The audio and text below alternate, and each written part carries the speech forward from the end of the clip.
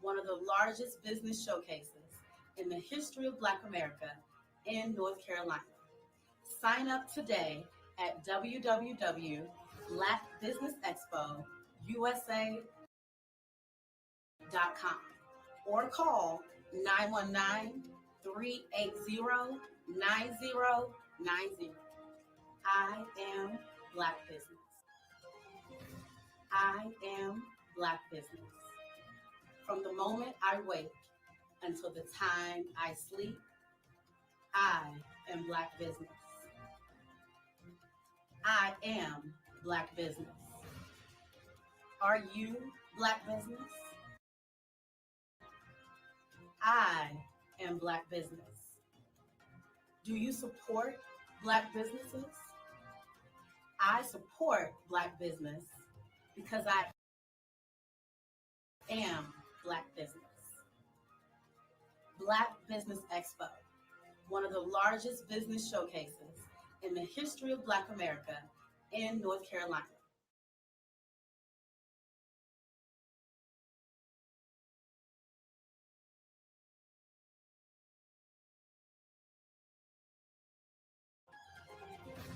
I am Black Business. From the moment I wake until the time I sleep, I am Black Business.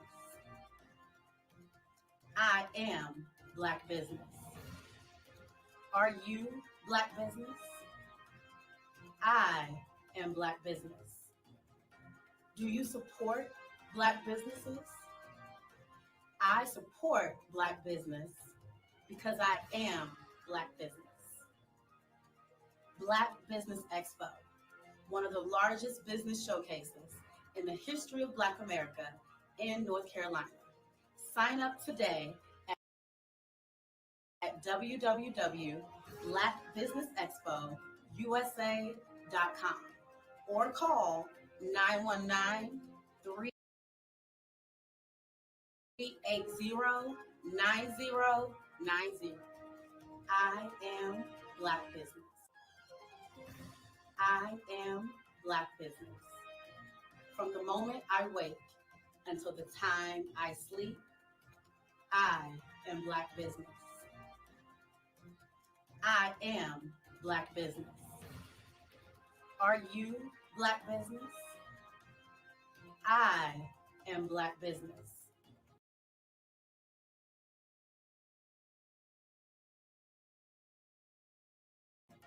Do you support Black businesses? I support Black business because I am Black business.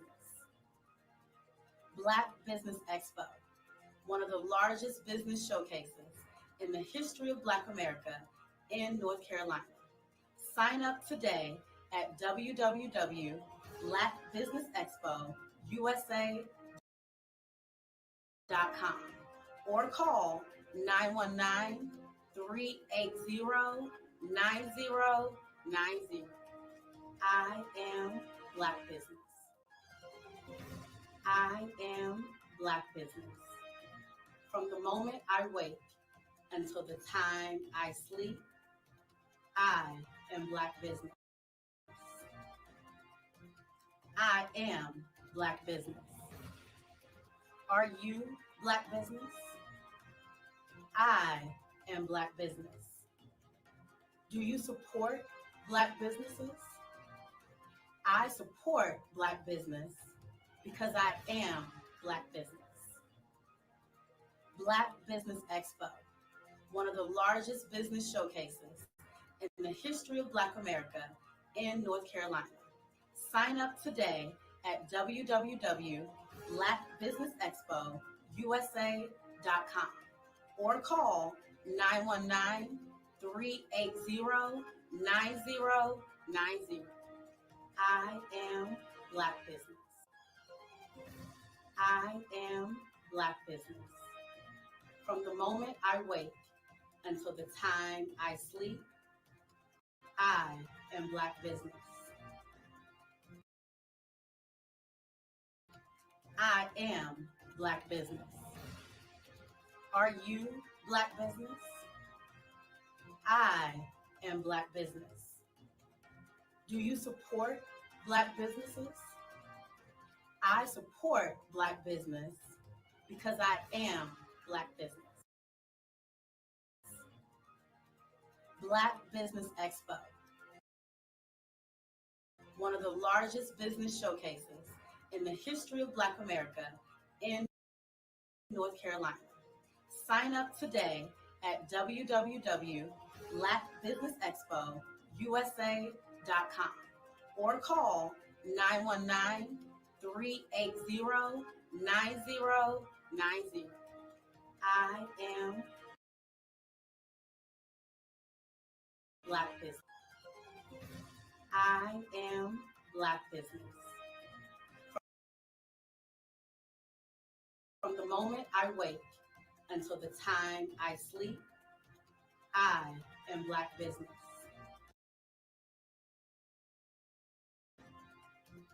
I am Black business.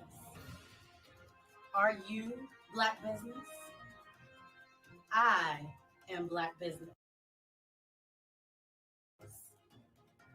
Do you support Black businesses? I support Black business because I am Black business.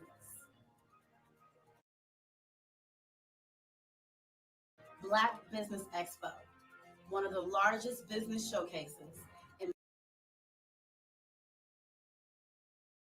the history of Black America in North Carolina. Sign up today at www.blackbusinessexpousa.com or call 919-380-9090. I am Black business. Black Business Expo, one of the largest business showcases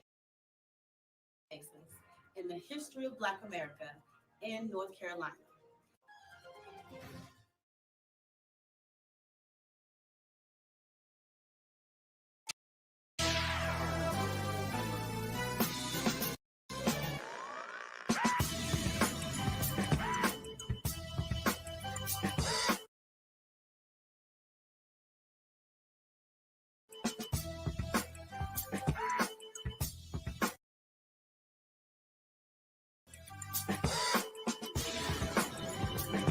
You are watching The View from Hampton U, exploring Hampton University's rich history, the past, present, and promising future.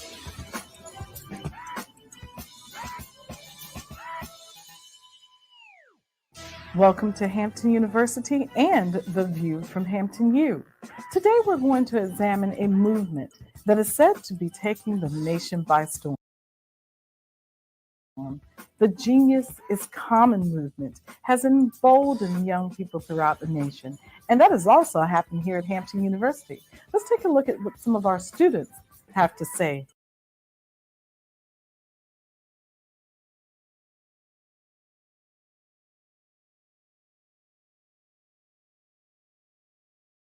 About being a genius. Hi, my name is Gavin Harden, and my genius is to be able to give off positive vibes and spread a smile. Genius is coming. My name is Brianna Lomax, and my genius is artistic expression through writing and showing compassion to everyone I meet. Genius is common. My name is Atia Strange, and my genius is the power of expression. Art is universal. I sing, I draw, I film, I photograph. Genius is common. My name is Maya Harris, and my genius consists of all the gifts that God has given to me. I am a giver, I am passionate about bringing ideas to life, and I have mastered the concept of finding the good in everything. Genius is common. My name is Diamond Sigmund. My genius is acknowledging the beauty in my own mistakes while challenging others to do the same in order to cultivate and grow. Genius is common. My name is Almajid Edwards.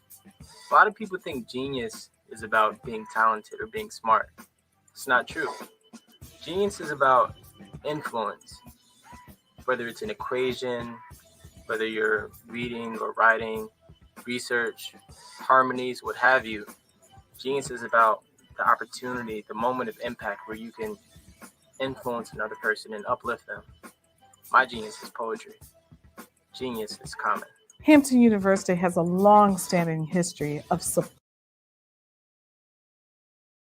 supporting geniuses and the movements that they create. For example, General Chapman Armstrong established this great institution in 1868. And did you know that Booker T. Washington was also an alum of Hampton University? I could go on and on about the geniuses who've come through these doors and have exited to go out into the world to make a great difference. That's what's important to us. That's what's important about the Genius is Common movement. What is your genius? You should take the time to think about that today. So thank you for watching The View from Hampton U. And remember, genius is truly common.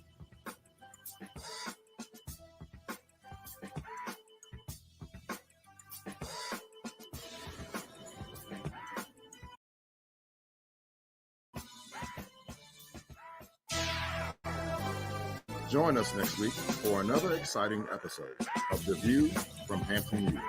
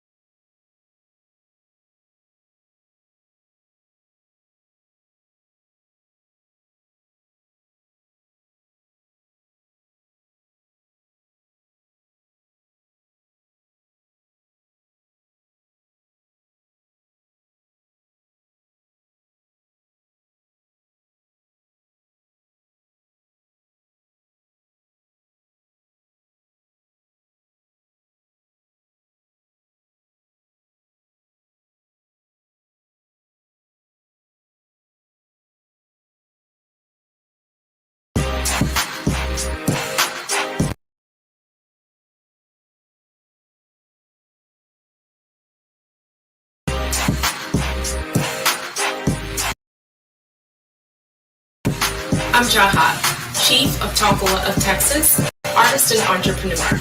My genius is master building. Master building with what's in my hands or nothing at all. I learned to keep it simple, clear, and concise. Lay a strong foundation in truth and purity, and you really can't go wrong. Allow room for yourself and others to grow. Tap deep. I learned a lot there. Like, it's better to steer away from being judgmental. I learned more about my uniqueness. I learned about authenticity, so on and so on and on and on and on. I realized I didn't have to spend my time being in competition because I already won. You don't have to spend your time always competing against people. You're already a winner. Allow yourself room to grow and allow others room to grow. To learn yourself, to learn what your genius is, and to be the best you, to be the best genius that you are. This is our individual journey as well as our collective journey. And it's not so much that we have to explain ourselves to people to help them to get us, because they're probably not going to get us anyway. You'll know when you struck that genius goal, because you'll freely share, and you'll share it with great love and wisdom. Whatever you want, know it, be it, and do it. Don't be afraid to live it out. Be the inspiration. Be the miracle. Be the dream. Be the love. Be the success. So, what's your genius? Own it. Go fearlessly. We are innately wired with genius. Pay it forward with good intentions. Genius is common.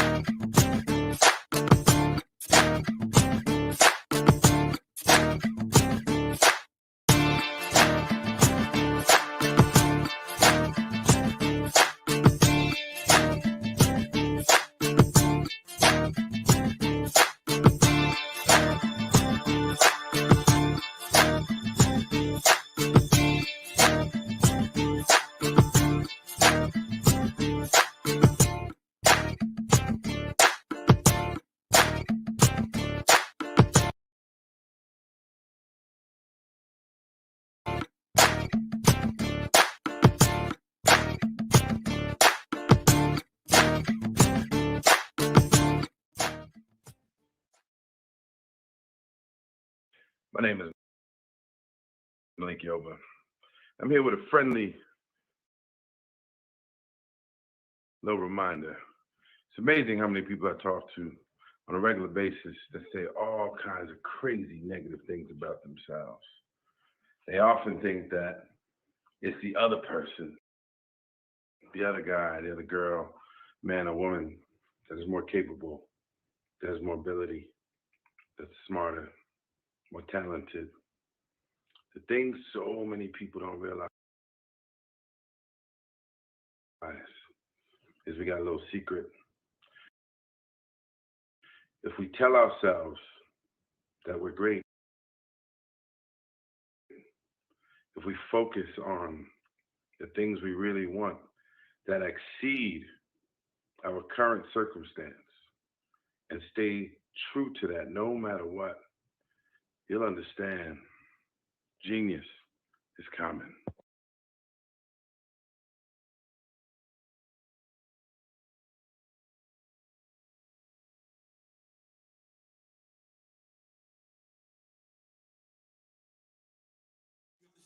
Genius level talent.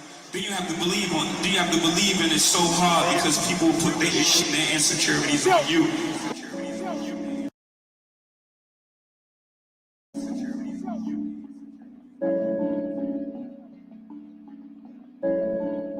Squad made the beat. My name is Scott Galley, and I'm the CEO of Haystack Industries, and I am a genius. Hey y'all, it's TSU The Buzz Radio with your host. I am Zaire, also known as DJ Roz, and I am genius.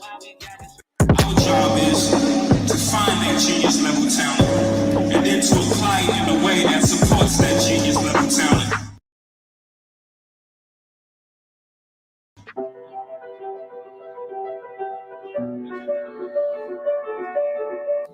My name is Mariah Lee. I'm a musician and I am a genius. I sing because I'm happy and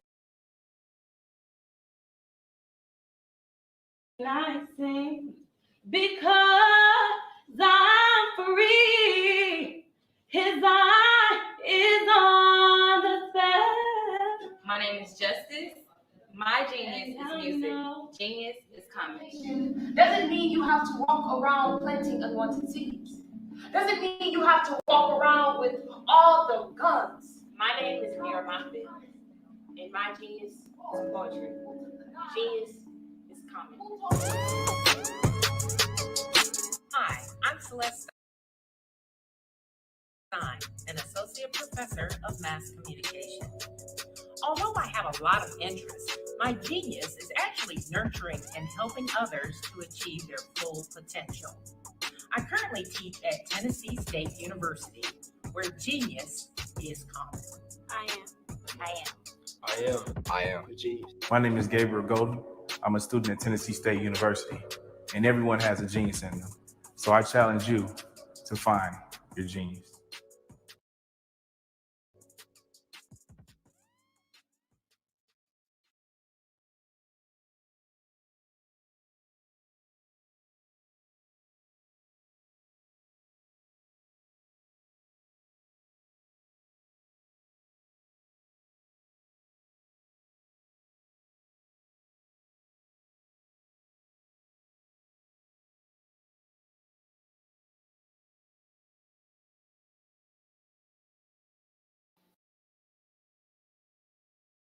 Genius is common.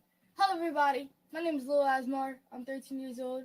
I'm a kid prodigy bass guitar player. I'm in 7 different magazines.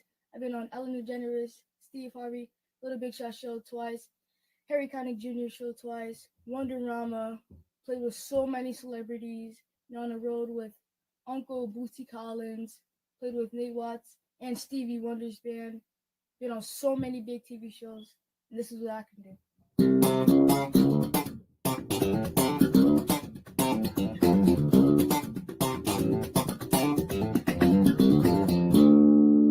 Genius is common.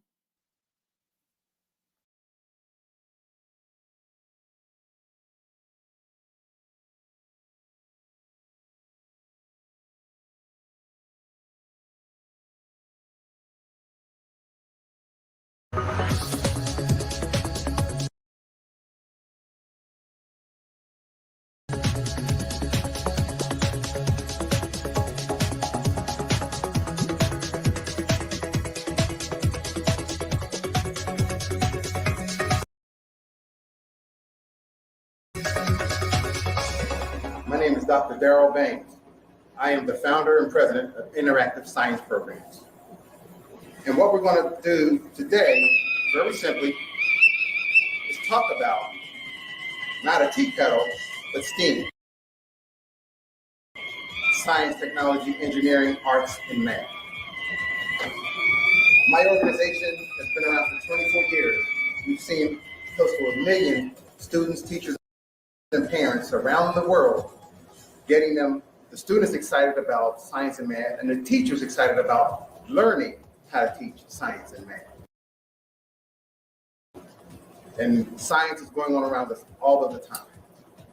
My proposition to you is that if you can find something that you're passionate about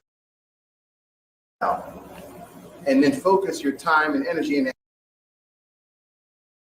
that passion and learn how to create a business out of it, you will be just as much of a genius as an Einstein, a Newton, a Mark Dean,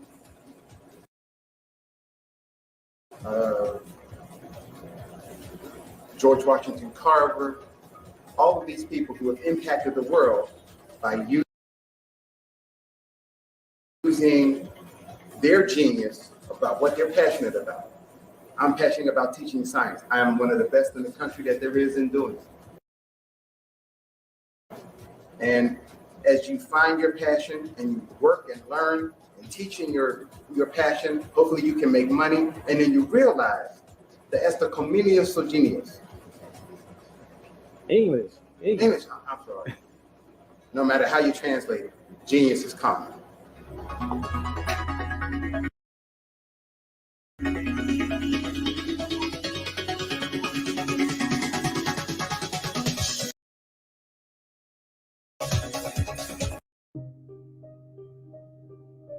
The Black Business Expo is changing my life. This year, they are giving away laptops and even $5,000 in cash to students just like me. I'm Alexis, and I want to go to college to fulfill my dream of becoming an entrepreneur. Help the Black Business Expo going to www.blackbusinessexpousa.com and also becoming a vendor, a sponsor, or donating.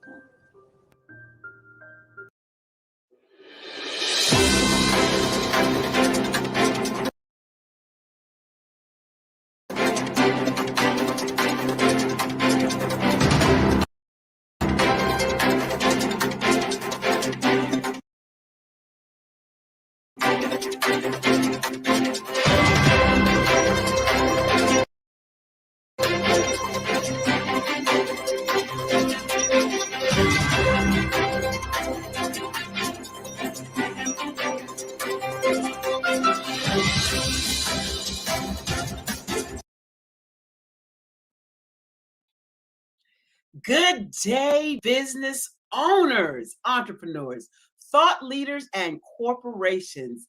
Welcome to the Black Business Network. I am Barbara H. Smith, owner of Barbara H. Smith, LLC, and I am a celebrity speaker, trainer, and coach known as the Masterful Presenter. And I'm your moderator for this afternoon on the Black Business Network.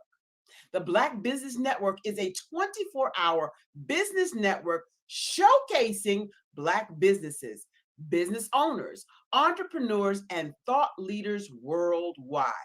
We have speakers from North Carolina, London, Singapore, Japan, and cities all over the United States. The Black Business Network is a global community sharing its business knowledge to empower, inspire, and educate businesses about business. Today's speaker, oh my goodness, Mr. Whaley is an 11-year military veteran with an award-winning, illustrious career in the entertainment industry as a recording artist, producer, writer, engineer, and digital marketer. The eldest child born to Alma and Harold Whaley Sr., he was raised in the Sunshine State of Florida. As the program director for Urban Network's online radio station, he was instrumental in launching some of the careers of some pretty well-known artists. Artists like Destiny's Child, Ray J, Mary, Snoop Dogg, and many others. H-Dub, as he's affectionately known, has been a focal point since 2004 in the virtual reality space and has created virtual environments that were designed for fun and business. Mr. Harold is an international speaker, educator, and has extensive ties in music, film, and the sports industry. Harold is also currently the senior executive partner with American Basketball Association Venue Building Program, ASRG, and is also featured in a book entitled Distinguished Oklahomans as a respective contributor adding value to the state of Oklahoma. Mr. Whaley is also the project coordinator of Bertram Village, a new township built on the island of Eutheria, Bahamas. Mr. Whaley, promoting his own company, Suede Soul, which is a consulting company combined with an entertainment portal, which features an online radio station, KSSSDB, podcast, and merchandising gateway. Don't let me hold this up any longer. Help me welcome to the IBM TV network, Mr. Harold Whaley Jr. Wow, thank you so much for that illustrious, man, nobody's ever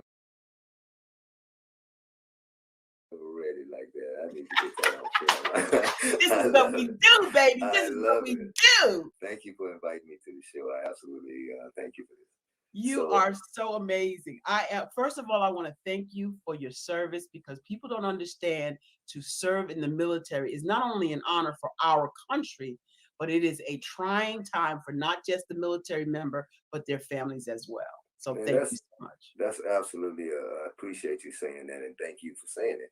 And I mean, my hat goes out to the men and women right now who are overseas dealing with all the crises that we have, because that's something that people don't really get to see while you're over here just, relaxing and so forth. When we're overseas protecting freedoms, there's a lot of other stuff. We lose people on ships, things that you never hear about because it doesn't make the news. So, a lot of my hat's off again, like I say, to all the military women and men out there right now who are putting their lives on the line to keep us free. So thank you. And I appreciate you saying that, because as a military daughter, my father was in the Korean War. And as my sons also served in the country, and many of the people I know, and I served not in the military, but as a contractor for the United States Joint Forces Command, I got to see a lot. And so I really understand what I did, modeling and simulation, war games. Wow, yes. So I really understand what it takes, and I really do. I mean, I'm not just saying that from my lips.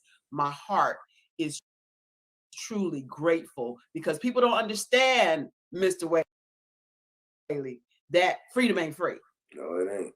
And I understand. I had daughters that followed my footsteps, so they went in. Wasn't something I wanted, but they did, and they went into the military and the Air Force and the Army. So 7, 8 years they spent in that whole play, and so I, that's why I always have to take my hats off to everyone involved in that process. Well, I appreciate it. And now let's talk more about you. Oh my God, I'm so excited. Let me tell you, I'm honored that that whole introduction thing. That's what I do, because especially when I read the bio ahead of time, like we supposed to do. Yes. When I see a personality come to the IBM TV network like yourself, I am genuinely excited. That ain't no put on. That's not no put on to get on. No, that's Barbara H. Smith, happy and excited to meet someone with your depth of personality and with your depth of information. I just so appreciate what you do. So tell us a little bit more about what projects you're working on right now. Well, I mean, first I'll kind of give a little insight just on how all this stuff started, so it makes sense. But living in, growing up in the country, I grew up on a farm, raising cows, pigs, and chickens. But my grandfather, he owned a lot of land, and we employed all the people in the area when it came to watermelon fields, all those things. So we had a little, we had a little money, so I didn't worry about getting the lights turned off.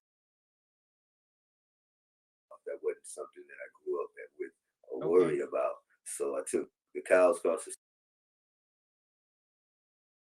street dinner, took girls to debutante balls. It was really weird. So, but I excelled in music because Mama had us in church every day, Monday through Monday. So even though I didn't want to be there every day, I had to, kind of got embedded in me all these things that, when you're trying to do the right thing. And I wanted to be in the music industry as a kid. I was the guy that was, Mom was an opera singer. My mom, she was an opera singer growing up, right? She was the one, first soprano that could break thin glass, those kind of things on that end. But she ended up not fulfilling her dream, but kind of living through it by going to gospel. So I always call it gopera. That's what how she put her little flavor on it. And I always, as a kid, I always thought, I could do better than that, having that younger mindset. So I, had carved out my little area to be, the guy booked in all the little churches on Sunday for solo performances and so forth.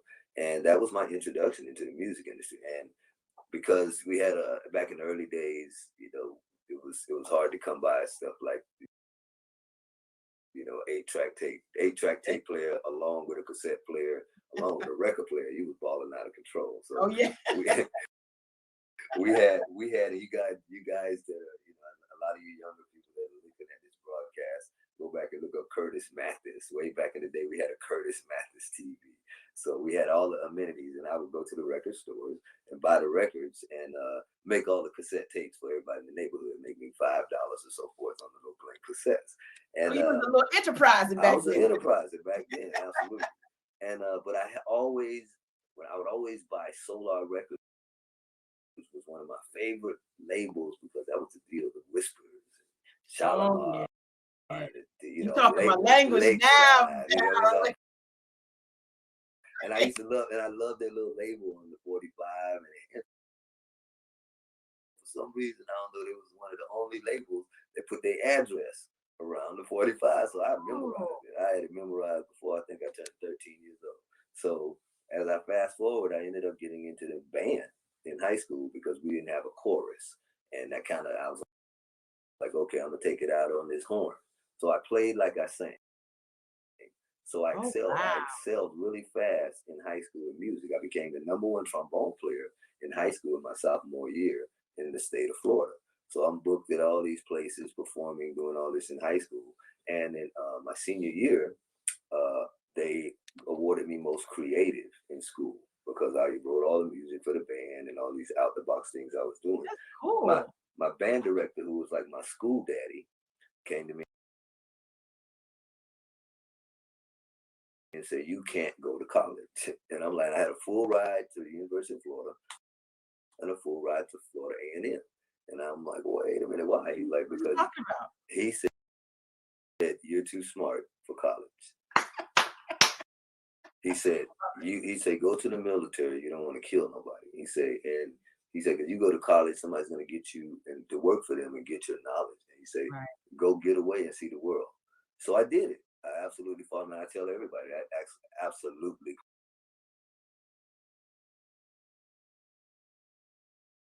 put me in the right direction, saved my life, put me on the path to where I am, what I'm doing right now. And going in the military was right in the beginning stages where the internet was being created. So I had an opportunity to work on the Alpha Net, which was the internet before the internet. Ship to ship, ship to shore, all those things. Yeah. So going through 11 years, I was a radar operator, and going through the motions of my career in that. My 11th year, I decided, because by that time I had been working with Patti LaBelle and Al Green. I'm in the studio with these guys and in Memphis doing all this, sitting my butt down and listening and shutting up. And when they say, come in the latest track here, and I was in the Navy while doing this. So it was a blessed part of my life that I had the opportunity to work with these greats because of the direction. Because what ended up happening, as my Navy career took me to California, the first day I got there, I had my little tape. I jumped in my car and I went to Cahuenga Boulevard. It was written on the side of that tape with Solar. I walked in, and it just so happened the gate opened up, and I thought it was. They just let you in like that? Well, they wouldn't let me in. It was another car coming out, but I didn't know. So I just went on down. I went on down in there, parked, and all proud and thinking I'm ready. And who opened the elevator door? L.A. Reid. Had a Jerry curl, all the whole thing when he was with the deal. So, and I let him know. He was like, "Hey, where you going, little man?" I'm like, "Oh, I'm here to get my record deal." So he left a little pause and kind of looked at me like, "All right, I'll let you up on the 6th floor." So I'm proud. I go up there to the 6th floor. I'm like, girls like, "What do you need?" And I'm like, "Yeah, I'm here to get my record deal. Got my tape." There's a few people in the lobby and they kind of snicker a little bit. And I like to think I, got a little bit of intelligence, and I don't know why they're laughing at me. So she look at me and go, "Baby, you can't come in here with that. What you doing? Where your manager? Where your agent? That's unsolicited music." I'm like, "Wait a minute, hold on. What you said? Now let me write that. Hold on to the one." So I'm going through this turmoil of her embarrassing me, telling me I ain't ready for the big leagues and kicking me out. So I went back a little dejected to my boat and find out a couple. Wait! You went too fast. You went back dejected to your what? To my Navy ship, because I was in the Navy still. So I go back to the boat. And find out I'm getting orders to be transferred to Memphis. So this is now going to shore duty, where I'm leaving the ship for the first time on the water and able to be on some land for a few years. So now now I could do it. So this is where the BB Kings and all those guys came into play when I got stationed there. And during that time frame, my manager was signed to Motown. So he had to take me to Motown. And I had a few friends that were signed to Motown at that time, because I was keeping in touch with people in the industry. And I got a real wild lesson from a girl named Whitney Houston on how bad my contract was. So she read my contract, but my partner let her see it. She told me I didn't know what I was doing. I done messed up. I done signed the first 360 deal. I need to get it together. So the country is coming out. So I'm still trying to learn this game while doing all this. So But I want to pause you. I want to pause you right there, because you said something crucial that I don't know if the audience caught. You said you stayed in touch with some people.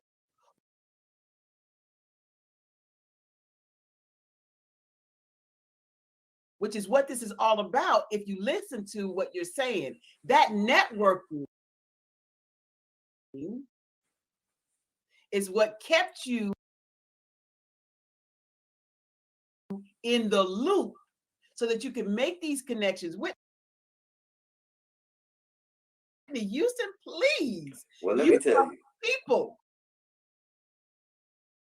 You got the right person on here when they talk about networking. You'll see where this goes. And this is going somewhere. So I promise you, I don't want to bore anybody out there. There is a purpose. You are not boring. Trust me, I tell you that. Okay, so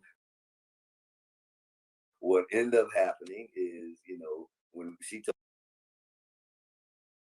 told me she had a new record coming out called "You Give Good Love." This is in 1986. So telling me that I signed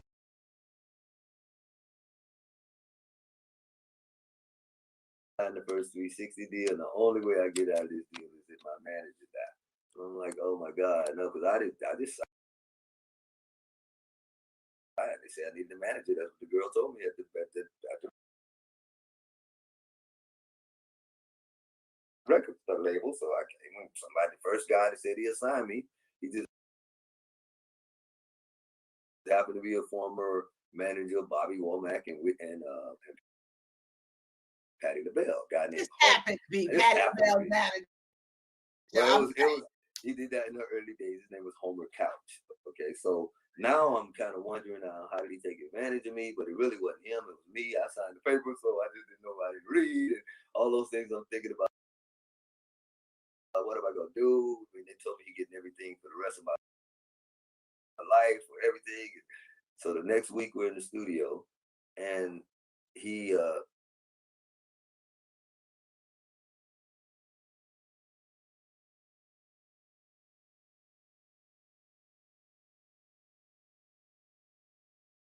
matter of fact, this was with BB King that week, and he just said he didn't feel good. He went home, didn't call.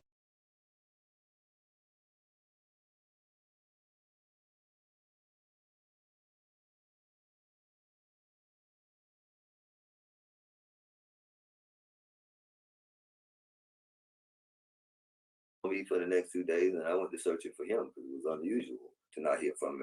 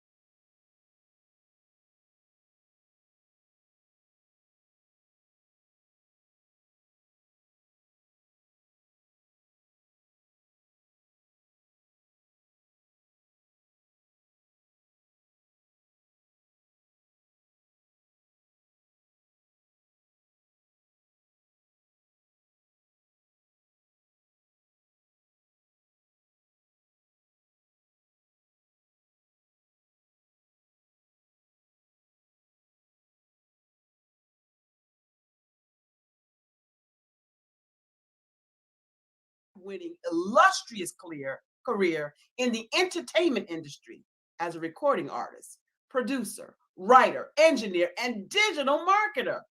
The eldest child born to Alma and Harold Willie Sr., he was raised in the Sunshine State of Florida.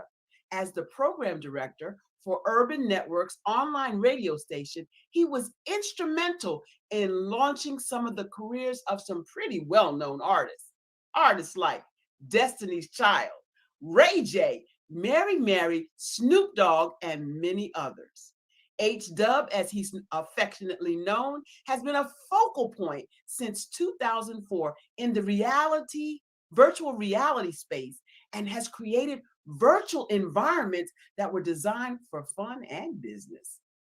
Mr. Harold is an international speaker, educator, and has extensive ties in music, film, and the sports industry.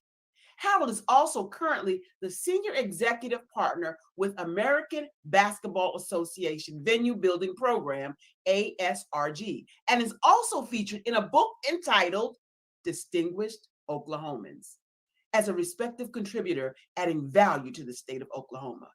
Mr. Willie is also the project coordinator of Bertram Village, a new township built on the island of Eutheria, Bahamas. Mr. Willie, promoting his own company, Suede Soul, which is a consulting company combined with an entertainment portal, which features an online radio station, KSSSDB, podcast, and merchandising gateway. Don't let me hold this up any longer. Help me welcome to the IBM TV network, Mr. Harold Whaley Jr. Wow, thank you so much for that illustrious. Man, nobody's ever read it like that. I need to get that on film. This is what we do, baby. This is what we do. Thank you for inviting me to the show. I absolutely thank you for this. You are so amazing. First of all, I want to thank you for your service, because people don't understand to serve in the military is not only an honor for our country, but it is a trying time for not just the military member, but their families as well. So thank you so much. That's absolutely, I appreciate you saying that, and thank you for saying it.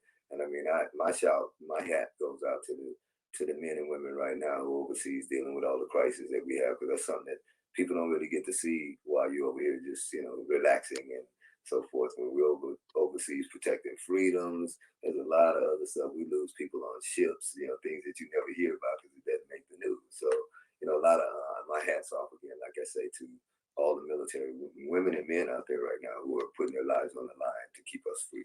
So thank you. And I appreciate you saying that, because as a military daughter, my father was in the Korean War. And as my sons also served in the country, and many of the people I know, and I served not in the military, but as a contractor for the United States Joint Forces Command, I got to see a lot. And so I really understand what I did, modeling and simulation, war games. Wow, yes. So I really understand what it takes, and I really do. I mean, I'm not just saying that from my lips. My heart is truly grateful, because people don't understand, Mr. Whaley, that freedom ain't free. No, it ain't. And I understand. I had daughters that followed my footsteps, so they went in. Wasn't something I wanted, but they did, and they went into the military, and the Air Force, and the Army. So 7, 8 years they spent in that whole play. And so that's why I always have to take my hats off to everyone involved in that process.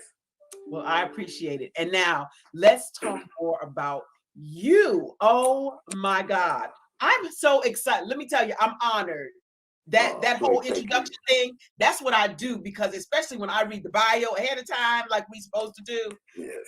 When I see a personality come to the IBM TV network like yourself, I am genuinely excited. That ain't no put on. That's not no put on to get on. No, that's Barbara H. Smith, happy and excited to meet someone with your depth of personality and with your depth of information.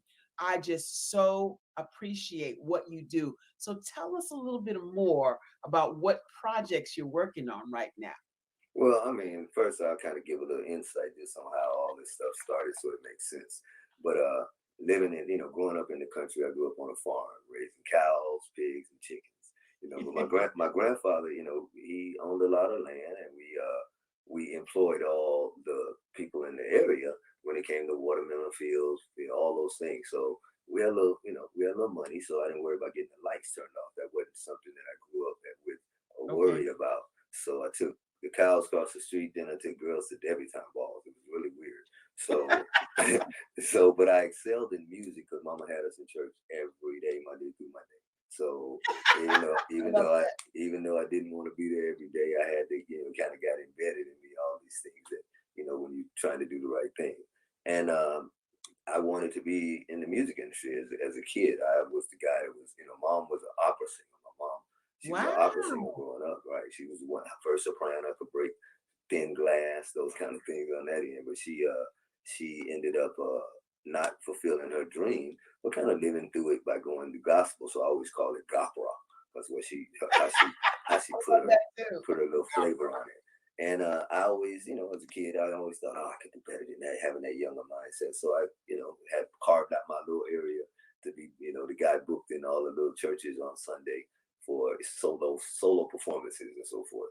And that was my introduction into the music industry. And because we had back in the early days, it was hard to come by stuff like, you know, 8-track tape player along with a cassette player, along with a record player. You was balling out of control. So we had and you guys that are, you know, a lot of you younger people that are looking at this broadcast, go back and look up Curtis Mathis. Way back in the day, we had a Curtis Mathis TV.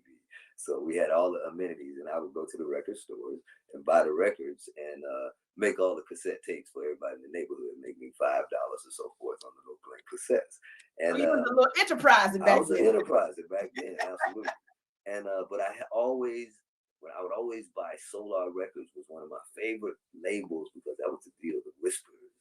Shalimar, you talking my language now. You know, and I loved that little label on the 45, and for some reason I don't know, it was one of the only labels that put their address around the 45. So I memorized it. I had it memorized before I think I turned 13 years old. So as I fast forward, I ended up getting into the band in high school because we didn't have a chorus, and that I was like, okay, I'm gonna take it out on this horn. So I played like I sang. So I excelled really fast in high school in music. I became the #1 trombone player in high school in my sophomore year in the state of Florida. So I'm booked at all these places, performing, doing all this in high school.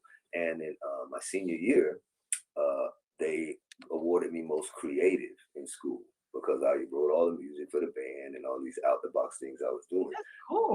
My band director, who was like my school daddy, came to me and said, you can't go to college. And I'm like, I had a full ride to the University of Florida and a full ride to Florida A&M. And I'm like, wait a minute, why? He's like, because he said, you're too smart for college.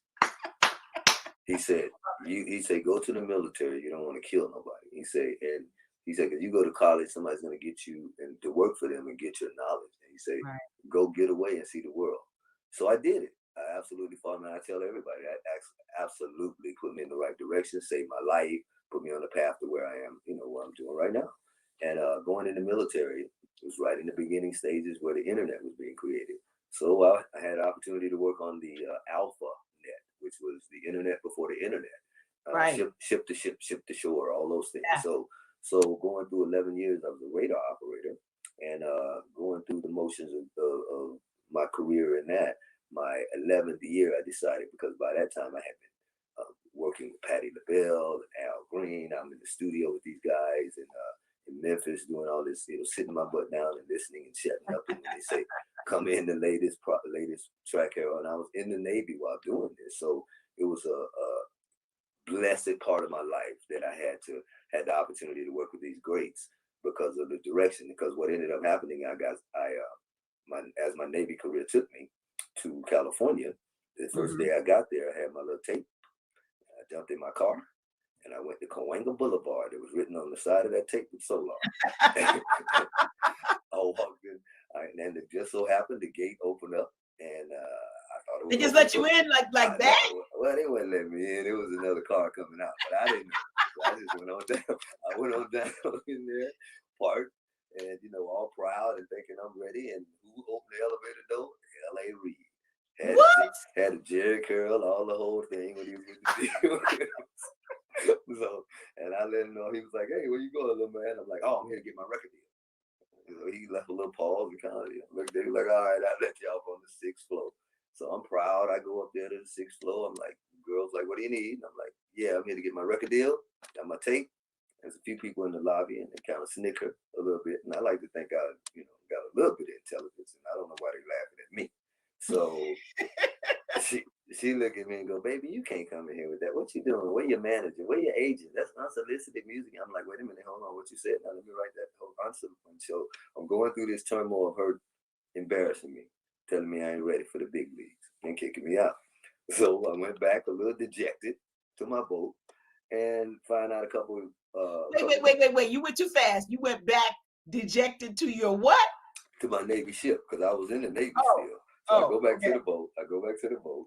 And find out I'm getting orders to be transferred to Memphis. So this is now going to shore duty, where I'm leaving the ship for the first time on the water and able to be on some land for a few years. So now now I can do it. So this is where the BB Kings and all those guys came into play when I got stationed there. And during that time frame, my manager was signed to Motown. So he had to take me to Motown. And I had a few friends that were signed to Motown at that time because I was keeping in touch with people in the industry. And I got a real wild lesson from a girl named Whitney Houston on how bad my contract was. So she read my contract, but my partner let her see it. She told me I didn't know what I was doing. I done messed up. I done signed the first 360 deal. I need to get it together. So the country is coming out. So I'm still trying to learn this game while doing all this. So but I want to pause you. I want to pause you right there because you said something crucial that I don't know if the audience caught. You said you stayed in touch with some people, which is what this is all about. If you listen to what you're saying, that networking is what kept you in the loop so that you can make these connections. Whitney Houston, please. Well, let me tell you, people. You got the right person on here when they talk about networking. You'll see where this goes. And this is going somewhere. So I promise you, I don't want to bore anybody out there. There is a purpose. You are not boring. Trust me, I tell you that. Okay, so what ended up happening is, when she told me she had a new record coming out called "You Give Good Love," this is 1986, right? So telling me that I signed the first 360 deal, and the only way I get out of this deal is if my manager died. I'm like, oh my God, no, because I decided they said I needed a manager. That's what the girl told me at the record label. So I came with somebody, the first guy that said he assigned me. He just happened to be a former manager of Bobby Womack and Patti LaBelle. Guy named happened to be Patti LaBelle's manager. Well, he did that in the early days. His name was Homer Couch. Okay, so now I'm kind of wondering how did he take advantage of me? But it really wasn't him. It was me. I signed the paper, so I just didn't know I didn't read and all those things. I'm thinking about what am I gonna do? I mean, they told me he getting everything for the rest of my life or everything. So the next week we're in the studio, and he, matter of fact, this was with BB King that week, and he just said he didn't feel good. He went home, didn't call me for the next 2 days, and I went to searching for him because it was unusual to not hear from him at least 80 times a day. And I find out that he went to the hospital and his sugar count was 2,000. And yeah, he was a vegetable and he passed. And as crazy as it was, I really got felt out of your bad. contract because the man died. I got out of my contract. So, oh my God. So that's not even funny. Oh my God. It's not a funny thing because I look. All right, Harold Whaley. Don't be professing nothing over me, okay? I'm just putting that out there. I'm just giving you the mindset of how God is working in my life. This is really a God. So absolutely, I head back to my friends like, hey man, don't sign nothing else. Come back to California. Let's make this work. I extended in the military. By this time, I'm an E6. So I go back and live on the boat to just save all my money and put it in a studio. So we ended up with the largest Black-owned studio in downtown San Diego. Wow. So out of our studio came Richard Dimples Fields recorded out of there. Ike Turner, I got a blessed time in my life to kick it and hang with Ike Turner during his whole last time of life. Ike would come play his music in the studio, and it would sound like he did it in the 50s. And so I'd be like, Ike, I love it, man, but let me do the drum. Boy, ain't nobody touching these drums. Harold, boy, you crazy. I'm gonna go over here to Europe and make $1 million. And I'd be like, he go to Europe and make $1 million, and I have to shut up. So I've learned to listen to my elders and shut up when it comes time to it. So being around these guys, is what was the bless. I always tell people the story about Ike died owing me $60. He sent me to the store to get he sent me to the store to get some chicken. He had ordered some chicken ahead of time. Harold, run down there and grab that chicken, boy. He go $40. Gave me $40 and it came out to $100. So I got back. I was like, hey man, I need that 60. He's like, yeah, I got you, boy. But every time I see him, I always run to Ike. Where that $60? Gonna find you. Oh boy, Harold, I got you, boy. Boy, you crazy, boy. So man, I just had some great times being around these guys, learning, and I ended up after working our own studio. A company in San Diego was a label. They didn't have a production team, so we partnered with them as a production team, and they brought all these artists, and we ended up doing this compilation. And I took a friend of mine had run into me and heard the compilation, took me to someone from Sony who loved it. He was like, oh my God, I love it. He was a division of Sony. He's like, I love this, man. I don't know anything about hip hop or Black music, but I'll sign you guys. You could be my Black division. So I took the contract back to the partner that we had signed with. His name was Arthur Mitchell. And Wow. he takes that contract and runs to LA and comes back and go, ooh, I beat that contract with another deal. I'm like, what? What? So what label we on? Solar Records. Oh my gosh. So my first record came out on Solar Records. Oh my God. Okay, so it was a crazy story. So I didn't have a dream beyond being on Solar Records. So after that, I win the San Diego Music Award. BET nominates me Breakaway Artist of the Millennium. But the way that happened is they put me on a contest on the internet. They put me on a contest. Somebody who'd been on the internet as long as I had, and I had over 1 million email addresses back then before the word spam came out. So I would send all these emails, and I win contests 97%, 98%, and I felt it was unfair because I knew more than them in a place they didn't, and I'm a singer, so I'm like, you know what, I'm gonna teach. So but it's maybe not fair, but favor ain't fair. So you have favor. I know, but I feel that when because again, I believe that God blessed me with a gift, this incredible voice. I'm gifted as to play and things of that nature, but I feel that if you know more than everybody else and you slide through without giving them any of the knowledge on how you're doing, it's kind of cheap. So I said, I'm going to teach. So from that moment on, I ended up working with Urban Network. Urban Network, if anybody's been a part of that, they know that that's the Black South by Southwest, run by a gentleman by the name of Miller London, because the owner of my label, the independent label I was with, he was the one who got the deal with Solar. He would take me to Urban Network, and he would always get a booth. And when he would get a booth, he would always request the booth be behind the registration desk. And he would play my music. And I was embarrassed, and I was like, what are you doing? I'm like, you can't do this. We ain't supposed to go snoop them. You don't supposed to be like, man, shut up. So that's kind of how we got. And I tell people how, when people like, we need to get money and I tell people the story of how we raised money. The first time he came to me, he's like, look, you're going to put this album out. It's going to cost us about $400,000. And I'm like, well, why are you telling me? I'm the talent. So he's like, okay, yeah, but I need your help. And I'm like, okay, what extra now you going to add? But he's like, we're going to write a book. And I'm like, wait a minute. I'm not writing no book. I got to do our music, and I got to sweep, and he's like, calm down, man. We're going to write a book, but we're not going to write a book. And now I'm interested. He said, what we're going to do is I want you to write down everything you want in your dream studio. He said, what I'm going to do, he said, give me the company names, and I'm going to go to those companies, and I'm going to get half money, half equipment, and have them write a chapter in this book on why this equipment works for making music for fun or making music for profit. And we're going to call the book Music for Fun and Profit. And I'm like, wow. What? So I wrote down, did everything, got a list like a toilet paper roll, and I ended up giving him everything he needed. And he went to San Diego State and got 10 interns, 10 third year marketing degree scholarship interns. One, because they wouldn't ask for any money because they're getting a scholarship and they were cut into their stipend, and they would use part of this for their thesis. So he put together an office in San Diego, put all these people in there, gave them shifts, gave them all the documents I put together for that. And that's all they did, call these companies till they got to the sale point, and they would pass it to him and he would close the deal. In 4 months, we made 1.4 million. Okay. And I was so I need this information right here. I was Santa Claus. I was Santa Claus. I was giving out equipment to everybody in the city until I had every mics, and Dada gave me 300 pair of shoes, all this crazy stuff. All right. So we need you. So I get us some money on this network right here for our kids. We need you to get us some money on this network for the kids. Well, we got some other ways. I'm gonna show you that, because I mean, we're in some new spaces now. That's old school. So let me give you where that led to. So all right. Let me. Harold. Yes, sir. Yes, sir. Harold. I had to sneak out. You know what? This is why I wanted you to come, because the world don't know what's going on.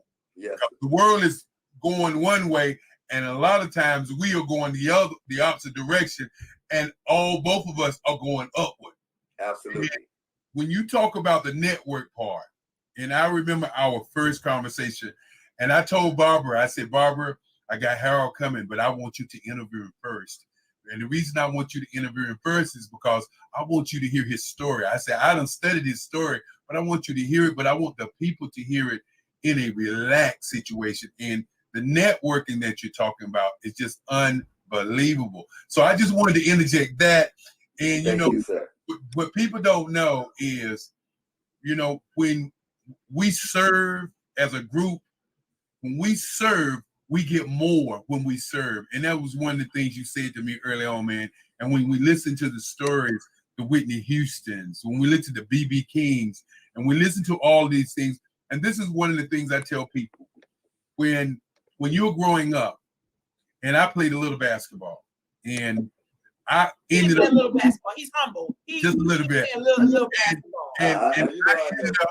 And I ended up playing with a lot of the great guys in my era, like the Michael Jordans, the James Worthies, the Sam Perkins, because that was at Carolina. Then you had State, the David Thompsons, and these guys. And it wasn't I was so good. It's just that I was in that arena, and people don't get it. Sometimes when you're in an arena, you're not looking at it. Oh, I'm playing against Mike. Oh, I'm playing against Worth. No, just like you start talking about the Whitney Houstons, and you talk about the Patti LaBelle's, and all these people.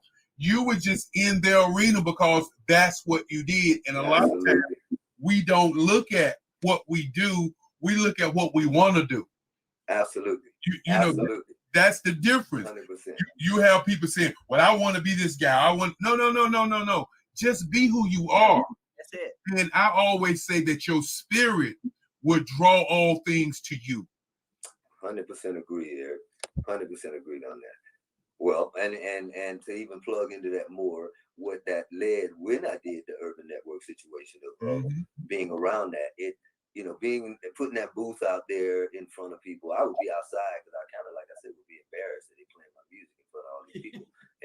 and I'd have people like Lee Bailey walk outside. And I'm like, Lee Bailey, is that the voice? He turn on hard, listen to your music, and I get to be his friend. And all those people just kind of started becoming part of my network.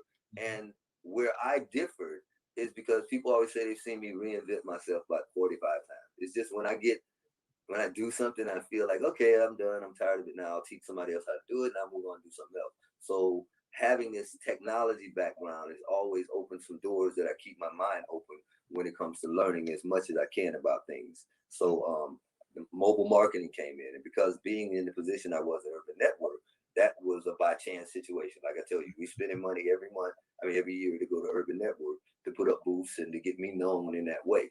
One year, I'm outside sitting by poolside. Boys and Men is performing, and they got synchronized swimmers in the pool. And I'm on my computer reading this article about internet radio coming. And it was a company that was working on it. And a guy walks up with a hot dog hanging all out his mouth and stuff. He's like, yo, why you got the computer out here, man? And all these people. I'm like, hey, man, I'm reading about this article about internet radio. And he just stopped and turned around and screamed to everybody, hey, do internet radio.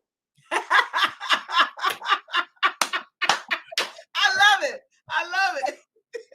So I wasn't even done with the article. So now a line started forming because this Urban Network, you got WGCI, you got all the biggest program directors in the world lining up where I'm at, like, yo, you doing internet radio? And Urban Network was standing there too.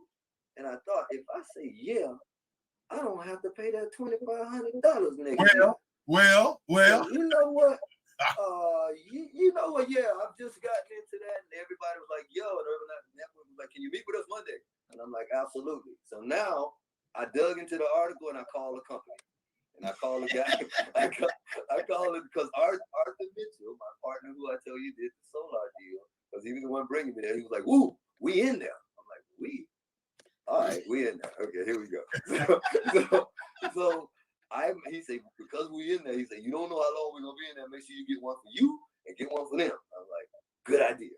So I called the guys, and I was like, hey, listen, I could get y'all at Urban Network to speak on a panel, not knowing nowhere near if I could do any of that. But I said, if y'all give me 2 radio stations and I don't have to pay for them for life. And they said, wait a minute, what? You can get us?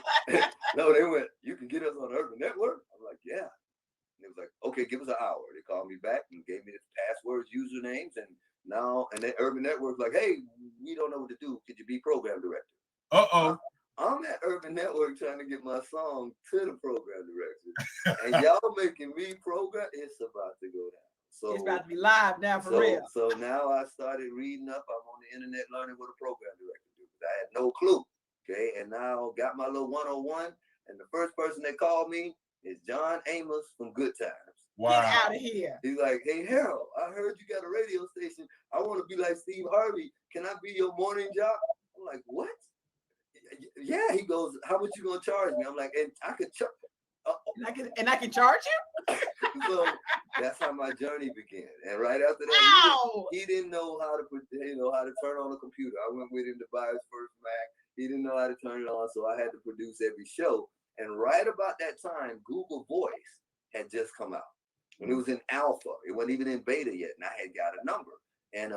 And the point was, when you hit Google Voice on number 4, it goes call recording on. So it'll record what you say and then send it to you as a MP3. Great. So the way I would do John, I'm like, okay, let's interview, and you just call in who we're gonna do, and they'll call me. And so we interviewed Denzel, we interviewed Halle, we interviewed Ivy, we interviewed Monique, we interviewed Paul Mooney. So everybody called me. John spent 10 minutes talking about me on the phone. I didn't even have to say nothing about technology. Harold's the greatest.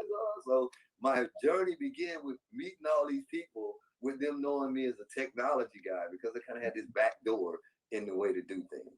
That led to, we did that for about maybe 3 years. And I just see he kind of faded away on that. And I kind of got my feet in the door as, this program director, bringing people together with the shows, putting other radio stations together, getting into the advertisement game, learning that. And started doing my own little conferences, going around the country speaking and so forth, teaching people about, it was called the new CD. So I was giving people the new CD thing. This is where we're going to do the new music pieces. And I got around 2004, Arthur Mitchell called me from a real estate convention and say, have you heard of the virtual world? And I'm like, no. Now here we go. I'm like, no, well, what is that? He's like, I don't know, but I'm at a real estate convention, and there's a lady sitting up here saying she sold $1 million worth of real estate this year with virtual real estate. I'm like, whoa, wait a minute. Did she have to go? Did she have to go to the courthouse and do no? He's like, no. I'm like, wait a minute. I figured out. So I looked in and I'm like, oh man, it's a video game, and I don't play games. I know that's right. But I don't play games. So say it again. Say it again. I looked at it at first and I saw it was a video game, and I said, I don't play games. But I don't play games. So I'm finna figure this out. So once I figured out what they were doing, I walked in there. Is this 2004? The platform is called Second Life. Yes. Still exists today, guys. So you guys can go check it out. SecondLife, secondlife.com. And Second Life it was the first virtual world platform that worked as real estate. So you can go in and buy real. And I went in there with that mindset, buying virtual real estate and parceling it out, selling people this virtual real estate, and realized I had to chase behind people for $30, $40 a month for some real estate. And I was like, you know what? I don't really want to do that. I'm going to take this land I got and I'm going to build on it myself. All of a sudden, I meet this guy who was a movie producer who had a movie in the studios, a Jewish gentleman by the name of Randall Rubin. And his movie was called The Jimmy and Judy Movie, and stars Home Entertainment. So he wanted to be my partner, dropped a few dollars, and I walked in there just smacking. Who the first person I got smacked? I got to know something. So I walked in the virtual world, getting the game, and came in there acting like I was in the real world. Started building all these particular things, and we built, because I lived in Vegas during that time frame, I would always go to the convention center in Vegas because I had a press pass from Urban Network. And so I get in everything free. So no matter what it was, a bulldozer convention, I'm always trying to network and find people that I can do business with. And I said, you know what I'm going to do? I'm going to build a virtual convention center. So I built a virtual convention center so I wouldn't have to run around and find all the people who do this. Every week I would throw a hair convention, a shoe convention, and blah, blah, blah. And I charged booth space to the people who had all these items in the virtual world. Then I charge the people who come in $1. Give them a virtual t-shirt that everybody would look the same. So if you didn't look like me, you're getting kicked off here because you didn't pay, that kind of thing. So I had a real solid business where I had staff and so forth for about 6 years in the virtual world. I made history. We did the first movie theater in the virtual world. It's called with Jimmy and Judy when it came out of theaters and went to right before DVD. We intercepted it. I brought in the virtual characters from the movie as the real people as virtual characters to talk to the audience about what they were doing, feeling, thinking when the movie was being done. And then I started speaking at film festivals, teaching the people about that. That's how I ended up teaching people like Michael T. Williamson, who was Bubba in Forrest Gump, and the guy who got hit with the oranges and waiting to exhale. So he and I became good friends. He started introducing me to the Don Cheadles and the Loretta Devines and blah, blah, blah, blah, blah. So I started teaching these people how they can own their own theaters. They don't need AMC. They don't need, still a little bit ahead of its time, but this around about 2010, 2011, right around 2010, because in the virtual world, we have our own currency. It's called Linden dollars. So I got of course, guys. Let me slow you down. This is where we coming. Let me slow you down. I'm going to be getting out of here, Harold. I wanted Barbara to finish with you. I wanted to announce to all the people that are listening that this is just part one. Tomorrow is part two, and it's going to be one-on-one, me and you. And we're going to get all the way down to cryptocurrency. We're going to talk about the kids because we didn't even talk about the family, because I know you're a great family man.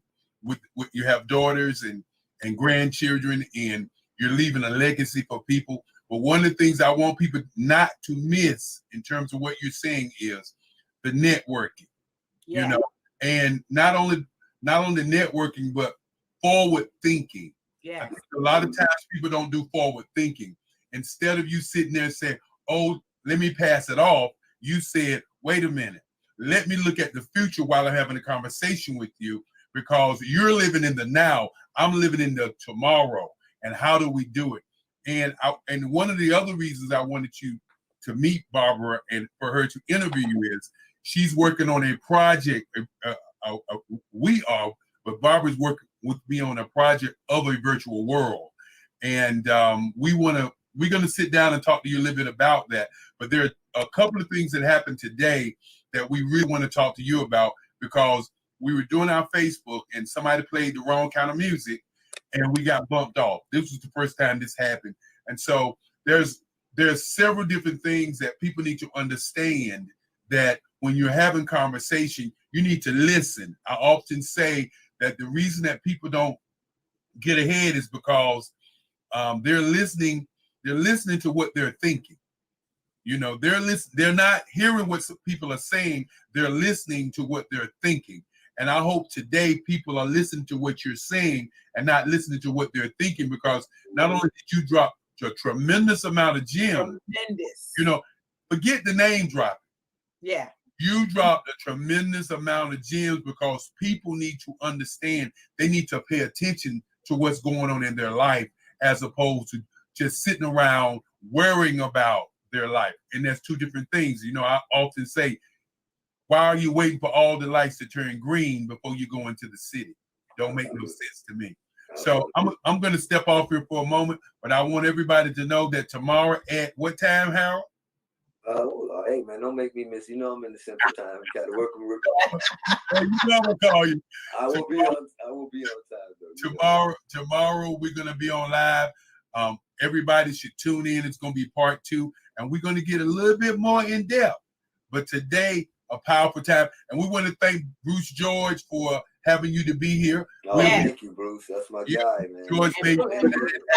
Bruce is out here talking about his poetry club was the first poetry club in Second Life by Harold. And the funny thing, you were saying something about the voice, the Bailey, the voice.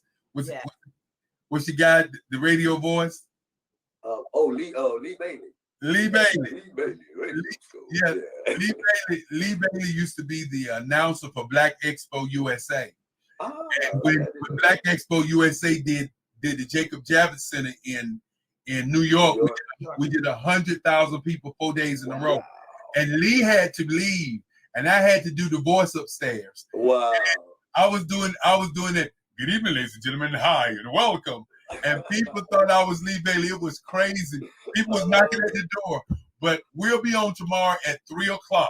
We'll be on at 3:00 tomorrow. 2:00. Eastern Standard.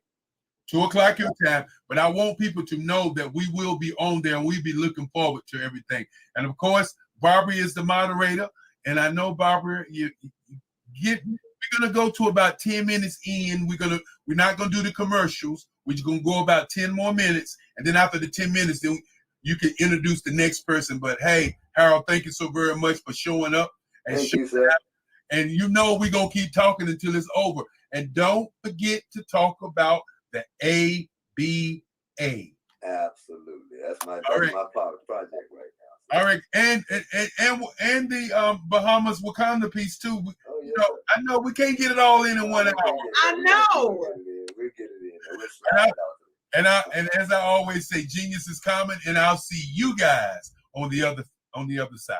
Yes, sir.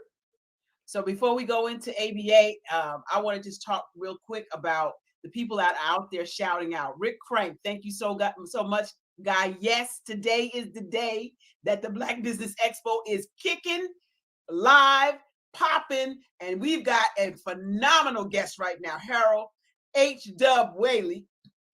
Yes, Ryan Grove, thank you so much for being out there. My man, Bruce George, we know we love you, my brother. Bruce. So glad you're out there. Carla Murphy, thank you so much for being out there. And we want to go all in with the next conversation talking about ABA. We've got about 7 minutes, Mr. Whaley. So give us what's going on with the ABA. After my journey in the music game, I got brought in by a guy named Spider D, old school hip hop rapper, and Freedom Williams. Everybody dance now. That guy. He brought me in and asked me to bring over my skill set to the ABA when it came to entertainment. They were like, they need you. And so I came to the ABA. I ended up speaking with the ABA. They ended up giving me 51% of ownership of the ABA Entertainment. So that led to me being serious about it. And it might make you serious when you got 51% of the doggone profit. Well, that lasted for a minute. Then it ended up becoming where he realized I knew a few people, and I ended up becoming the vice president of the league. So I've been for the last 14 years. I've been the vice president of the ABA. I own a team in Michigan. Well, I actually transferred my ownership to my coach, who was just a loyal person in the whole game. I gave him the entire ownership just recently because of the new position I'm taking. I just got back from Vegas, and I'm moving to be the first African American in history to own a pro major league. So I'm taking over the American Basketball Association. Come on. This is an early statement for it. We've been in dialogue. I had to hurry and rush off that call to get on this call when I started this, but I'm gonna make some changes because we're the largest minority ownership league in the world, and this is the only place you could be a Black woman, a Black man, and own a pro team. We're really cleaning it up to make it shine a little bit now, bringing some flair to it. I can bring some partners around now that want to help with it, and that's what the next journey is. So y'all look forward to seeing what the ABA. My slogan is gonna be, "We're back." That was etched by Buckshot, who's a recording artist in the industry. So it's going to be what y'all start seeing. And then let everybody else figure out where the three-point shot came from. And the slam dunk. And the Pacers. And the Nets. And the Nuggets. And the Spurs. All of that. So, and understand this. I am not a huge basketball sports fan. It's just that it became a place where having a gym or a facility on Friday, Saturday to do pregame, postgame, soft ankle band, and halftime, plus I got some basketball. That's how I looked at it coming from an entertainment side. So I could help people, put them in positions to be able to build their audience. From a group I paid a bunch of money to get in this stand to see everybody, that is now you're going to take them home with you. So that's kind of how I'm moving this.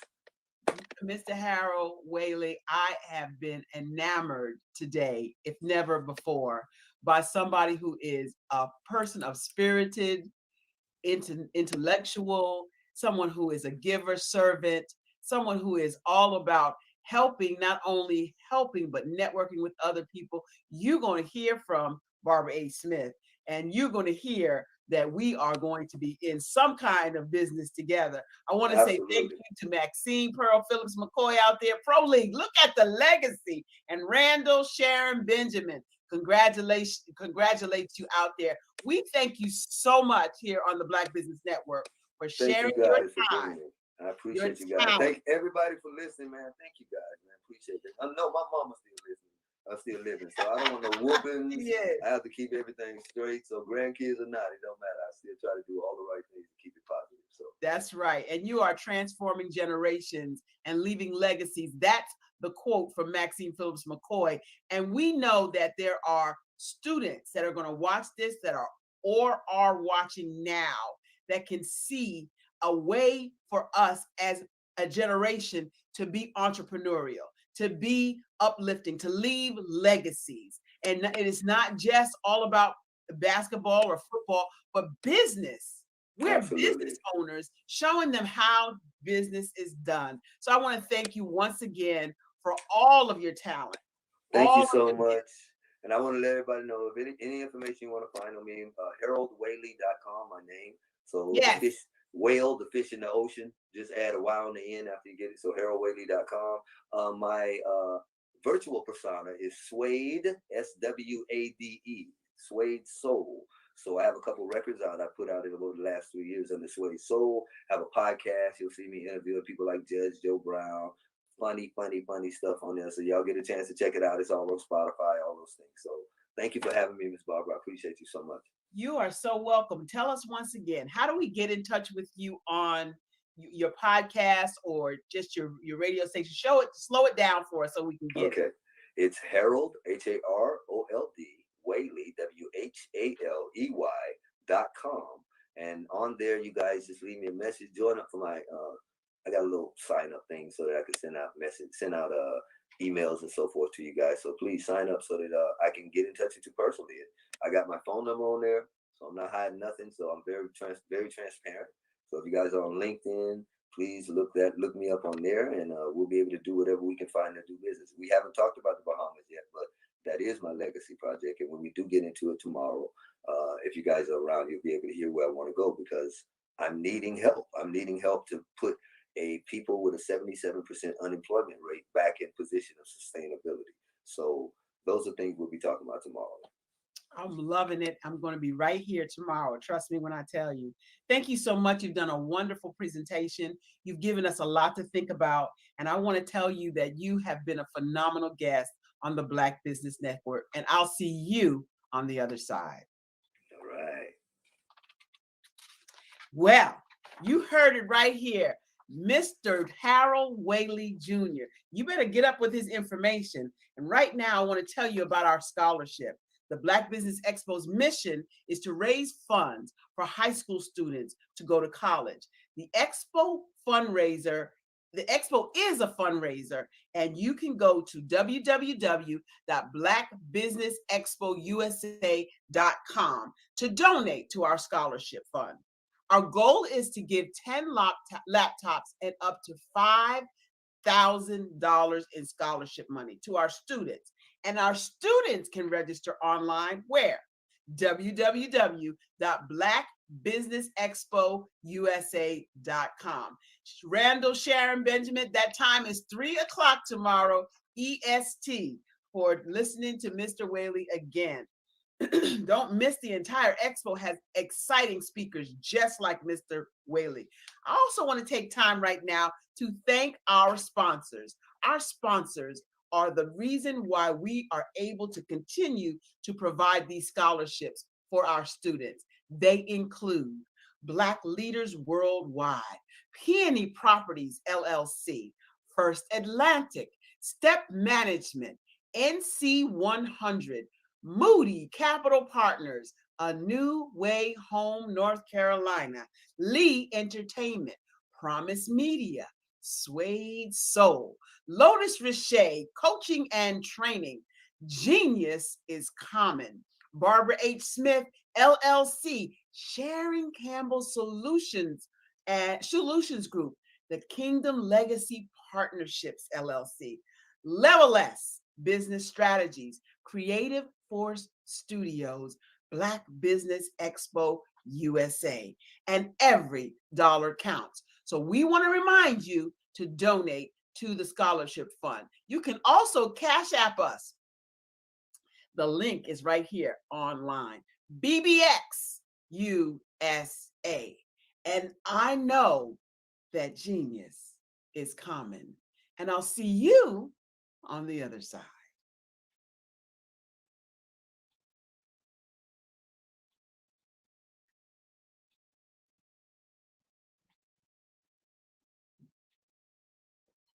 All right.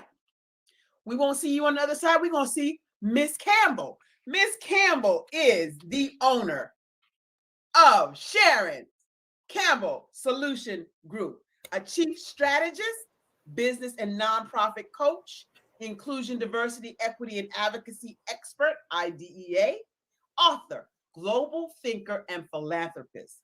Sharon serves as the principal partner and business strategist, spearheading a number of partnerships, projects, programs, and events for higher education institutions, state and local government, nonprofits, and for-profit corporations.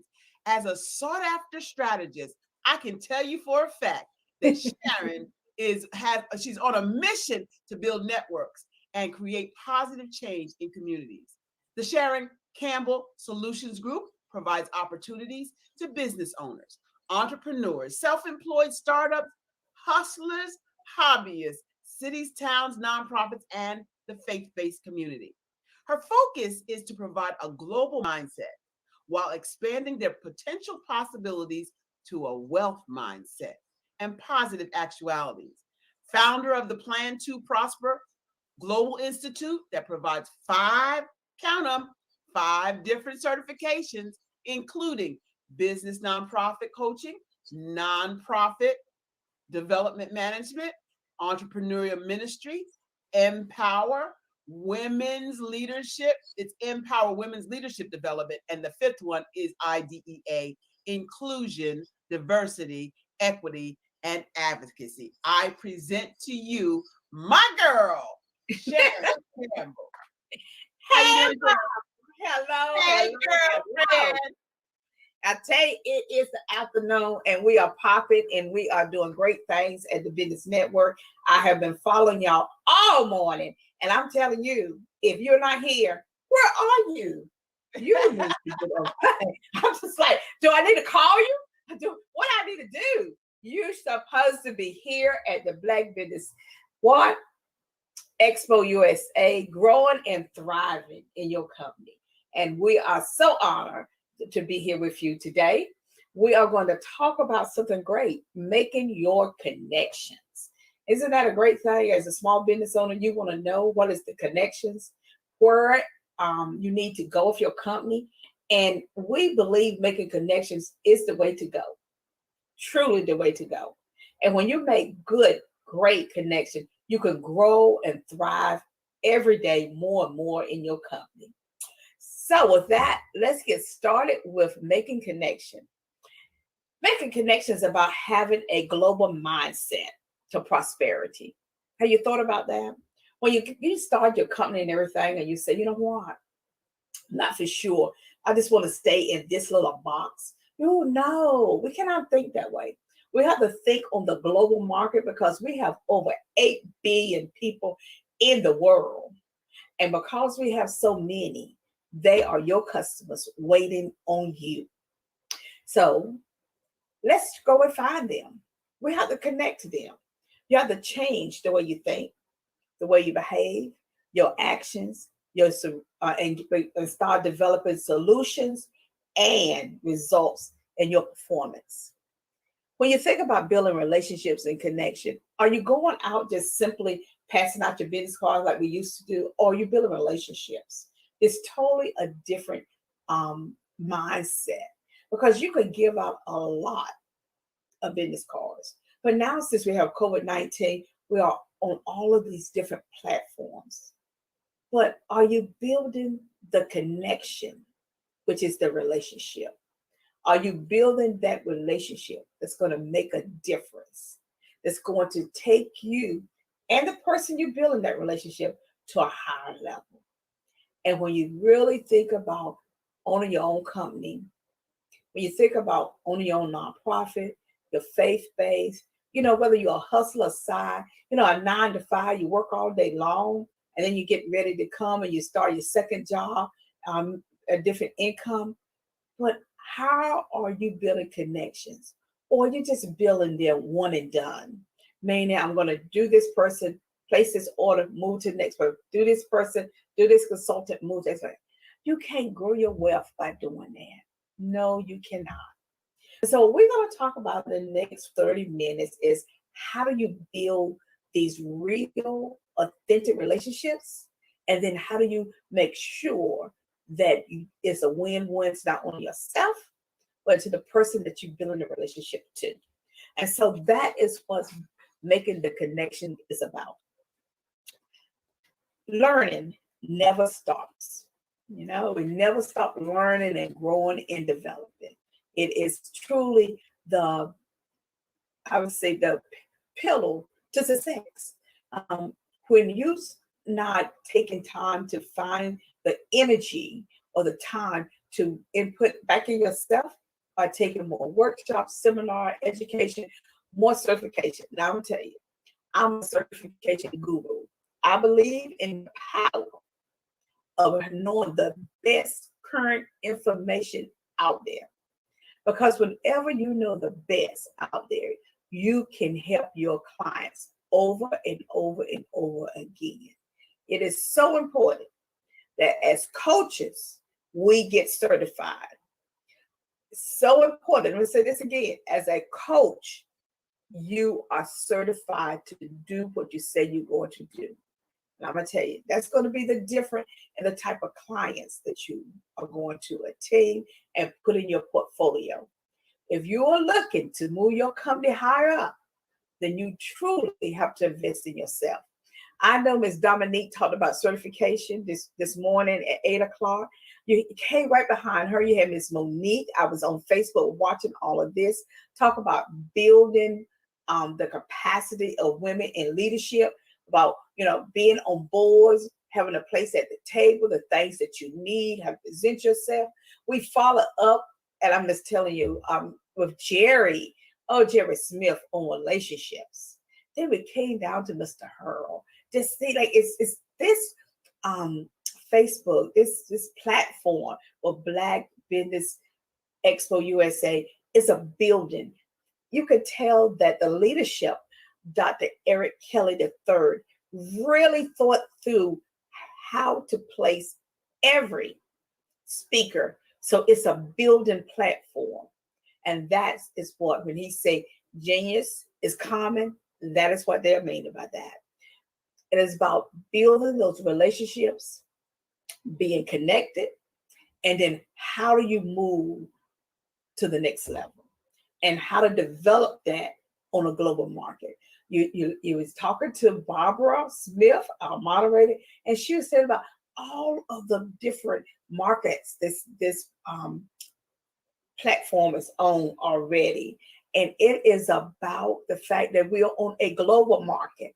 And if you are listening to us, then you are thinking that also, global market. So I have something to read for you. Connection and connecting. Connections and connecting. The power of being in the same room with powerful people. What would that do for your company? What would that do for you? What would that do for your bottom line? When you are connected to people that have the power to take your company to the next level. Wow. Isn't that a powerful statement? And that's what the global mindset is about. It's about that prosperity and how do you grow it? How do you position yourself? How do you be certified? Because these powerful people are going to want to know, what have you invested in yourself? How you can climb the ladder without stepping on others. Now, I'm just telling you, in order to make it, you don't have to pull no one down. There is 8 billion plus people in the world. You would not be able to serve them all. You have already been destined for your group. You do not need to step on someone else in order for you to have. You do not need to close a door because someone is in the same field you are in. I'm going to give you a golden nugget. It is better to pull someone else up so you can grow than to sit there and do nothing. Watch that golden nugget in your company pull someone else up and watch you grow. You do not have to step on anyone. How to communicate to win. How do you want to communicate to win? It is so very important that you communicate to win. Now, communication is something that you have to work at daily. So let me help you with communication. Something that I do. I always ask people, how do you want me to communicate with you? How do you want me to communicate with you? So often we do not ask that question. We do not ask the question, how do you want me to communicate with you?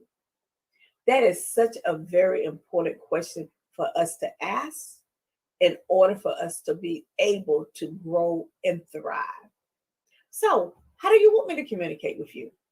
Do you want me to communicate with you through text, email, phone call? Do you want me to communicate with you with being direct or indirect?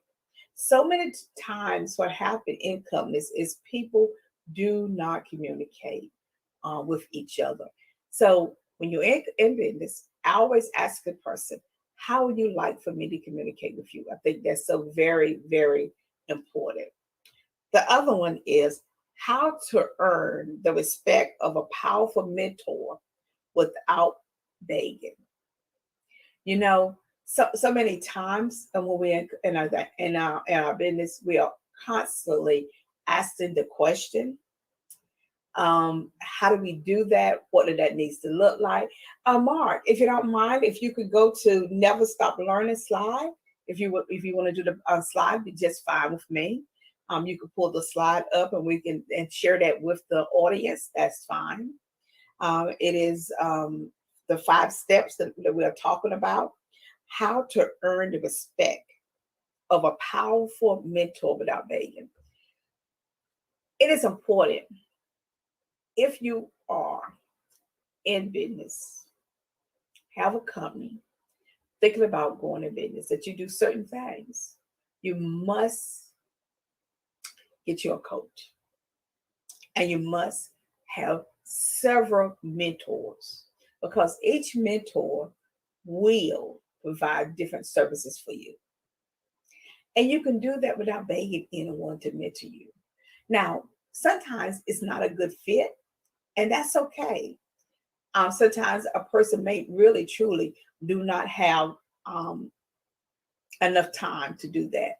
That doesn't mean that they don't want to mentor you. It means that they cannot give you the time that you need to do that.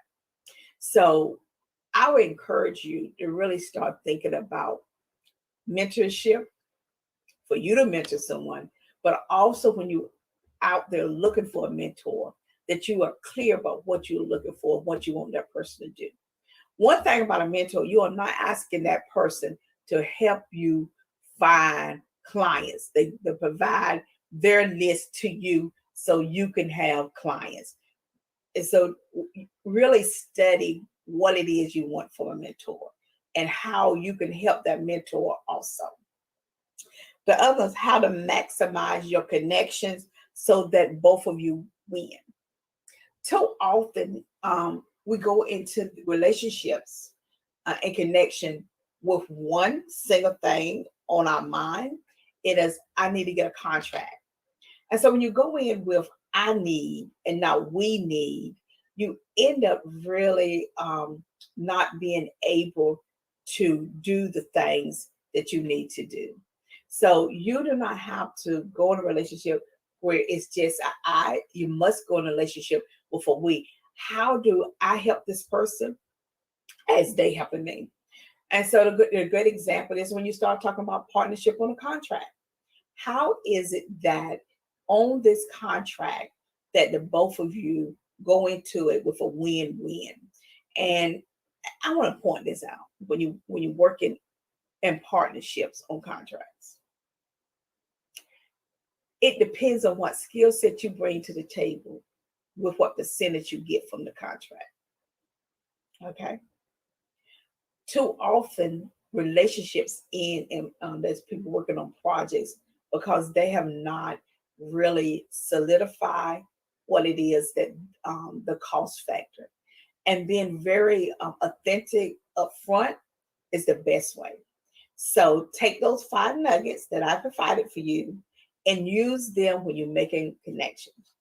And so as we move forward, I want to just reach out to you and expand that reach on how. So we're going to expand the reach on developing the partnership. And how you expand it is through a couple of things. Mark, I think is number 4, slide 4. Yeah, slide 4, Mark. What? Yes, that's it. Thank you, Mark. And I think this is a great slide for Mark. Thank you so very much for bringing that up, because we want the audience to write down these key elements right here. When you expanding your reach and connection, I want you, if you don't do anything else, take a picture of this, write these down, because this is going to help you grow and develop your company. And then answer these questions. Go somewhere quiet and really think about, who am I? So often we have not defined who we are. Too often we think we know who we are, but you really need to spend some time to say, who am I? And be honest about who you are. The positive as well as the humps in the water. Or sometimes I just like the little pebbles across the water. Things you need to work on. All of us have gaps. And when you start thinking about who am I suggest you do a SWOT analysis. Find out what your strengths are. Yes. What are your weaknesses? Because we do have them. What are the threats? And what are the opportunities? That is going to make a big difference as we look at expanding our connection and building relationships. Okay? When you build relationships, there's some things that you're going to have to do. You may have to be uncomfortable for a while. You may have to even pivot. You may have to relearn some tools that you're not comfortable with. And trust me on this, you will have to change. And change is good, but sometimes it can be difficult. But it will help you reach your next level, both professional and personal. So let's think about this. Who do I know? Who do you know?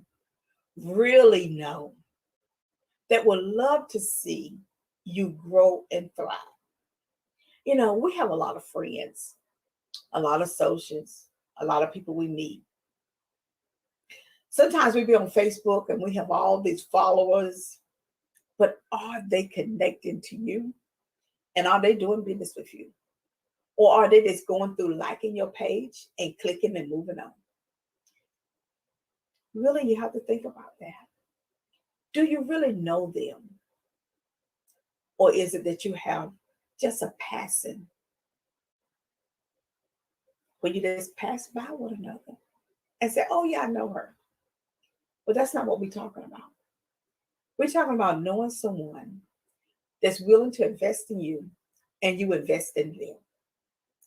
That is what we're talking about. So I want you to take some time and write down, who do I know that you really truly is willing to invest in you? The second one is, who do I want to know me? I think that's important. Who do you want? I'm sorry, what do I want? I'm skipping around. What do I want? What do you want? What is it that you want? What is you want for your company? What is it that you want for your life? What do you want for your finances? What is this that you really want? You know, you say you want to be in business, but what type of business do you really want? I work with so many clients, and some of them say, some say, I just want to make $50,000 a year. Some say, you know what, I want $500,000. Some say I want $1 million. Well, is that what you want? Because when you want that, there's some actions that must come with that. And then what do I do? What do you really do? Is it that you have too many projects going on? Is it that, I hear people say we got to have all these different types of income coming in. So I got 5 different types of businesses, and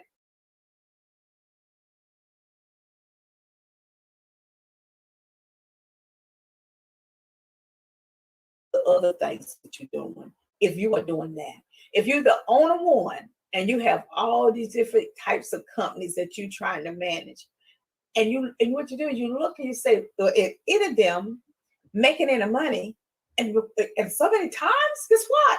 Because we are not spending time building. Now, I says, if you build one company and then put the support up under that company that someone can nurture it and move it to the next level while you building another stream of income. But if you're dividing your time with 2 hours here, 3 hours there, and you look at the end of the week and you look at your bank account and you have 3 to 4 companies and it doesn't add up, what do I do? You have to ask yourself, what is it? And all of these questions build on the next one. How do I connect? Now, if you're one that say, well, I was told I have to have a lot of different companies and from multiple streams of income coming in. But if all of them is not in the same industry or similar, then when people talk to you, they're not for sure what industry you're in, what are you doing? If you are saying, I'm a life coach, but then you have another company over here that may be doing marketing and networking or digital marketing, and then you dabbling into the landscaping. Well, people see you, they're like, are you a landscaper? You digital marketing? What are you doing? And so it has to make, it has to connect. That's all I have to say. Got to make sense. Okay. So let's take that and let's go again. Who do I know? Okay. You got to ask yourself that. What do I want? What do you want in a company, and what do you want for your customers? And what do I do? So often we don't know what we do. We think we do, we're not for sure. And how do I connect all of that together? Okay. So moving on down, number 5, who knows you? Who really know you? Now your name could be out there, you go on Facebook, but do they know who you are, the type of services that you provide, and how do you move it to the next level? Can they speak about you when you are not in the room? Are they thinking about you when they're sitting at the table and they're like, oh, wow, she'll be great for this part. I need to, as I'm presenting, bring this person on my team. And that way we could go out after a contract, even a more bigger part of the contract. Whenever someone, if you have a relationship with them and they are in the room, are they thinking about you when they see an opening? So who knows you when you're not in that room that they are thinking about you? And how do I say connected? How do I say connected? How do I say connected? You know why I repeated that? Because we need to know, how do I say I'm connected? How do you say that? You say that in the way you perform and what you do. You say that in the way that you will say, I know this person, and this person can vouch for my work, and I'm connected to this person because we have done these projects together and they can vouch for my work. And how do you do that? Through great communication with them. And how do you do one step forward? Because I know what I want, and therefore I have explained that to people over and over. And how and who and what and when all come together to make sure you are a successful person. And so as we move on to the next point, it is thinking on the next level. Mark, if you can move forward to the next slide, I appreciate it. It is about developing that global mindset and moving it to the next level. And whenever you develop that global mindset, we are thinking about what it is we can do on the global level. Together, everyone achieve and do more. And we have to always remember that we can do this together and we can plan to prosper as teams on the global market. And when you do that, you have succeeded on so many different levels. Mark, you can take the slide down and I'm just going to talk to the audience a little bit more. Thank you. I want to say this to you, and when I have a conversation with people, it's a great thing to have a conversation with folks. Building networks and connections and relationships is about really just having a conversation. It's about knowing who you are, what it is you want, and how do you provide and help others. The slides can be found on SharonCampbell.com. That's my website, www.thesharoncampbell.com. You can send me an email, a text at 919-274-6845. I will get the PowerPoint presentation over to you because I really want you to complete that exercise. Because once you do that, you truly will start investing in yourself and grow. Once you learn how to make connections and build relationships, prosperity will always flow towards you because people love to do business with people they know, they trust, and they value. And you want to be known as a person that delivers services on time, every time at an affordable way. You want, when you're not in the room, that someone is thinking about you and the services that you can provide and how you can do work together. I'm going to just encourage you that this whole notion of working with I will not get you the thousands and thousands of dollars that you deserve. When you partner, and I want you to think about large corporations, they are always partnering with somebody, some other company, so they can grow and thrive. Because somebody has something else to add to you. And you have something to add to them. And when you do that, it's this endless amount of resources. You know, a person can be in Africa. And if you have a global mindset, that person can say, you know what? I can send for Elizabeth and she could come over here and help develop entrepreneurship in these areas. Or if there's a project going on, they could think about Eric and say, you know what? Eric is a mastermind about how to put something on the platform. We need to bring him to the table. Let me dial him in so we can have a conversation with him. We could talk about how you can name people to build a team whenever you are in the presence. One thing that would show that the people you have in a relationship with or trying to go after that contract with, which that you have the capacity to move a project from the beginning to the end without any gaps. And then that is what you want to always bring to the table when you're sitting there negotiating any type of contract. You should always be thinking, who else needs a seat at this table? And you should always look around at the table and say, can I bring another chair here? Now, this table is not big enough yet. There's talent out there And you have to make sure that you open that door to that talent. And as we continue to grow and thrive in our companies, we'll always remember that relationships is the key to success. And what you do today is going to tell what it is you do tomorrow and the next day. So if you decide that you want to have a six-figure income, you must decide on how big this network needs to be, and you must start thinking on the global market in order to create that. If you have decided you only want a five-figure network, then you need to think, well, who do I know there? You have to decide on how much your worth is and what it is that you want to bring to the table. And let me tell you something.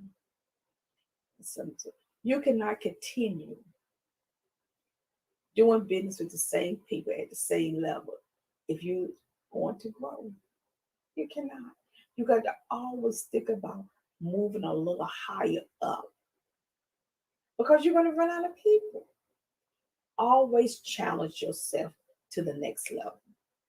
Always be authentic and really reliable. People love folks that's authentic and reliable. And have a conversation. Know what's going on in the world, on the world market, especially in your industry. Especially in your industry. Do not be in an industry that you don't know current events. Because when you sit down and start talking with people, you must have something to say. Oh, don't ever forget this. Please read. Find some great books to read, and read some more. There are some wonderful books out there and books that will help you grow your company. And then write to the author. Follow that author. Get involved in that author because that person has something of value for you. And you saying now, I hear you. Where am I going to find all this time at and run my business? Well, when you do not find the time to invest back into your company, it's going to be difficult for your company to grow and thrive. So that's why I'm encouraging you at the Sharon Campbell Solution Group to invest in your company, which is invest in you, which will lead to more connections. So making your connections is what's going to happen whenever you decide that you're ready to move to the next level. It has been a great opportunity to talk with you today. So I'm going to shift gears and say this. The Black Business Network is here because they have invested in the youth. The Black Business Olympics, which is youth that we want to support. We want to support them because they are making a difference in the world. The K through 12 that we support is entrepreneurs. We want to make sure that they have the equipment that they need. At the bottom of the screen is our Cash App.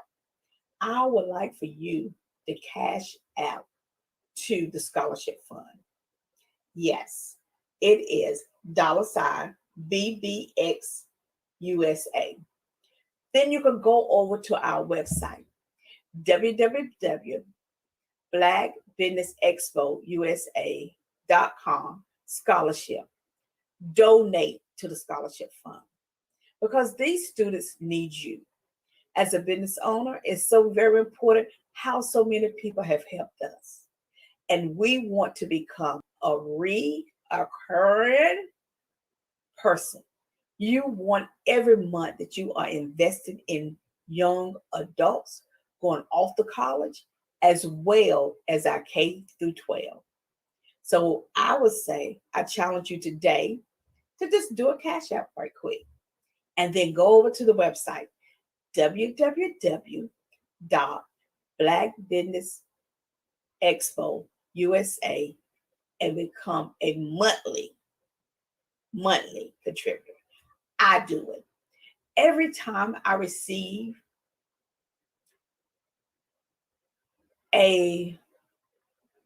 I would say a note. It said, we have drafted your account.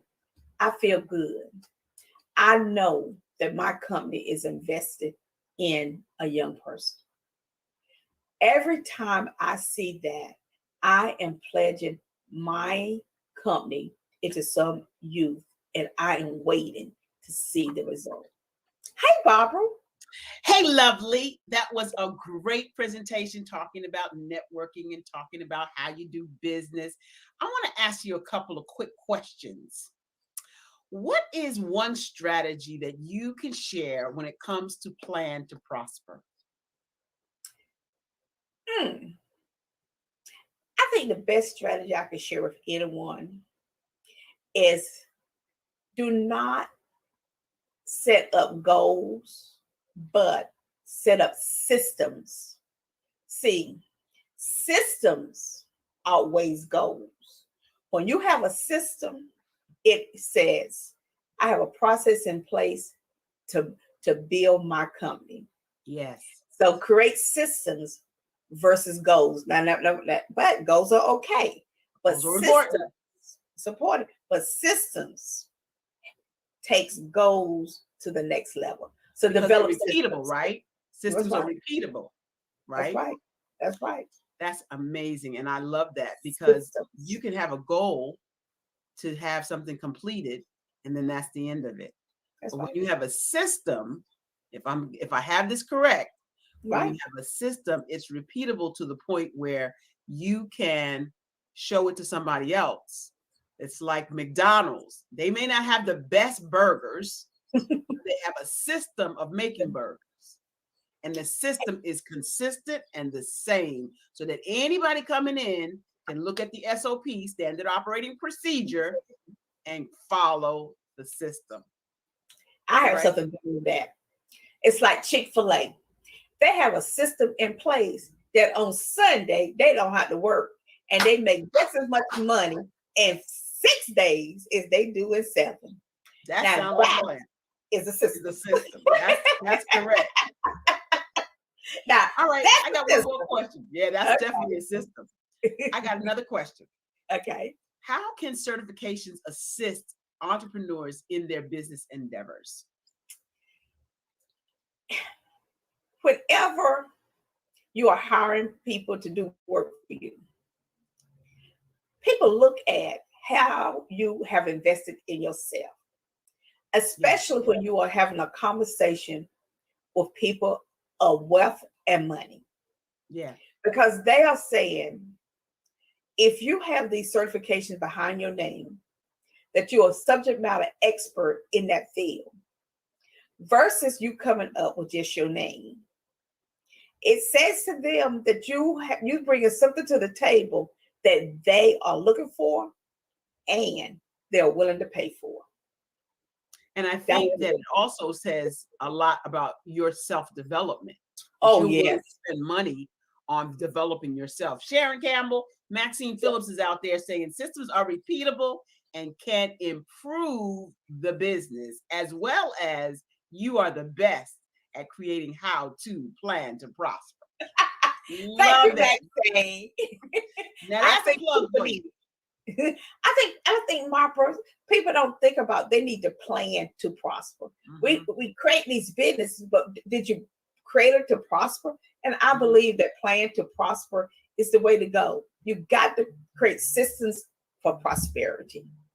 That's excellent. Thank you so much. Now, I want to ask you one more time, how do we get in touch with you? Give us your email and website. You could contact me at my website, www.thesharoncampbell.com. Best way to get in touch with me is through my website. Drop me something on contact, and we will answer you within 24 hours. Thank you so much for your insight. Thank you so much for your service. Thank you so much for promoting the Black Business Expo and the Scholarship Fund as one of the co-chairs of the Foundation for the Scholarships. We appreciate all you do for the committee and all you do for the Black Business Expo. And we'll see you on the other side. On the other side. Bye-bye, everyone. Well, there you have it. Sharon Campbell talking about the Scholarship Fund. And while she's talking about the scholarship fund, let me remind you, the Black Business Expo's mission is to raise funds. It's to raise funds for high school students going to college. And this expo is a fundraiser for our students. You may go to www.blackbusinessexpousa.com to donate to the scholarship fund. Also, the bottom of your screen has Cash App USA, Cash App BBX USA right there. And on this panel, on this banner behind me, you also have a QR code that if you put your camera up to it, you can just tap it and donate through Cash App that way. We appreciate every donation, large or small. We would take them all because we need to help our students. At this time, I'd like to take an additional moment to thank our fabulous sponsors. We have people that are sponsoring our kids, and we want to give them recognition right now. Black Business Expo sponsors for August 2021 include Black Leaders Worldwide, Peony Properties, LLC, First Atlantic, Step Management, North Carolina 100, that's the NC 100, Moody Capital Partners, A New Way Home, North Carolina, Lee Entertainment, Promise Media, Sway Soul, Lotus for Shades Coaching and Training, Genius is Common, Barbara H. Smith, LLC, Sharon Campbell Solution Group, who you just heard from, Kingdom Legacy Partners, LLC, Level S Business Strategies, Creative Force Studios. She got the solution for me, so that's why I said solutions. But Creative Force Studios and the Black Business Expo USA. Every single dollar counts. So we want to remind you again to please donate to the scholarship fund. Help our students get into college. And I want you to also know that genius is common. I'll see you on the other side.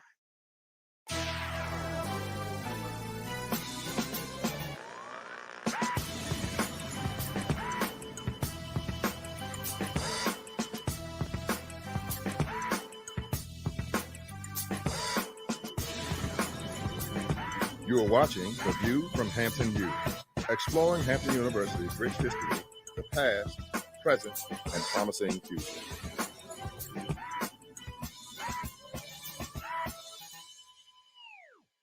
Welcome to Hampton University and The View from Hampton U.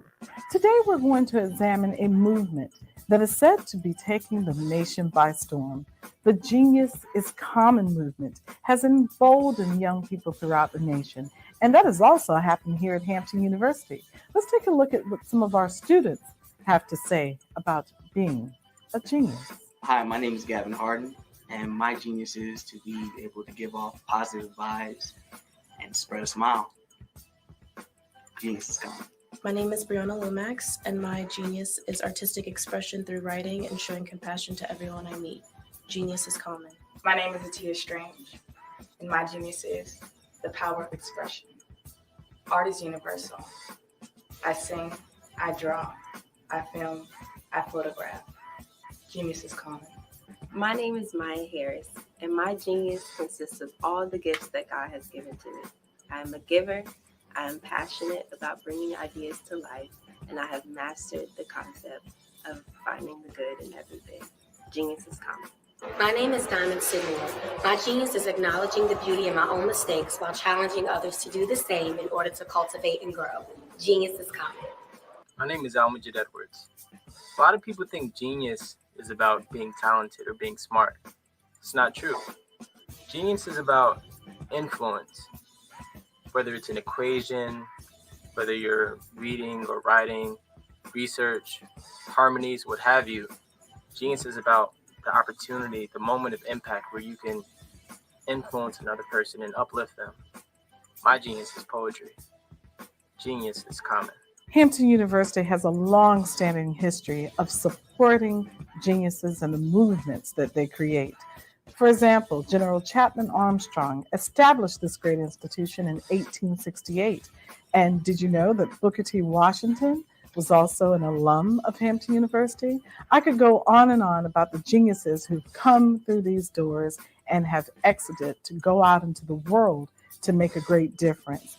That's what's important to us. That's what's important about the Genius is Common movement. What is your genius? You should take the time to think about that today. So thank you for watching The View from Hampton U. And remember, genius is truly common.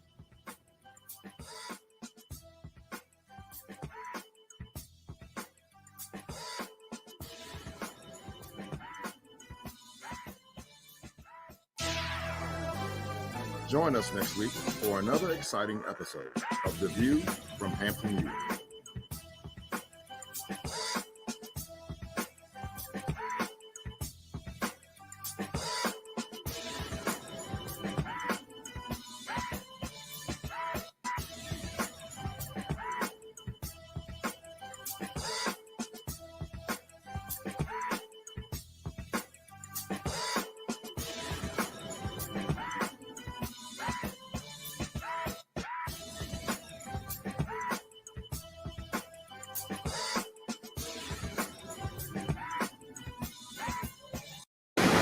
Hi, I'm Janae Adams, and my genius is I know how to attract money to people. I paid off $50,000 of debt in 2 years. That's right, $50,000 of debt in 2 years.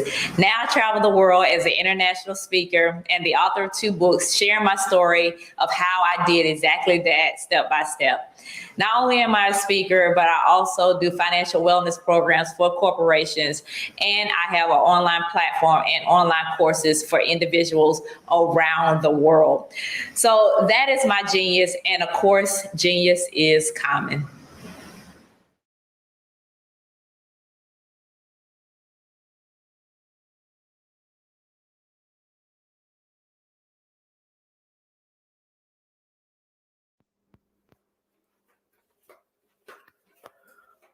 Hello, my name is Dr. Lisa Gardenhire, and I'm here to tell you that genius is common. My friend and colleague, Bruce George, has started a brilliant movement, the Genius is Common movement, and it's inspiring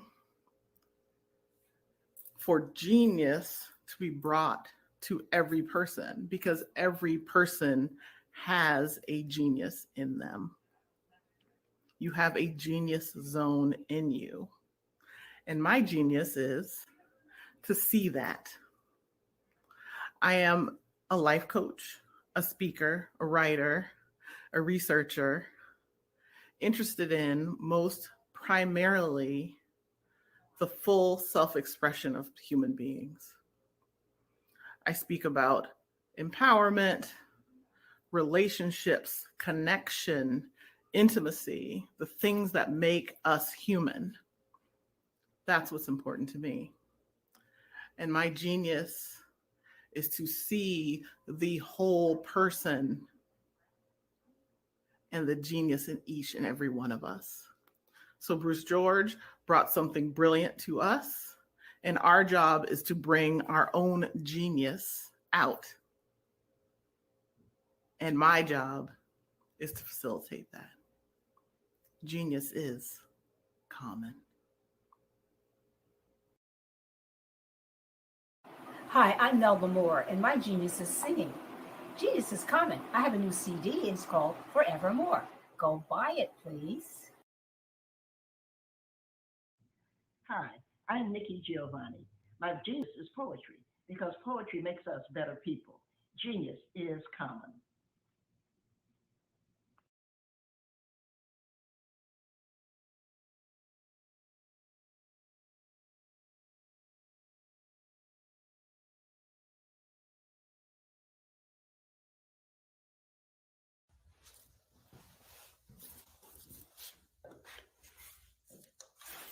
How you doing?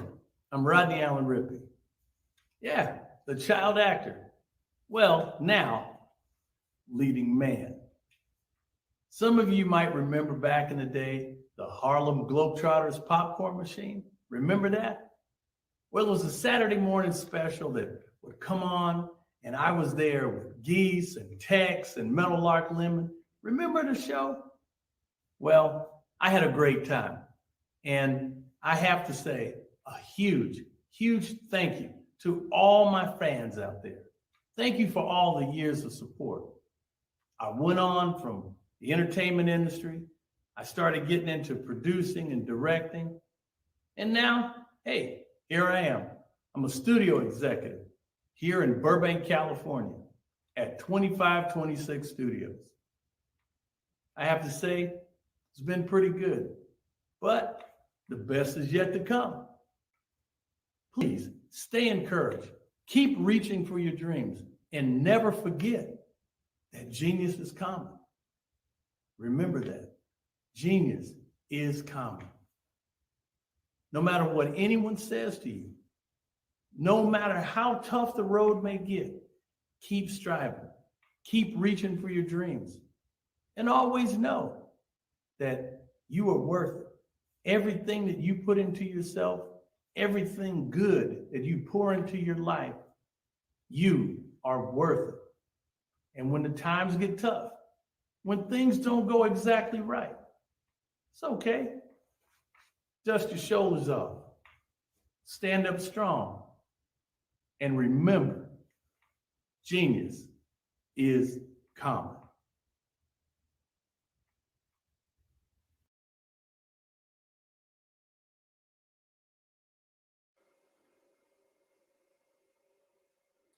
My name is Chef Ashbel McElveen.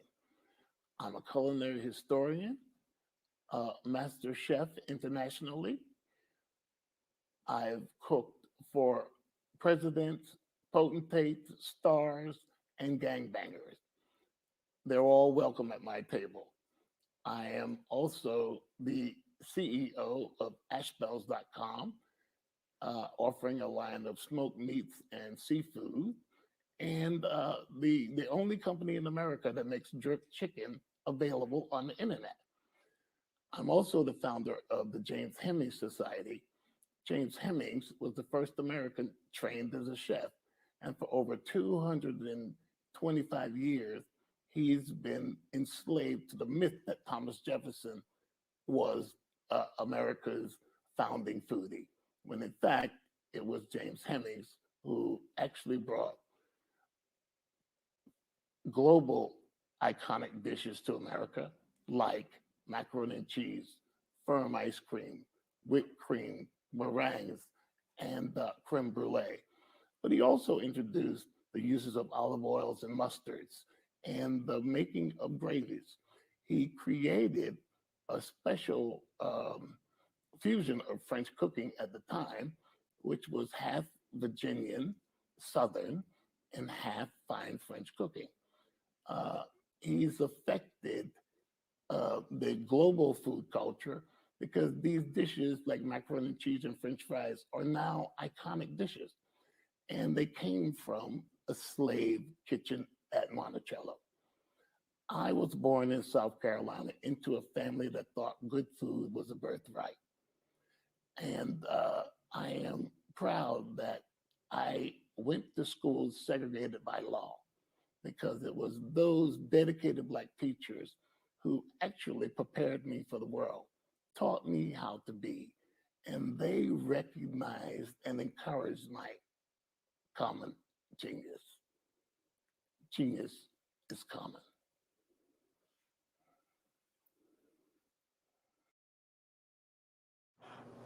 Hi, my name is Megan, and I'm creating this video to let you know that genius is common. To me, this is a phrase where passion meets excellence. Now, you may never be known or recognized for your genius, but know that it is yours and no one can take it from you. For me, I love music, especially singing. That is my genius, and I'd like to share it with you. Sweet Breath of God, come and fill my soul. Lead me into that place where you are, 'cause I wanna run to you, despite what I'm going through. Help me to cling to what you have for me.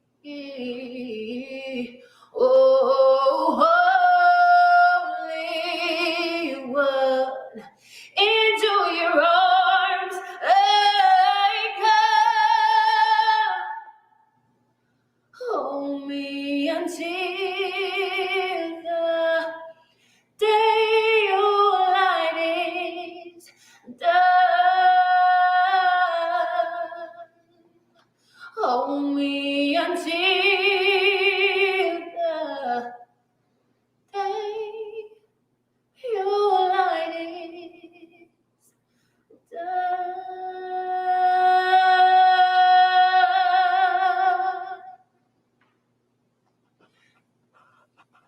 See? Genius is common. So tell me, what's your genius? Bye.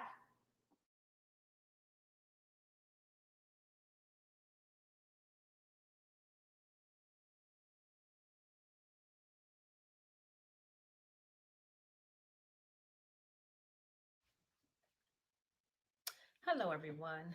How are you today? I am that vivacious, tenacious, and ever so gracious relational life coach, Paulette Livingston, who will not stop, let up, or slow up until I go up. Why? Because God has destined me for a purpose. He has predained me before I even thought about being a me that I am today. And I thank God for being the me that I am today. But He purposed me to be here to help people. I am a server of the Most High. And so, any capacity He tells me to serve, that's why I'm here and that's what I'm doing. Psychology is my background. I also have a degree in family and marriage counseling, and I have some clinical studies as well. But my genius is that I help people to self discover paths that lead to stronger, healthier, and more satisfying relationships. Whether that relationship is within yourself, meaning you have some self esteem problems, you may have some self worth issues, it may be some things that people said to you in the past and it just resonated with you and you kept it. Instead of getting rid of it and saying that, you know, whoever your higher being is, mine is God, has something better for me, and that's not what He think of me. It's all about what you think about yourself sometimes.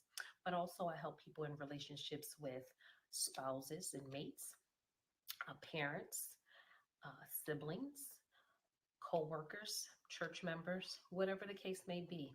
A lot of times I'm finding though that most of the time that rooted problem starts within yourself. So I always like to get that history to start within you. My genius is that I am here to help serve to the best of my ability, to the fullness of God and my capacity to help people to be a better you, not just for today, but for tomorrow and forever. We are here not just to go through the experience of life for ourselves, but also to help someone. Most of the time, what we go through, it's not because of us. It's not because God is just being mean. It's not because the devil is just busy. It's because we have a higher and greater purpose. And that purpose is someone else coming behind that God wants you to be able to share your experience with, and it may help set them free. It may give them a different perspective on how to look at things in life. I love giving people a different perspective on how to look at things. I am one to analyze a lot. I like to go into to see what's wrong, to see what I did wrong. I always say, be responsible, accept your fault, because with accepting your fault, you start to realize that you start to mature from that. You start to realize that it's never just one person or one thing that has created something. It takes two. Just like it takes two to tango, it takes two to make a relationship or break a relationship. Yes, you can live up to your part. Once you lived up to your part, then what happens from there, hey, is history. But my genius is that I am here to help serve the people that are hungry for a change, people who know that there's something deeper inside of you, but you're just not sure what it is. People who are changing careers, people who are struggling with themselves or in relationships. I am presenting workshops this year. We'll be holding some seminars this year. I do one-on-one coaching.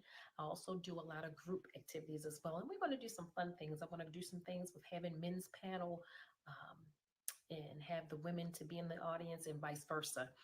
Just so we can get some conversation going. Communication is key for me. Communication is number one when it comes to any type of relationship. I don't care what it is, because if you don't communicate, you're not communing, meaning you're not sharing.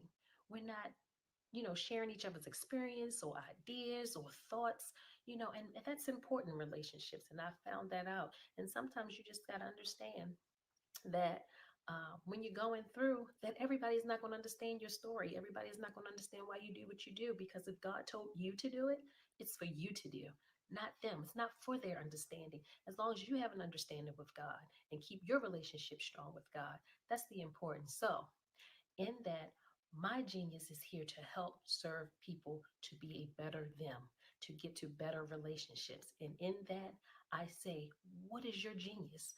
Are you ready to discover your genius inside? Because we all have one.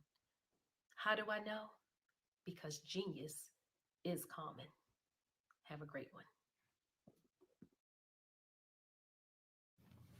Genius is common.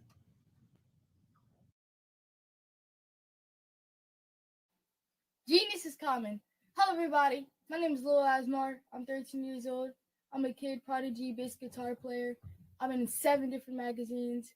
I've been on Ellen DeGeneres, Steve Harvey, Little Big Shot Show twice, Harry Connick Jr. Show twice, Wonderama. Played with so many celebrities. Been on the road with Uncle Bootsy Collins. Played with Nate Watts and Stevie Wonder's band. Been on so many big TV shows. And this is what I can do.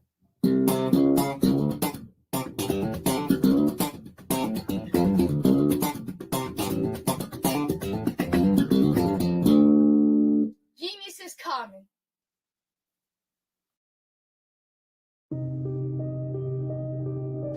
The Black Business Expo is changing my life. This year, they are giving away laptops and even $5,000 in cash to students just like me.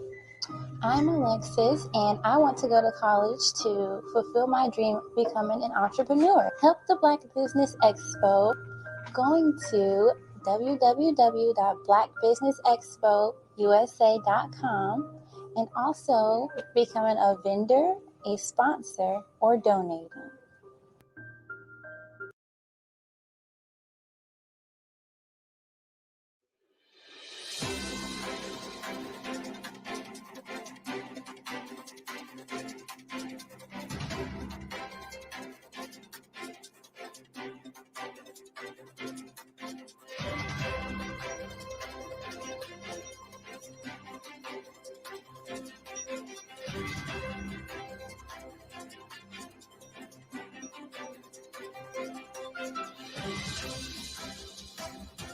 Black Business Expo, one of the largest business showcases in the history of Black America in North Carolina. Sign up today at www.blackbusinessexpousa.com or call 919-380-9090. I am Black Business. I am Black Business. From the moment I wake until the time I sleep, I am Black Business. I am Black Business. Are you Black Business? I and Black business. Do you support Black businesses?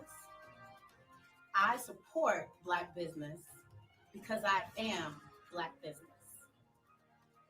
Black Business Expo, one of the largest business showcases in the history of Black America in North Carolina.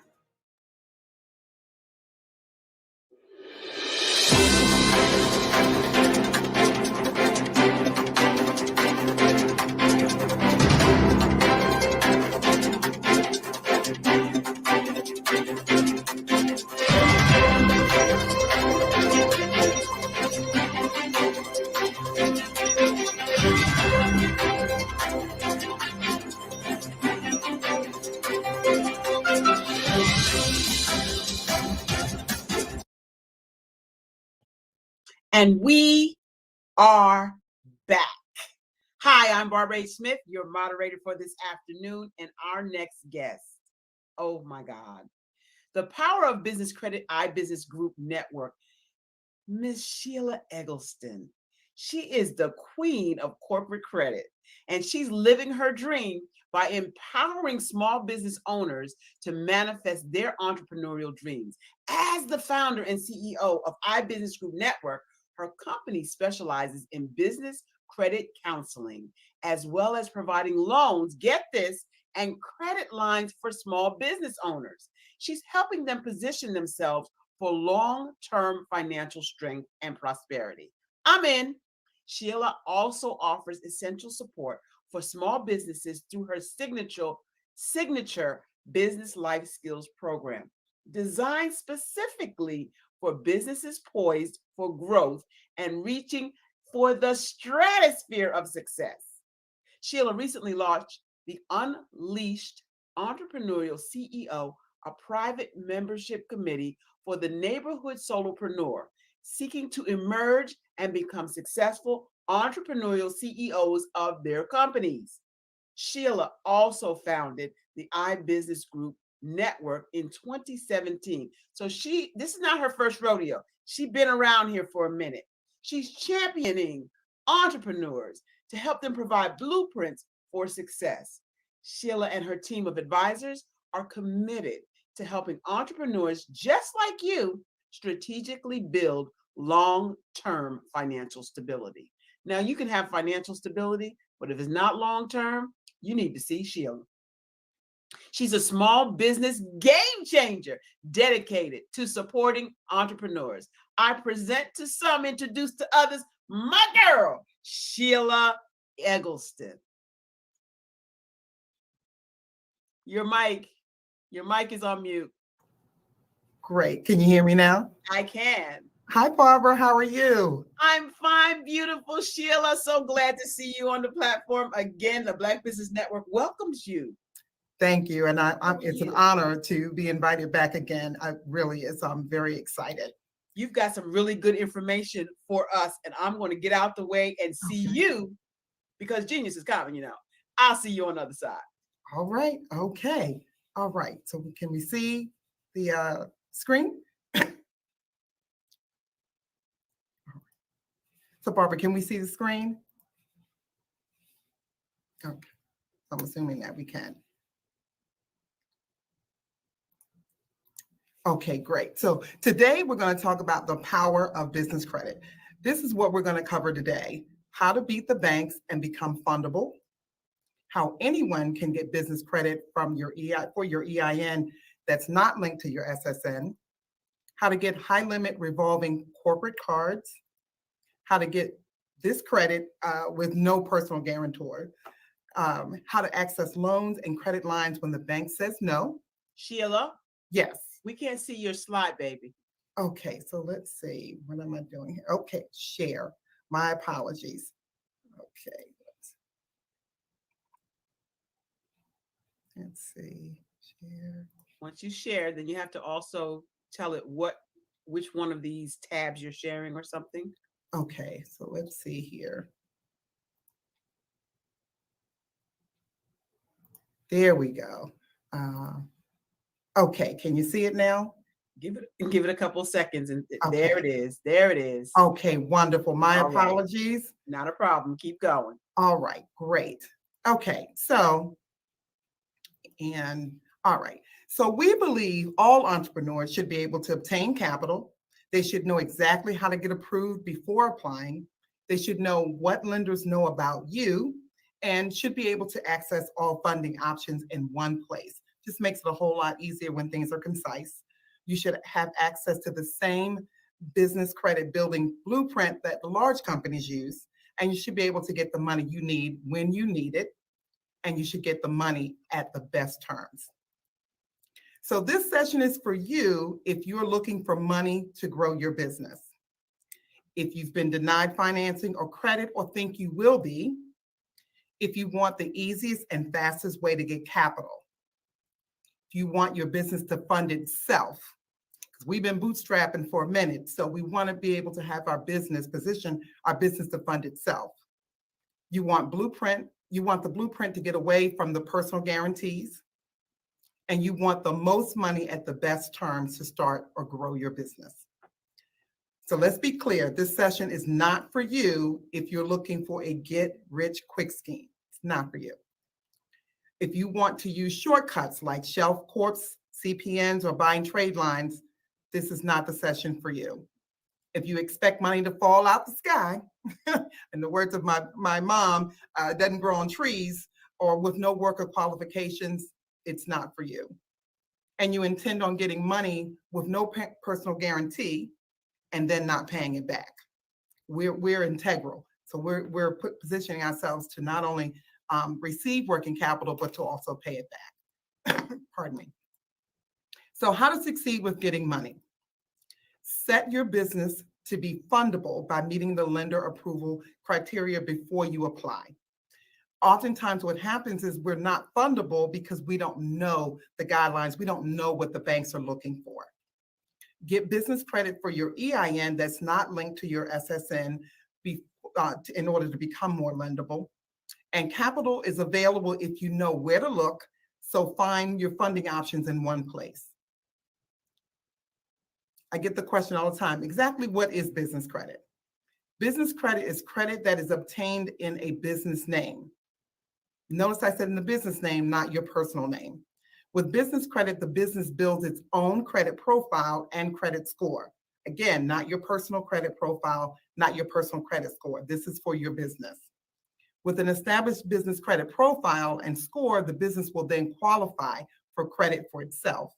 And business credit is based on the business's ability to pay, not you as an individual, but your business ability to pay and not the business owner. Business credit building. A business starts building credit, brand new credit profile, much the same as consumers do, right? So the business starts with no credit profile. The business gets approved for new credit that reports to the business credit reporting agencies, and we'll get into depth a little later as to actually who those are. The business uses the credit and pays its bills timely.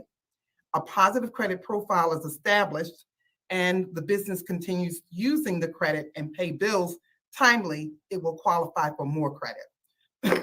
Pardon me, I've got allergies, my apologies. Improve your fundability. So let's talk about that. So make sure to set your business up to be fundable. So some fundability factors include the type of entity you have, the type of phone number you use, if your phone number is listed in a certain directories, the type of address you use for your business, the type of licensing you may have, the congruency of your records, type of references you have, whether your bank account is set up, the way your website and email are set up, numbers you have like your EIN or your DUNS or your BIN number. Step 1, build business credibility. The perception lenders, vendors, and creditors have of your business is critical to your ability to build strong business credit. If they're perceiving you as, the small mom and pop, and you can be a small mom and pop, but the perception is that you want them to have, that you have the ability to grow and expand your business. Before applying for business credit, a business must ensure it meets or exceeds all the lender credibility standards. They're the ones who are lending the money. So we need to make sure that we're meeting or exceeding those standards. Business name. It is very important that you use your exact business legal name. Whenever you're filling out paperwork, applying for anything, make sure that your business name is the exact business legal name. So if your exact business legal name includes, Paul's business, comma, LLC, that's how you need to use it continuously. Your full business name. So if it is Paul Business, comma, LLC, don't drop off or leave off the comma LLC, because then it's not matching up. It's not congruent. Ensure your business name is exactly the same on your corporation papers, licensing, and your bank statements. Corporate entities. Build business credit with almost any corporate type of entity to truly separate business credit from your personal credit, which is the goal here. Your business must be a separate legal entity, not a sole proprietorship, a sole proprietor or a partnership. Remember, with the partnership, everything is still separated out to you individually. So for corporate entities, it must be separate from legally, it must be separated out. Unless you have a separate business entity like a corporation or LLC, you might be doing business, but you're not truly a business in the eyes or the perception of the banks or the lenders. You need to be a corporation or an LLC in order to separate personal from business. Tax ID, or better known as EIN, whether you have employees or not, your business entity must have a federal tax ID number. Just like you have a social security number, your business has and needs an EIN number. Your tax ID number is used to open your bank account and build your business credit profile. Take the time to verify that all agencies, banks, and trade credit vendors have your business listed with the same tax ID number. If one number off, if something is off in the numbering, in the name, it can cause a red flag and ultimately you can be denied. Business address. Your business address must be a real brick and mortar building. So let me pump the brakes here for a moment. That doesn't necessarily mean that you have to go out and buy a building, lease a building. What that does mean is that you have to have a real brick and mortar business address. So there are companies that offer virtual services where you can actually use their services for a business address that is recognizable or approved by the post office. It must be a deliverable physical address. So it can't be like a PO box, and preferably not a home address unless you have a daycare home, in-home daycare, or in-home facility where you're assisting, like living assistance. You cannot be a PO box, as I said before. It must be a physical address, so it cannot be a UPS address. So even the boxes there at the post office, it must be a physical business address and not that of a UPS address. Some lenders will not approve and fund unless this criteria is met, because again, they want to make sure that you're really a legitimate business and you're not playing business. Business address solutions. Here's some of the ones I was speaking about earlier. Virtual office. Professional business addresses have dedicated phone, fax numbers, receptionist services, and part-time use of fully furnished offices and meeting rooms. Doesn't necessarily mean that you need all of those solutions, but those are the different solutions that are available. A true office is your own, full-time private office with sometimes with receptionist service and sometimes not, but a dedicated phone and fax number, internet, full furnishings, and meeting rooms and more. 411. So you must have a dedicated business phone number that is listed with 411 directory assistance under your business name. So what that does mean is that while we as entrepreneurs, oftentimes we're using our cell phone as a service for our clients to reach out to us or us to reach out to our clients, doesn't mean you can't use your cell phone as far as the service is concerned. But for 411, cell phone numbers cannot be listed in business directory assistance. So you must obtain a phone number that can be used, listed in pardon me, and 411 directory assistance. And again, there are some services that are available that will provide you with a telephone number, but make sure you ask the question, can this number be listed in directory assistance? And a side note here, Google numbers cannot be listed in 411 directory assistance. So you can use that number, but it cannot be listed for your business. So lender and vendors and creditors and even insurance providers will verify your business is listed in 411. You can have a local or toll-free business number, either way. Toll-free numbers, give your business a little more credibility and get the perception that you're larger than life. Phone numbers. Lenders perceive 800 numbers or toll-free numbers as a sign of business credibility. Doesn't mean you have to have one when you start off. I don't believe in, you having to go and buy the whole farm. If you just need what you need right now, a local number, that's great. Even if you're a single owner with a home-based business, again, toll-free number, just a different perception of a bigger company. It's incredibly easy and inexpensive to set up a virtual local phone number or a toll-free number. A cell number or home number as your main number line could get you flagged as an unestablished business that is too high of risk. And so what that means, again, is that the perception is you're playing business, you're not really a business. So your cell phone number or your home number should not be listed as your main telephone number. Do not give your personal cell number or residential number as your business phone number. So if you have a website, it should not be your cell number. It should not be your home number. You can forward a virtual number to any cell or any landline. So you have a number that's established as a business telephone line, and it can just be forwarded so you can answer with the convenience of your cell phone, but you do not want to list it, on applications, on your website, things of that nature. Let's talk about websites. So credit providers will research your company on the internet. They want to know that you're legitimately a company. They're lending money. They're lending thousands and hundreds of thousands of dollars. It is best that they've learned everything directly from your company website. So what does that mean? They need to be able to, when they go to your website, determine who you are, who you service, what services that you offer, and where you're located, and how to get in touch with you. So not having a company website will severely hurt your chances of obtaining business credit. So you need to have that presence.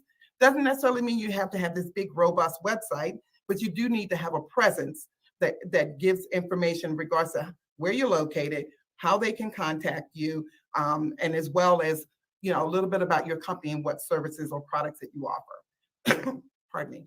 There are many places online that offer affordable business websites. So you can have internet presence that displays an overview of your company's services and your contact information. Email. This is a pet peeve for me. It's important to get a company email address for your business. It's not only professional, but greatly helps your chances of getting the thumbs up from a credit provider.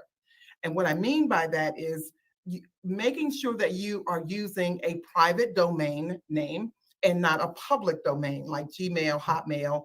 Probably getting a little ahead of myself, but this is a pet peeve for me. For businesses, we want to make sure that we give, the right perception to the lender because we're trying to get their money. So setting up a business email address is just too easy and it's inexpensive to neglect it. Again, avoid using free email services like Gmail, Hotmail, Yahoo. There's nothing worse than a credit provider seeing an email address like I am Big Daddy 99 at yahoo.com. You might be Big Daddy, but that's not what they're looking for in regards to your business. So your email address should be yourcompany.com. Whatever your company name, whatever you secure for that private domain name. And I also see that people will have a website and they still list their Gmail email on the website. If you have a domain name, create a private email address for your business and for yourself. A great example is an email like support@yourcompany.com or john.smith@yourcompany.com. Bank account.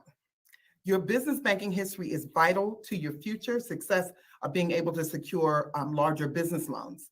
So your bank account is important. So the day you open your business bank account is the day that the lender considers your business having started. So let me explain that. So oftentimes as entrepreneurs, we get started in business. We may have even registered our business, but we've continued to use our personal bank account, or we did what's called a DBA, or doing business as bank account, which is a business product. However, it's not an actual business account. It is based on your personal with a business name. If you've done that, and I've had clients that have done that, been in business for 3 years and decided, you know what, let me get really legit. I'm going to go ahead and open up a business bank account. The lender actually refers or the date that you opened your business bank account, that is the date that the lender considers your business to have started, although you've been in business for 3 years. So if you incorporated your business 10 years ago, but you just joined, you just opened a business bank account yesterday, in the eyes of the lenders, in the eyes of the creditors, you just started your business yesterday. So the longer you have business banking history, the better your borrowing potential will be. Having a high account balance is essential in obtaining an excellent bank rating. Having a good bank rating is essential for approval. All right, I know you all just saw this and like, whoa. So try to keep a bank balance of 10,000 or higher for a high 5 bank rating. Well, we got to get there. So, don't look at it as something you can't achieve, but know that in the future, when those thousands and those 6, 7, 8 figures start rolling in, that you need to keep an average bank balance of 10,000 or higher to increase your bank rating. Licensing. One of the most common mistakes when building business credit for your company is non-matching business addresses on your business license. So if your business license and you started at one location and you've, moved on, you've, grown the business and the addresses are not matching, that is a common mistake. And you need to make sure that whenever you're changing your address, a lot of people migrated during, COVID to working from home. They needed to change that information, especially if they're looking for funding. Even worse is not having the required license for your type of business to operate legally. You will need to contact your state, county, city government offices to see if they require any licensing or permits to operate the type of business that you have. Also for businesses, state business filing must be listed correctly. County license and or permit filings also should be listed correctly. City license and or permit filings also listed correctly. I know it sounds redundant, but it must be listed correctly. Again, you put yourself in a position of having a red flag that this is not really a legitimate company. And IRS filings listed correctly. One of the things that I also notice with clients is if they relocated, they forget to let the IRS know that they've relocated. They sometimes forget to let the state in which they've registered to do business, letting them know also. So you have to inform them as well.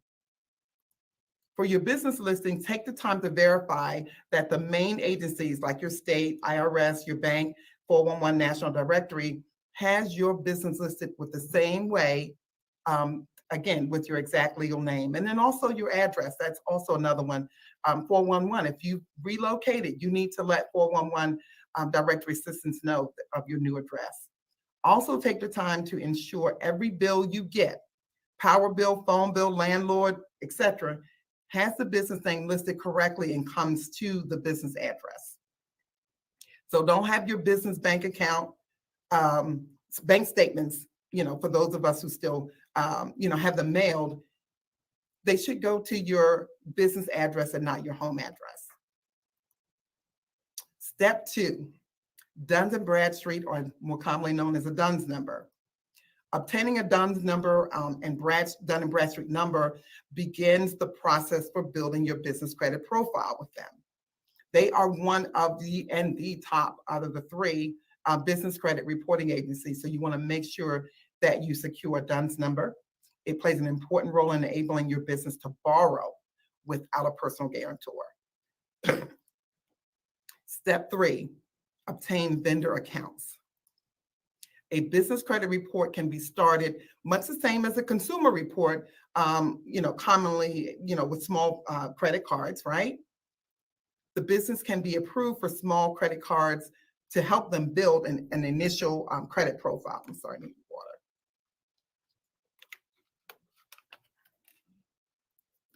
These type of initial cards in the business world are commonly referred to as starter accounts. Got to start somewhere, right?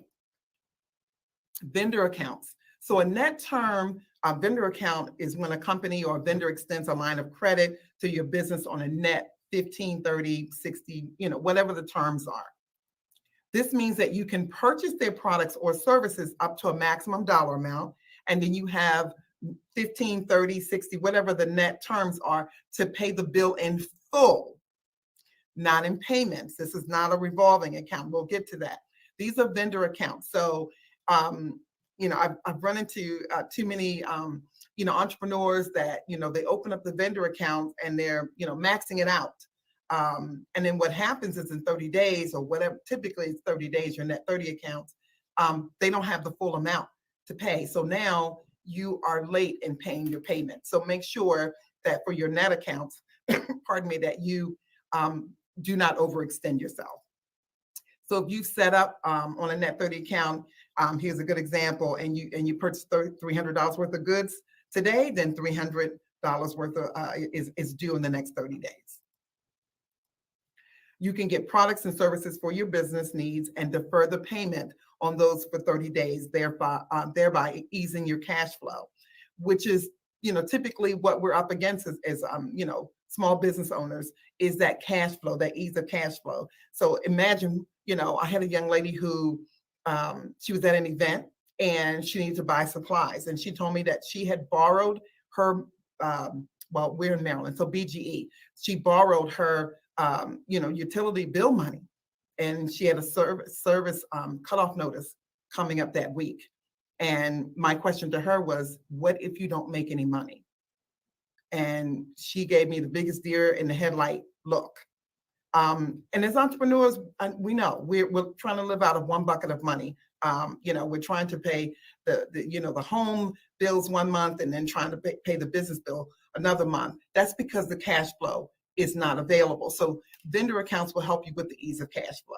Some vendors will approve your company for net 30 payment terms upon verification for as little as making sure, verifying that you have an EIN number and then you have a 411 directory listing.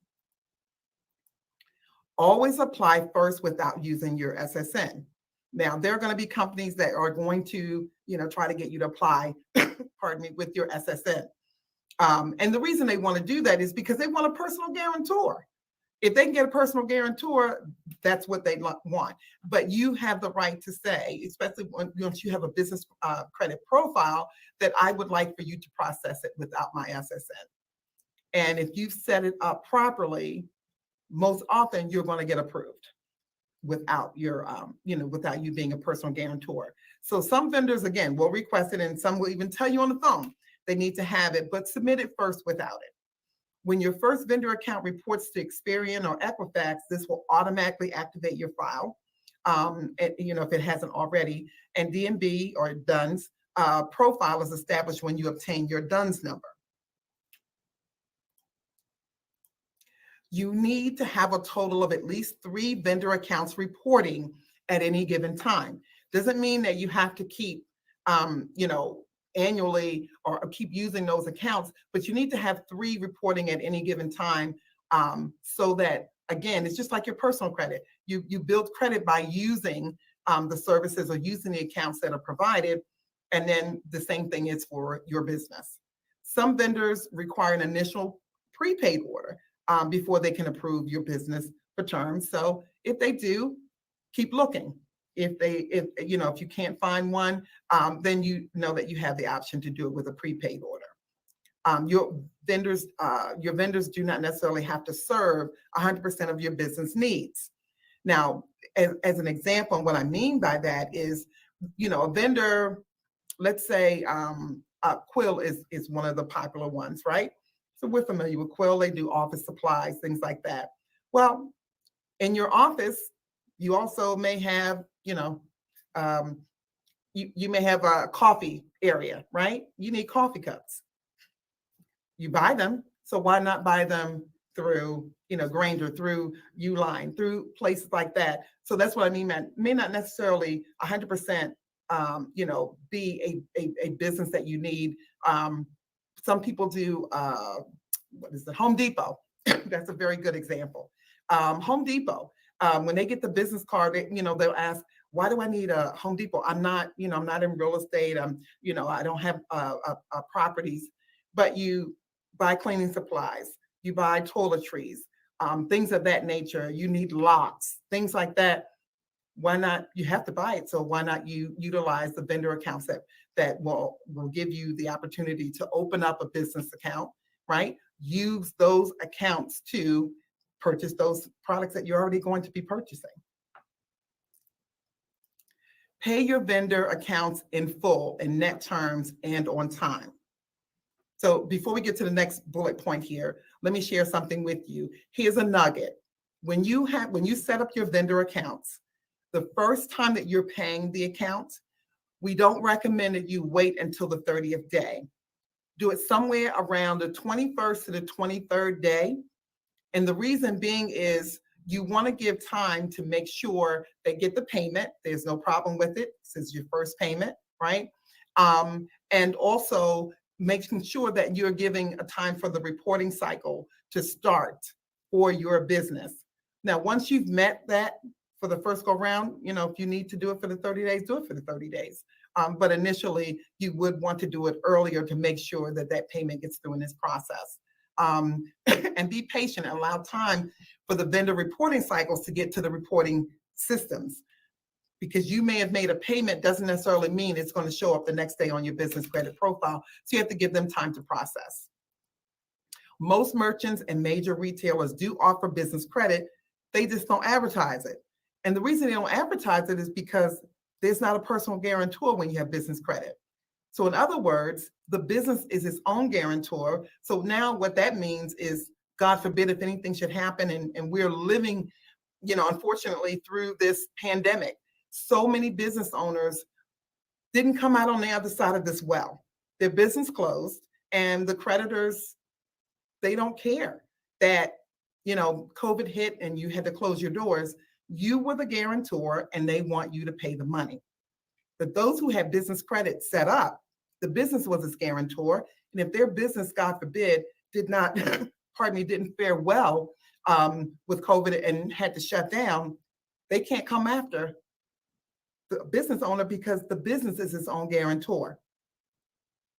But unfortunately, for those who didn't have business credit, the creditors are looking to them. And, you may have had great credit before, but unfortunately, your credit may take a hit because you did not have business credit established for your business. There's no benefit to the merchant to promote, this credit with no personal liabilities if the owner's willing to take the liability. So they don't promote their business credit cards and regularly ask for your SSN. But again, once you have established your business credit profile, you challenge them and say, no, I'd like you to process it because I do have a business credit profile, and I want you to process it without my SSN. Step 4, obtain Tier 2 accounts. After 3 vendor accounts are established, using ones from Tier 1, the next step is to have your credit report reviewed, and then you can move on to Tier 2. Your Tier 2 accounts, most stores will not approve a business owner for business credit unless the owner has established a credit profile and scored just like in the consumer world, right? So vendor accounts must be used first to establish a profile and score, and then the store credit can be obtained. It usually takes only about 90 days or less to establish a score and a profile with trade lines. It is essential to keep using the credit and keep applying for more and talk with the credit providers to raise your credit limit. It's a strategy. And you don't have, most of them, you have to spend more than $50. It's a strategy in showing your responsibility, showing that your business is creditworthy and pays its bills on time. If you do this, business credit will keep growing and until higher credit limits are obtained within an average of 6 to 12 months. Now, one thing I want to share with you is to build those credit limits, you got to show, just like you would on the consumer side, you have to show that you're paying your bills on time. So, and in showing that you're paying your bills on time, your credit report your business credit report is going to reflect that. Pardon me. So the power of business credit, get approved regardless of consumer credit quality. What I mean by that is entrepreneurs, oftentimes our credit takes a hit. So business credit does not take into consideration your personal credit. So you can get approved. You could have filed bankruptcy last week and you can establish business credit for your business today. Again, because there's no connection to you on the consumer level. No personal guarantee is required. Get credit quickly because scores are based on payment history. Separate your reports of consumer and commercial.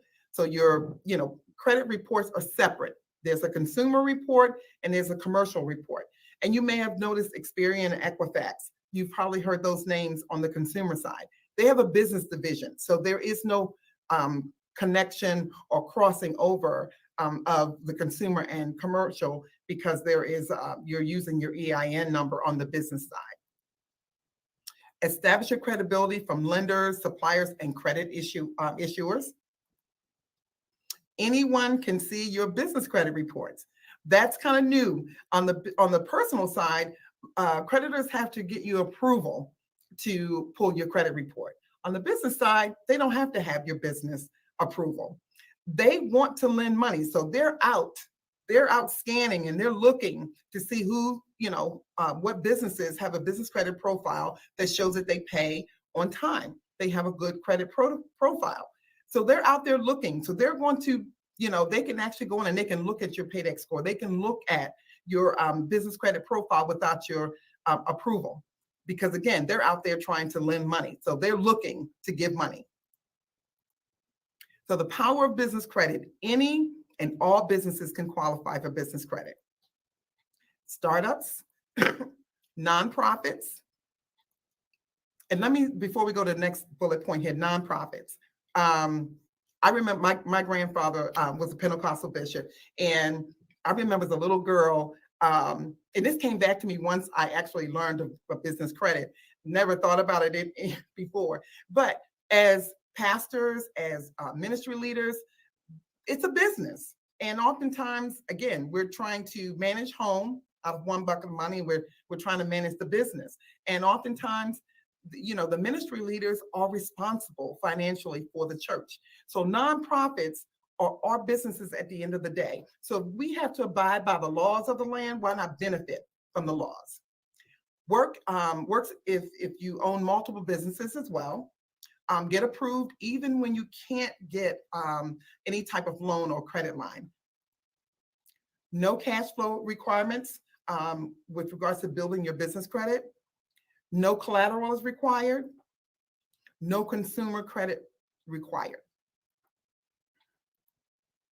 You must build business credit to get the highest approvals and best terms on financing and getting money when you can't get approved for loans or credit lines otherwise.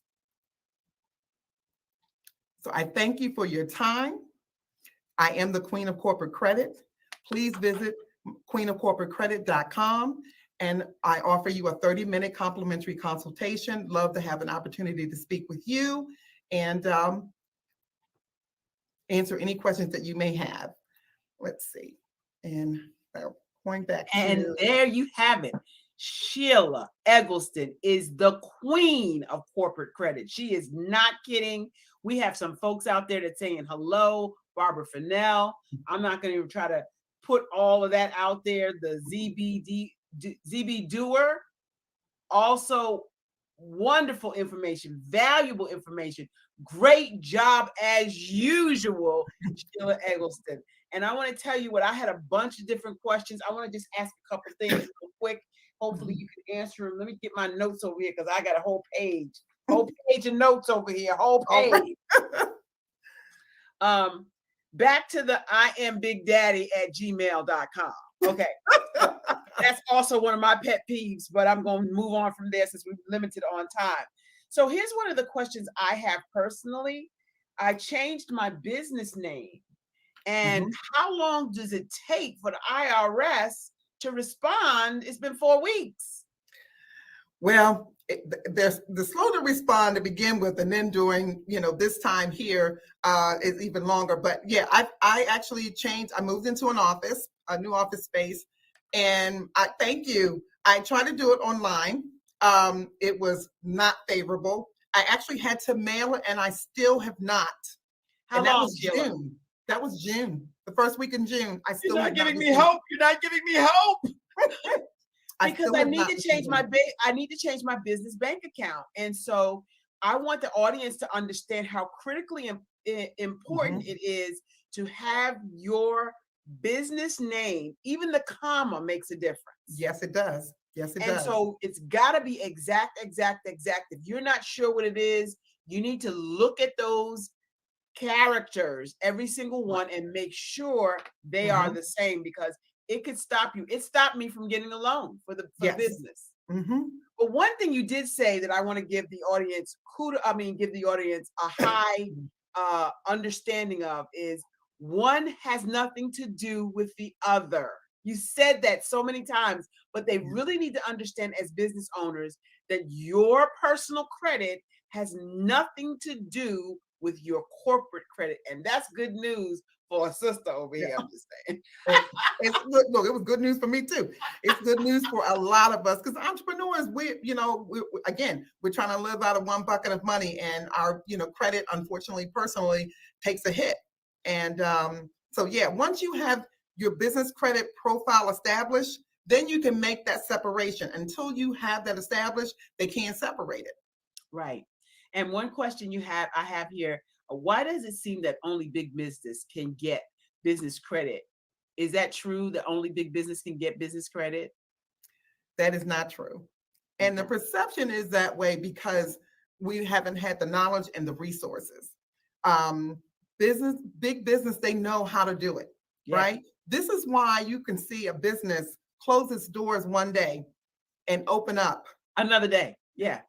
Yes. That's how number 45, I'm not going to talk about it. Anyway, we have run out of time. Sheila, give us your information, because people want to know how to get in touch with the queen of corporate credit. Give us your information again. I can be reached at queenofcorporatecredit.com is my website. You can go there and actually download a free e-guide that I have, the 6 steps to building business credit, and as well schedule a 30-minute consultation with me. Powerful consultation. I've been there and done that. She's the best in the business. Get with Sheila Eggleston, the queen of corporate credit, and her genius is corporate credit is common, and we'll see you on the other side. Thank you so much, Sheila. Thank you. Thank you, everybody. Yes, we had a phenomenal time with Sheila Eggleston. She is the queen of corporate credit. Now I want to talk to you some about our scholarships. We want you to understand that this whole thing, the whole Black Business Expo, is built on a mission. And that mission is to raise funds for our high school students. They want to go to college and they want to know who's going to help them. Well, we're here at the Black Business Expo to help them with their funds to get to college. If you want to donate, please donate. And we want you to go to www.blackbusinessexpousa.com to donate to our scholarship fund. Our goal is to raise up to $5,000 per student and give them a laptop so they start on the right foot as they go to college. Students can also register. All they have to do is go where? www.blackbusinessexpousa.com. It's on your screen. And the Cash App number, right down here. My nephew says, right here, Auntie, right here. BBXUSA. Just type it in and donate any amount, small or large. We will accept it all. There's also a QR code on the banner behind me. You can position your phone, your camera over that QR code. It takes you right to the donation site. So won't you donate today? Help us deserving student go to college. At this time, I'd like to give a clap it up for our sponsors. We have some amazing sponsors who help us with the expo, and we want to give them kudos today. On the sponsor list for August 2021, we have Black Leaders Worldwide. We thank you. Peony Properties, LLC. Thank you, First Atlantic. Step Management, NC100. Moody Capital Partners. Thank you to A New Way Home, Lee Entertainment, Promise Media, Suede Soul, Lotus Richey Coaching and Training, Genius is Common, Barbara H. Smith, LLC, Sharon Campbell Solutions Group, Kingdom Legacy Partnerships, LLC, Level S Business Strategies, Creative Force Studios. I got it right that time, Kimberly. And the Black Business Expo USA. Every single dime and dollar count. So we want to remind you, please, please, please donate to the scholarship fund because genius is common. And I'll see you on the other side. Genius is common. I'm Alan J. Bryson, and my genius is motivation. One thing I want to share with you is a story about the pressure to be where you want to be, whether it's peer pressure or just the pressure to have what you want. When I was young, I didn't know how to swim. So we would go to the local high school and learn how to swim and have swimming lessons. Now, the way that they would help you learn how to swim is they would just pick you up and throw you in the water. And if you could swim, then you were fine. If you couldn't, then they would save you and say, look, until you learn how to swim, you stay in the shallow end. So as a youngster, I had to stay in the shallow end until I learned how to swim. But my big brother and all of his friends who I really wanted to hang with were hanging out in the deep end of the pool. They knew how to swim. They were comfortable, having a lot of fun. And they were quote unquote the cool kids. I wanted to be with the cool kids. So what did I do? That pressure to be where I wanted to be forced me to do whatever it is I had to do to work to get to that deep end of the pool. One day, I went down to the end and told the lifeguard, I'm ready to swim in the deep end. He said, are you sure? I said, I'm sure. He picked me up, he threw me in the water, and I swam with all my heart down to the shallow end. I got out, I said, do it one more time. He picked me up, threw me in the water, and I swam down to the shallow end. He said, okay, now that you've proven yourself, you can stay in the deep end of the water with the big boys and with your brother and who you deem are the cool people that you want to hang out with. That was a position and a place where I wanted to be. So what I'm saying to you is, in your life, there's going to be a position that you want to be in, whether it's to be wherever you want to be in school or be wherever you want to be in your career. And there's going to be a sense of pressure to be where you want to be. Use that as motivation to get where you need to be. So if you are in the shallow end of the pool of life, it's time to start working as hard as you can to develop your swim skills so you can make it to the deep end of the pool. If the deep end of the pool is where you want to be, now is the time to start working on your stroke and working on your breathing and doing everything you can to make sure that you get to the deep end of the pool, because that's where you want to be. Don't look at the people at the deep end of life and say, well, I'm hating on them because they have what I don't. You don't talk about them. You talk to them and say, hey, how did you get to the deep end of the pool? How did you learn how to swim that fast? So in my circumstance, the pressure of wanting to be down at the deep end of the pool was so great. I worked my behind off and did whatever I could to make sure that the next time I was thrown into the pool, I could prove my swim proficiency to make sure that they knew that I could swim and I could be in that spot where I wanted to be. The same thing happens with your life. If there's a deep end or a goal that you want, now is the time to start working on that. Don't look at where people are in the position that you want to be in and talk about them. Find out what they did. Find out how do you go about strengthening who you are and what you are to get to the deep end of that pool or the deep end of where you want to be in your goals in life. I'm Alan J. Bryson. Genius is common. Hello, my name is Kiasi Hum and I'm 14 years old. I think my genius would probably have to be setting goals and achieving them. I say this because ever since I was young, I always wanted to be an author, and at age 11, I ended up achieving this. But not only did I end up becoming an author, I ended up becoming a public speaker, a publisher, a business owner, all these great things. The name of my business is Written by Kids Publishing Company. I decided to start this company because I thought it was important for me to help kids my age express themselves through literacy and just achieve their own goals. Because to me, achieving goals is the best thing in the world to feel. It's you just achieving things and aspirations that you set for yourself. And I know that everybody is capable of this because even if you don't end up achieving the goal, you still tried your best, and that's the most important thing. And everybody is capable of this because genius is common. Thank you. Genius is common. Hello, everybody. My name is Lil Asmar. I'm 13 years old. I'm a kid prodigy bass guitar player. I've been in 7 different magazines. I've been on Ellen DeGeneres, Steve Harvey, Little Big Shot Show twice, Harry Connick Jr. Show twice, Wonderama, played with so many celebrities, been on the road with Uncle Bootsy Collins, played with Nate Watts and Stevie Wonder's band, been on so many big TV shows, and this is what I can do.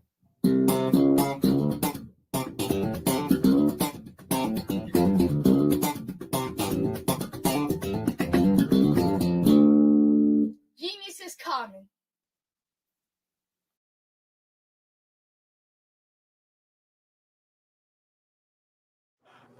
Hi, my name is Megan, and I'm creating this video to let you know that genius is common. To me, this is a phrase where passion meets excellence. Now, you may never be known or recognized for your genius, but know that it is yours and no one can take it from you. For me, I love music, especially singing. That is my genius, and I'd like to share it with you. Sweet breath of God, come and fill my soul. Lead me into that place where you are, 'cause I wanna run to you despite what I'm going through.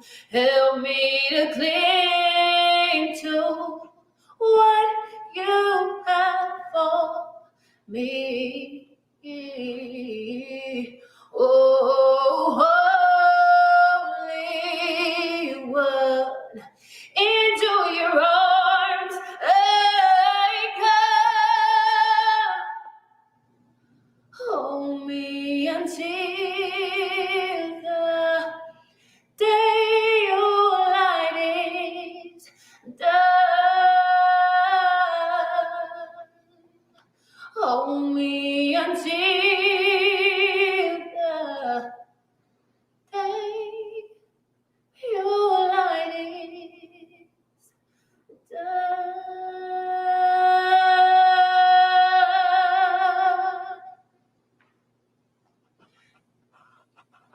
See?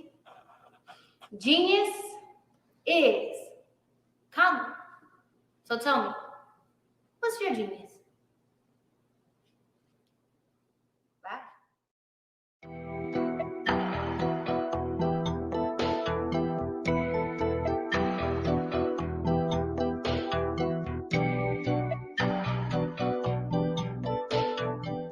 I am Solid Truth, and I am socially organizing and literally inspiring desire.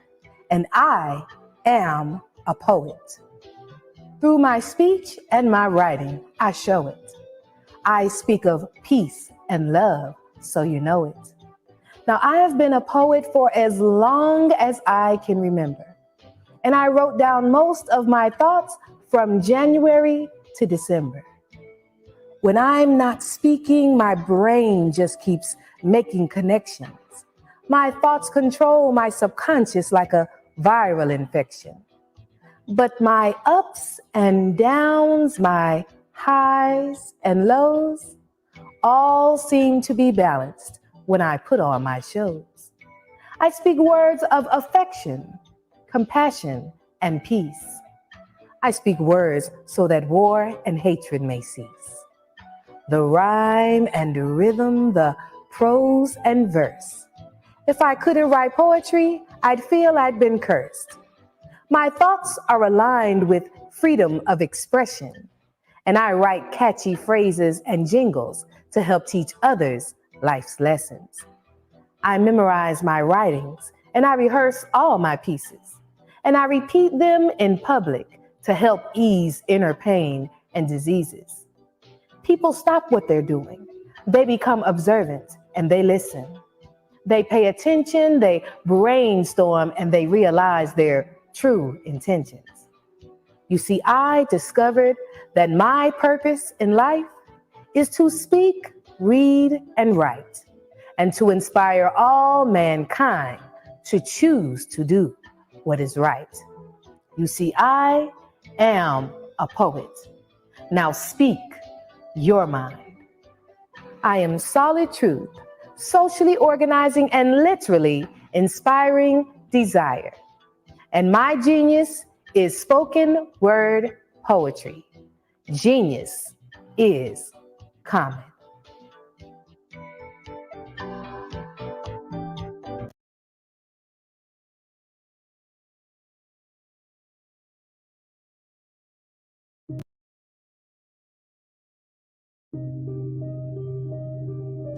The Black Business Expo is changing my life. This year, they are giving away laptops and even $5,000 in cash to students just like me. I'm Alexis, and I want to go to college to fulfill my dream of becoming an entrepreneur. Help the Black Business Expo going to www.blackbusinessexpousa.com and also becoming a vendor, a sponsor, or donating.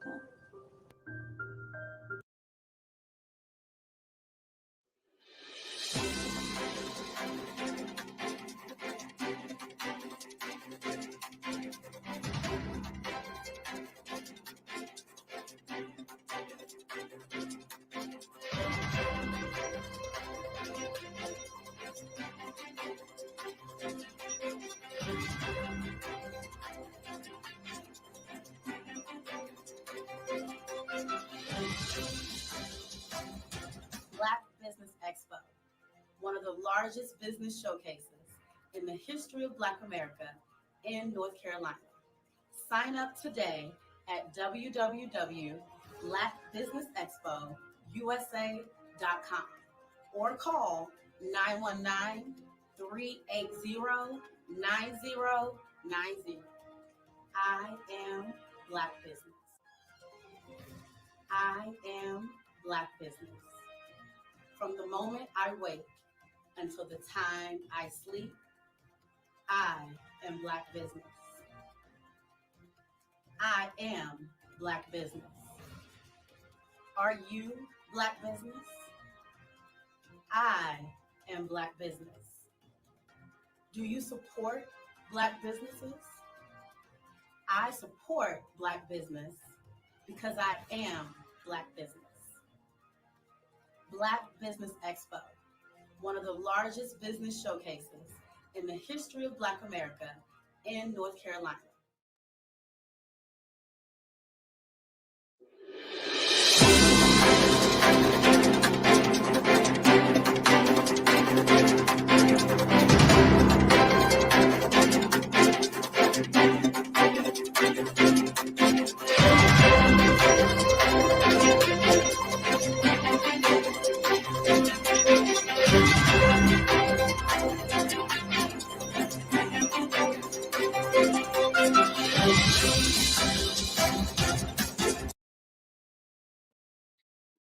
And we are back. So excited to have you back. I'm Barbara H. Smith, your moderator for this afternoon.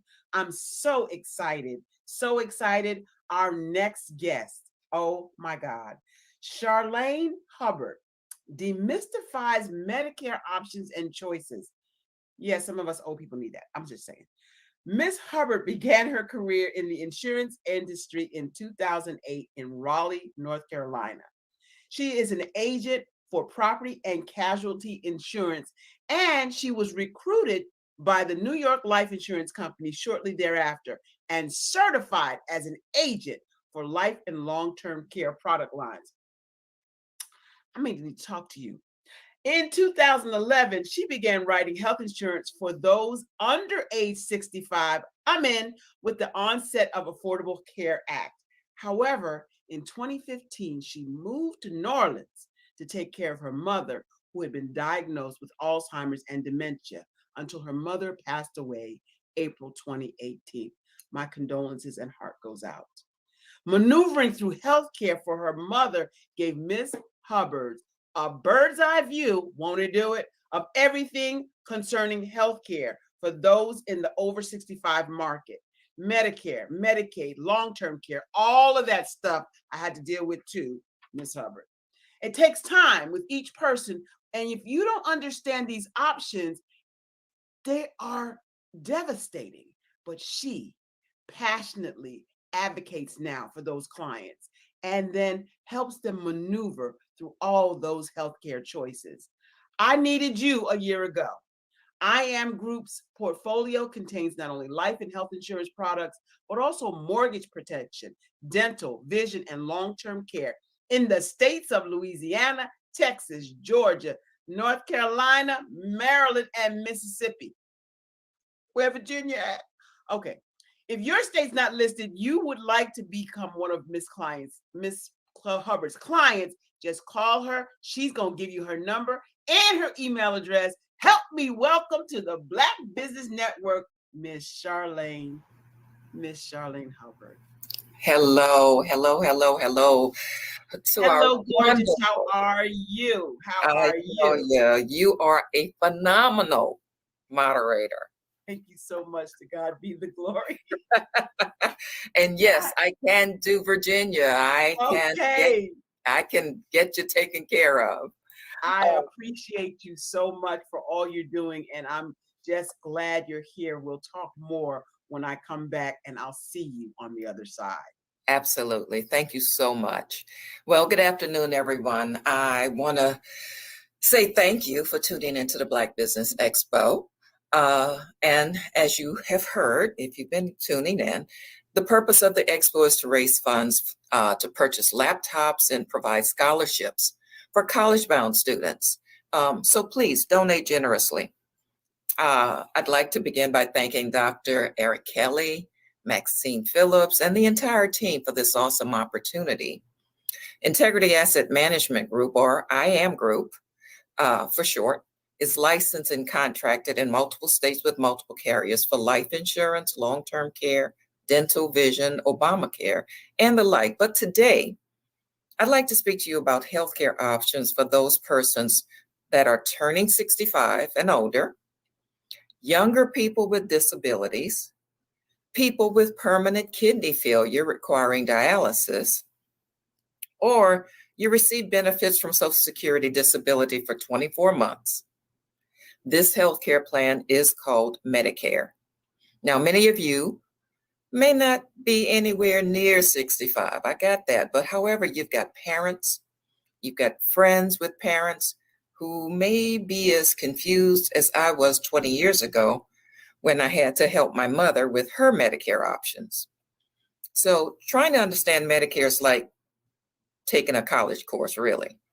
And often it's presented all at once, and it's too much information to digest at one time. So I decided to do this presentation in 3 parts. After all, what's the best way to eat an elephant? One bite at a time. So if you're interested in parts 2 and 3, I will be offering it through a Zoom conference on Tuesday, September 7th.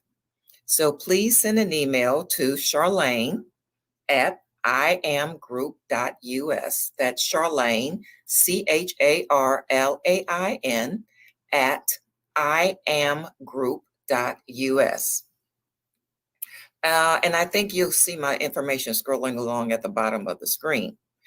So let's pretend I'm sitting across from you, having a cup of coffee. Love my coffee. And let's focus on Original Medicare Part 1. Now, I've got some notes because I tend to go overboard and I've got to pull myself back in, reel myself back in. And so we're going to talk a little bit about what is Original Medicare.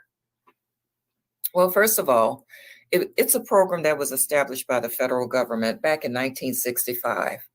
And the reason was because in the nation, there were so many disparities in healthcare for seniors. Original Medicare consists of two parts, A and B. And when you get your Medicare card, it's a red, white, and blue card.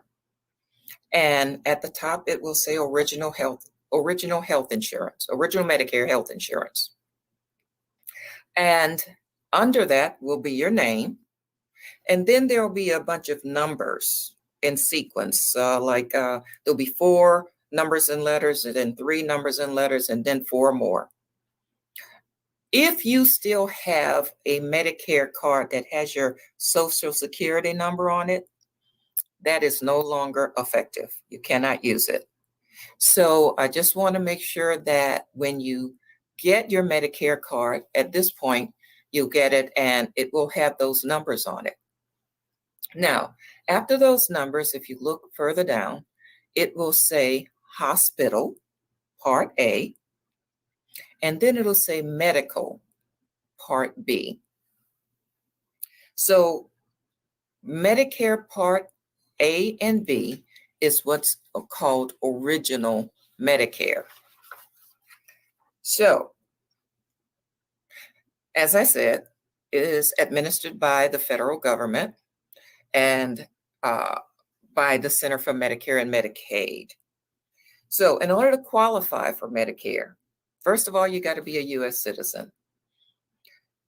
You have to be age 65 or older, or if you're under 65, having certain disabilities. If you are 65 and are disabled, and you receive benefits from Social Security disability for 24 months. You can get Medicare at any age if you have end-stage renal disease or permanent kidney failure that requires dialysis or a transplant.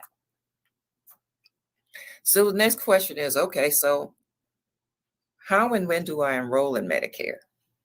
Well, you should be automatically enrolled if you are receiving Social Security when you turn 65. Otherwise, your initial enrollment period begins 3 months. 3 months prior to your birth month, then your birth month, and then you have 3 months after your birth month. And you can do this, you can also contact your Social Security office. If you work for the railroad, you need to contact the Railroad Retirement Board. Now, let's talk about Medicare Part A. If you or your spouse paid Medicare taxes, and if you look at your check stub, it says FICA, F-I-C-A, during your working years, which amounted to 40 credits or 10 years, you are entitled to premium-free Part A. If you do not qualify for premium-free Part A, in 2021, your monthly Part A premium is $471. Okay, I'm sorry. Yes, monthly premium. Part A, for Part A. If you don't qualify for free Part A, if you have 30 to 39 credits, your monthly Part A premium cost is $259. So just remember, you can get free Part A if you have worked and they have taken out those FICA taxes. So look at your check stubs, okay? So what's covered under Medicare Part A? That hospital. Well, of course, inpatient care in a hospital is covered. Skilled nursing facilities. Nursing home care. Now, not custodial or long-term care. That's a different beast. Hospice care. Home health care. The 2021 deductible, not the premium, but the deductible for Part A is $1,484. After the deductible is paid, Medicare covers the first 60 days at 100%. After day 60, the daily copay is $371 daily. Okay, so I want to get into that just a little bit because a lot of times we aren't aware that with Original Medicare, that red, white, and blue card only, Medicare will pay 80% of your bill. You're responsible for 20%. So let's look at an example. If you went into the hospital and you only have Original Medicare, the red, white, and blue card, you go into the hospital and you come out 10 days later and you've got, $100,000 bill that comes to you. Medicare is going to cover $80,000. You are responsible for that 20. That's a big chunk of change. So be mindful of that. Now, a little bit about Medicare Part B. In order to obtain it,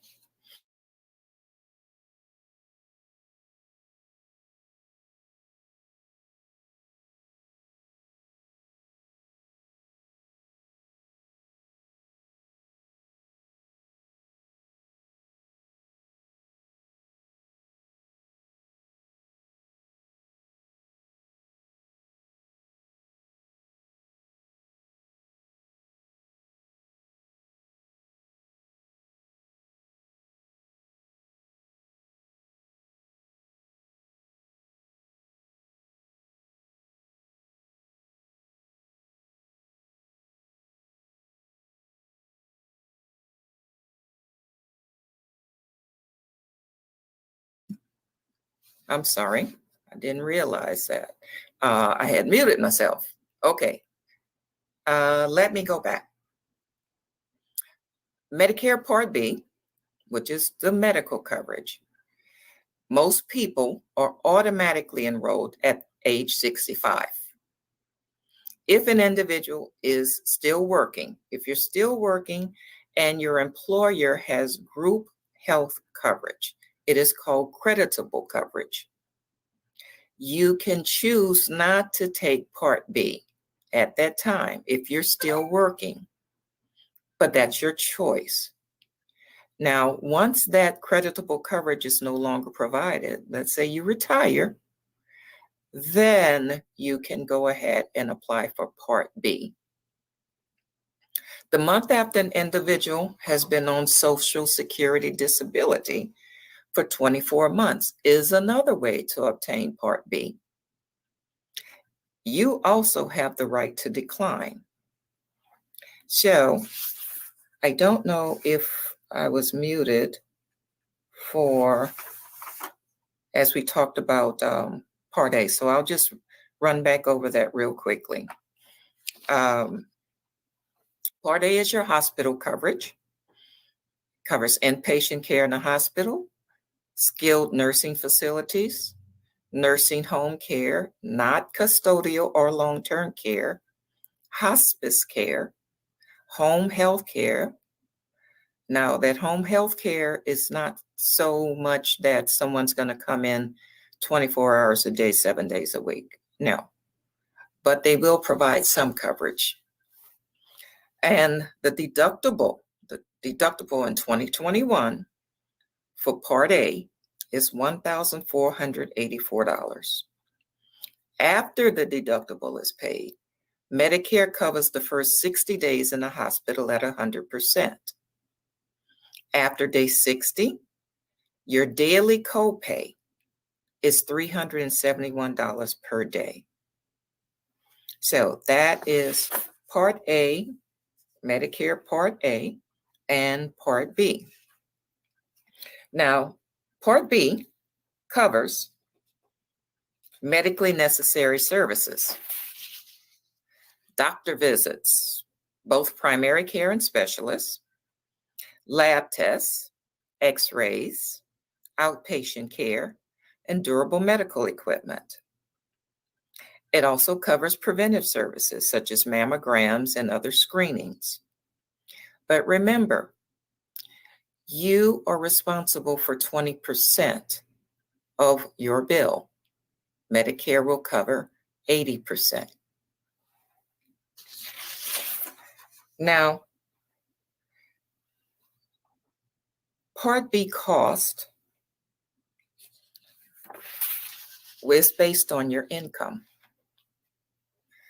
If your yearly income in 2019, which is what you'll be paying for 2021, was $88,000 or less for an individual, and if you file jointly, that's $176,000 or less. You pay monthly $148.50. If you are above 88,000 up to 111,000, and I know these are a lot of numbers, 88,000 to 111,000 for an individual, that's your income in 2019.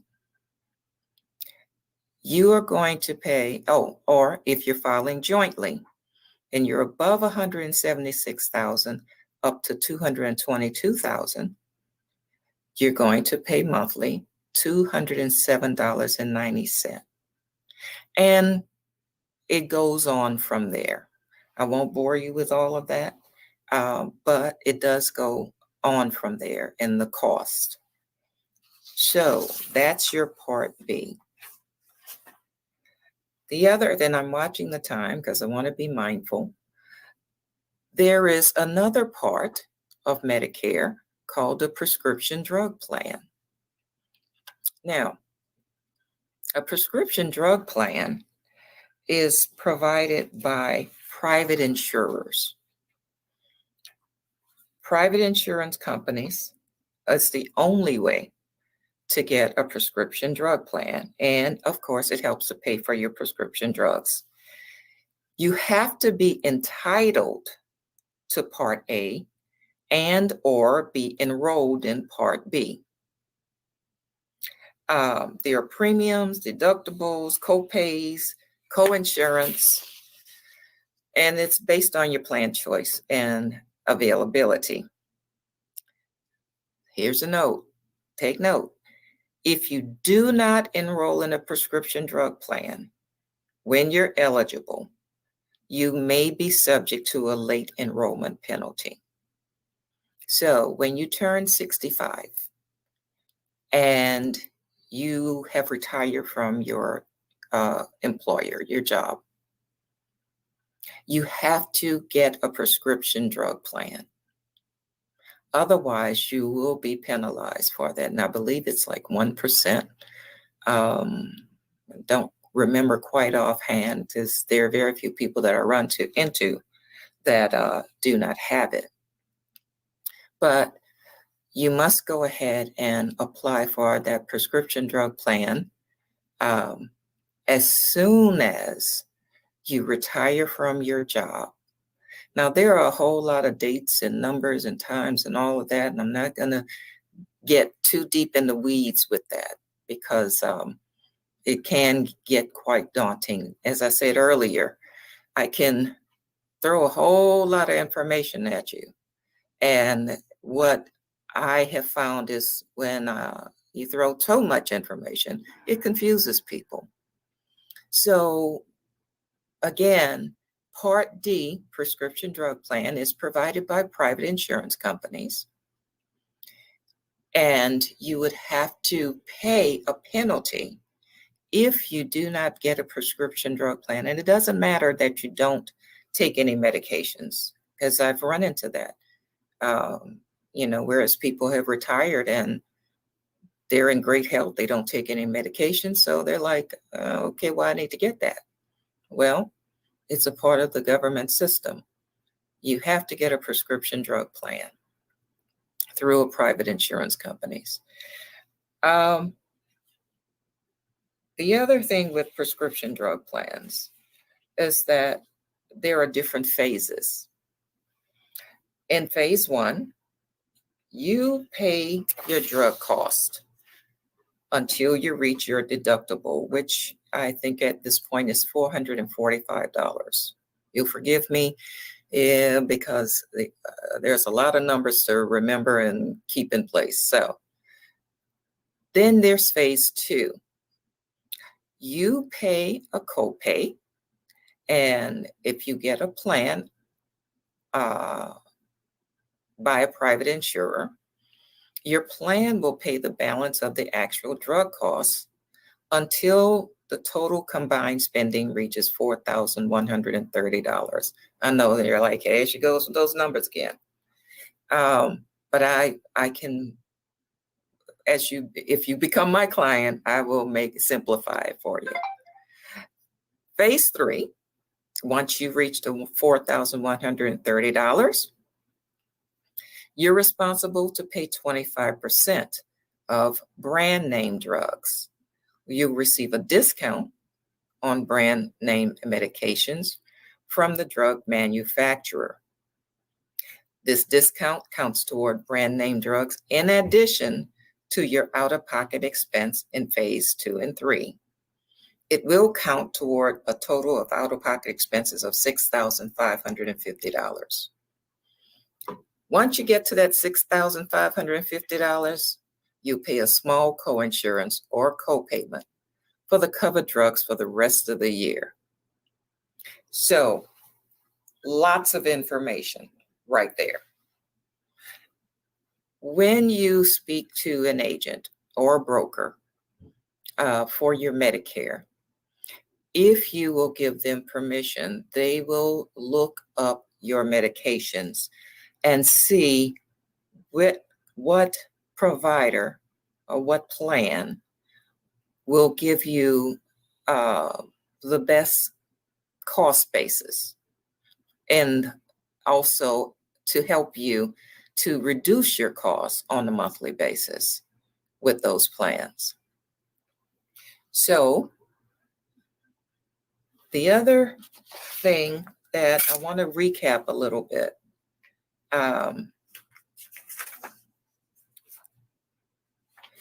your prescription drug plans are only offered by private insurance companies. They help to pay your prescription drugs.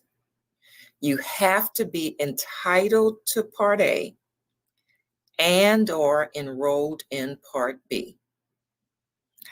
There are plan premiums, deductibles, co-pays, co-insurance, which is based on the plan that you choose and its availability. So let's go back to the beginning. Original Medicare, you get a red, white, and blue card. It's got your name. It's got a sequence of numbers and letters. It's got hospital Part A, provider Part B. With that card, you have coverage for hospital at 80%, doctor visits at 80%. You're responsible for 20% of the cost. Once you have that, you need to get a prescription drug plan to go alongside of it. So essentially you have A, hospital, B, provider or medical, and you have D, prescription drugs. So whatever happened to C? What happened to Part C? Well, Part C is what's called a Medicare Advantage plan. And like the prescription drug plan, Medicare Advantage plans are offered by private insurance companies. So as I watch the time, and I'm very cognizant of it, Part C, we will discuss at another time in a Zoom call. I've scheduled that for September 7th. If you would like to participate or like to get information about it, if you would please email me at Charlaine, CHARLAIN, at iamgroup.us. That's Charlaine at iamgroup.us. And we'll do a deeper dive into other options, your Part C, which is Medicare Advantage, and something else called a Medicare supplement. A lot of people say that they have a supplement, and we want to talk about a supplement and exactly what that is. Okay, if you have any questions, please feel free to contact me via email, and I'll get back to you within 24 to 48 hours. Okay, thank you so much. You are phenomenal, Charlaine. I thought you were going to be a nervous wreck by our backstage conversation, and you are phenomenal. Let me tell you, first of all, let's get this out of the way. You are drop dead buck gorgeous on the screen. Oh, thank you. And I'm telling you that anybody that knows that I'm transparent, I'm authentic, but I'm also real. And I don't say stuff that I don't mean.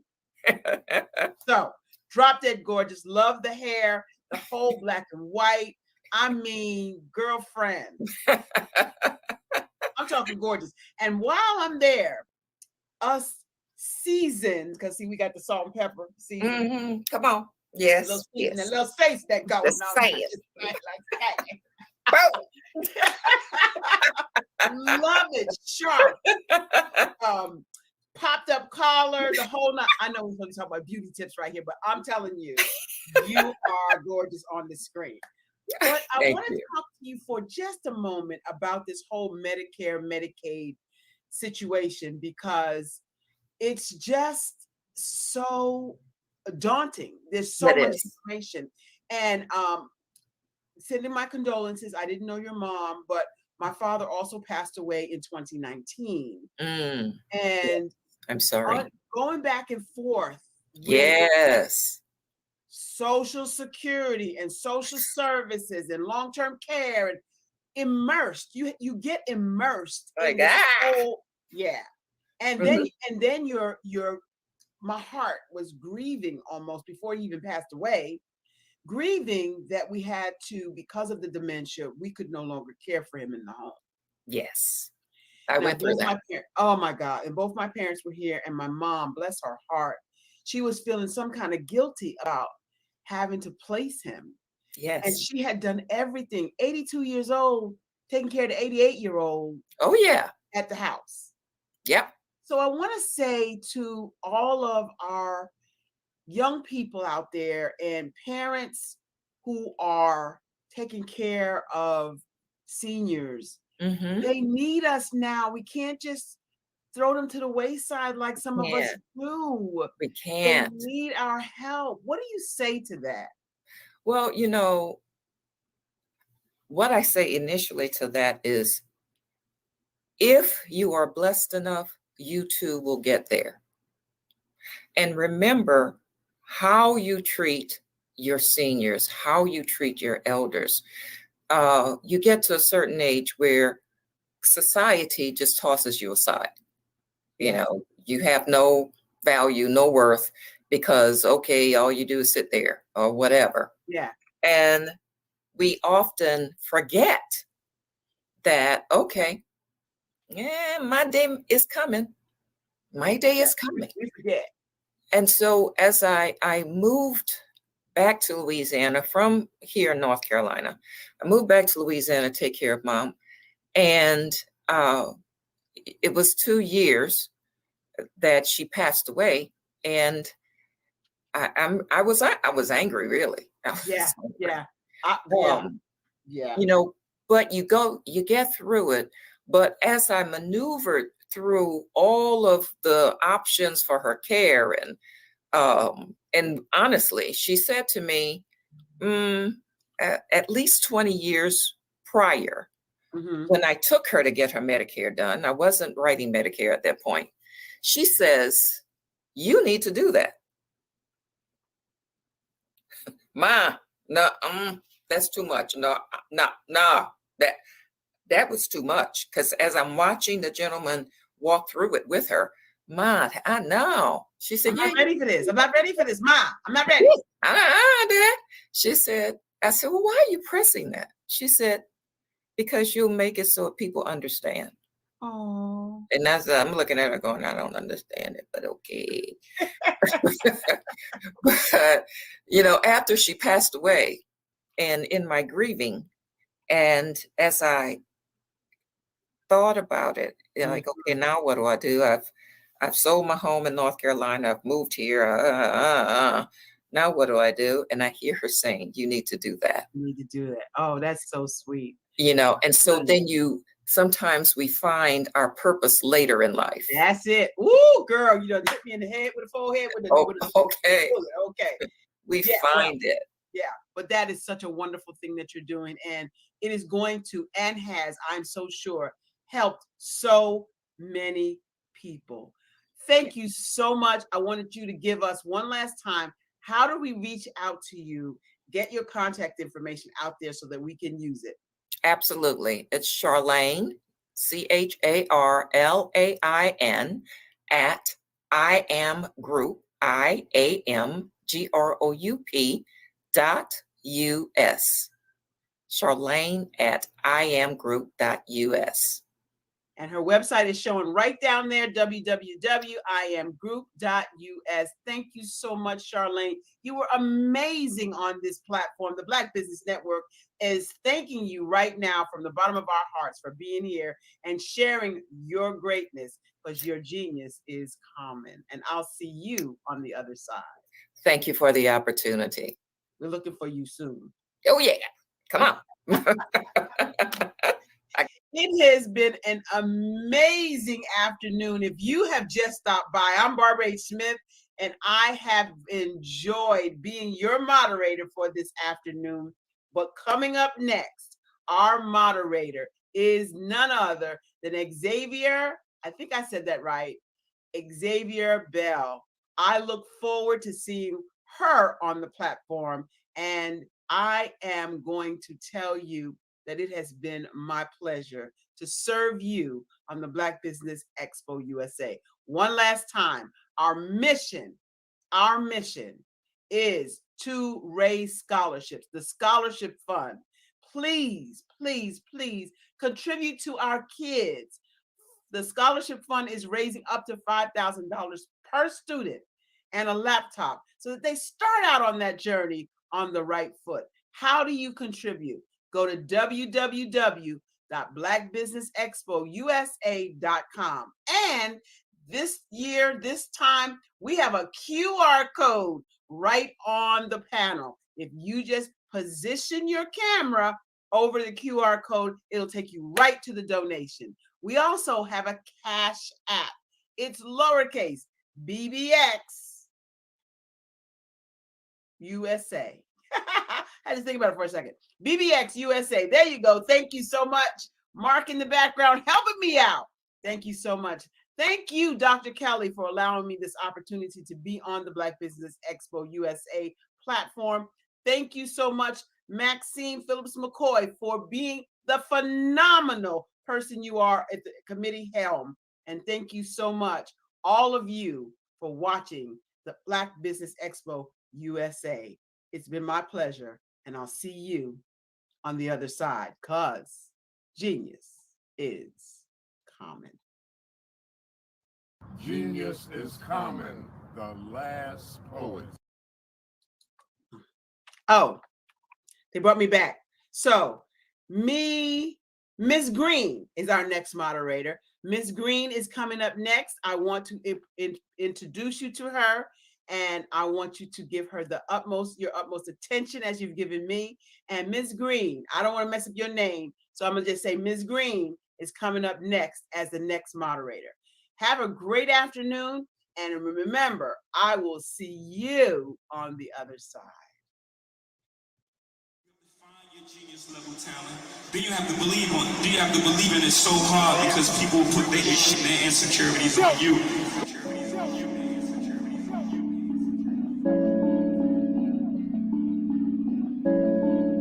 Squad made the beat. My name is Scott Galley, and I'm the CEO of Haystack Industries, and I am a genius. Hey y'all, it's TSU The Buzz Radio with your host, I am Zaire, also known as DJ Roz, and I am genius. Our job is to find that genius level talent and then to apply it in a way that supports that genius level talent.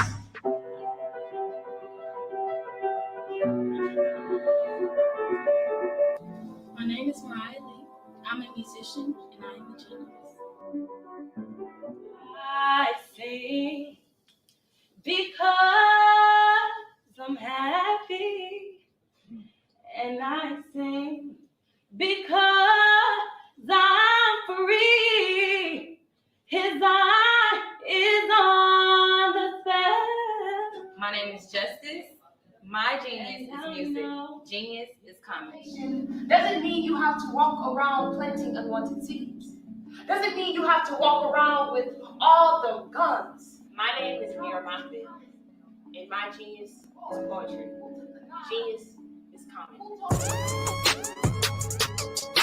Hi, I'm Celeste Stein, an associate professor of mass communication. Although I have a lot of interests, my genius is actually nurturing and helping others to achieve their full potential. I currently teach at Tennessee State University, where genius is common. I am a genius. My name is Gabriel Golden. I'm a student at Tennessee State University, and everyone has a genius in them. So I challenge you to find your genius.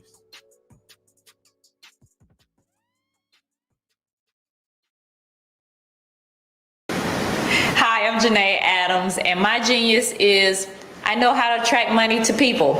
I paid off $50,000 of debt in 2 years. That's right, $50,000 of debt in 2 years. Now I travel the world as an international speaker and the author of 2 books, sharing my story of how I did exactly that step by step. Not only am I a speaker, but I also do financial wellness programs for corporations, and I have an online platform and online courses for individuals around the world. So that is my genius, and of course, genius is common. Hello, my name is Kiasi Helm and I'm 14 years old. I think my genius would probably have to be setting goals and achieving them. I say this because ever since I was young, I always wanted to be an author, and at age 11, I ended up achieving this. But not only did I end up becoming an author, I ended up becoming a public speaker, a publisher, a business owner, all these great things. The name of my business is Written by Kids Publishing Company. I decided to start this company because I thought it was important for me to help kids my age express themselves through literacy and just achieve their own goals. Because to me, achieving goals is the best thing in the world to feel. It's you just achieving things and aspirations that you set for yourself. And I know that everybody is capable of this because even if you don't end up achieving the goal, you still tried your best, and that's the most important thing. And everybody is capable of this because genius is common. Thank you.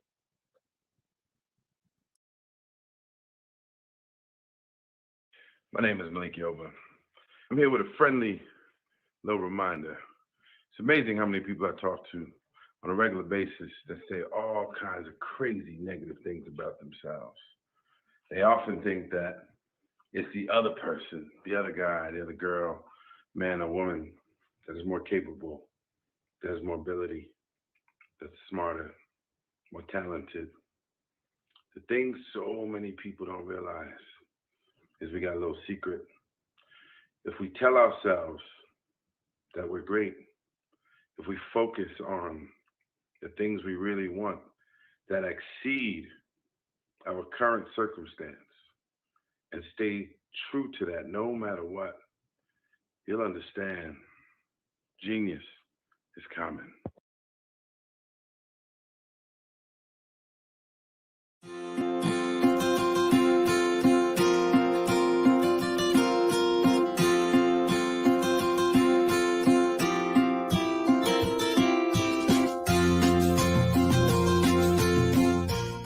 Hello, my name is Rochelle. I am 11 years old, and my genius is entrepreneurship, and my genius is comedy.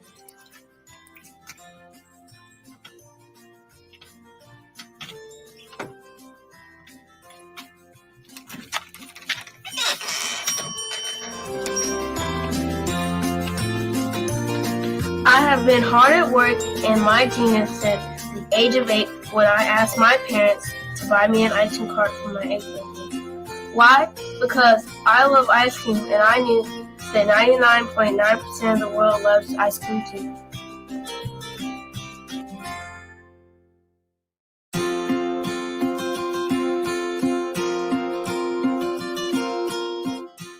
I started my business because I wanted to make my own money, give to my school's missionary, help my family, and buy my own toys.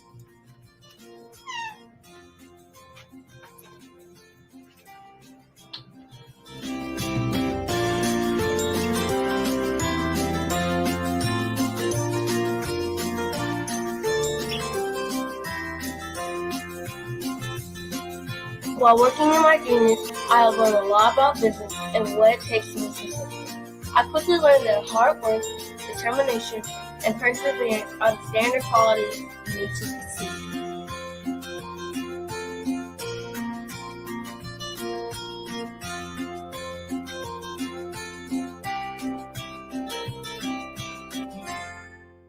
However, in my 4 years as a business owner, I have learned things that you can't learn from a book, like the true meaning of customer service.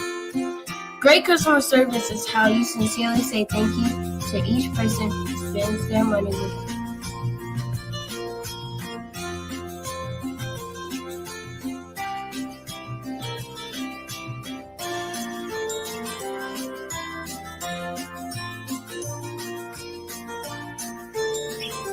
I have learned that there are more people praying for me to succeed than those who are not.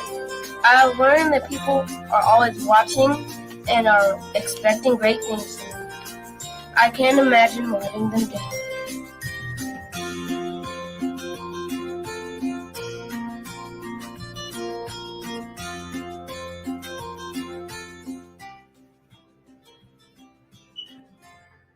I have learned that I must lift as I rise, and that I must be my brother's keeper.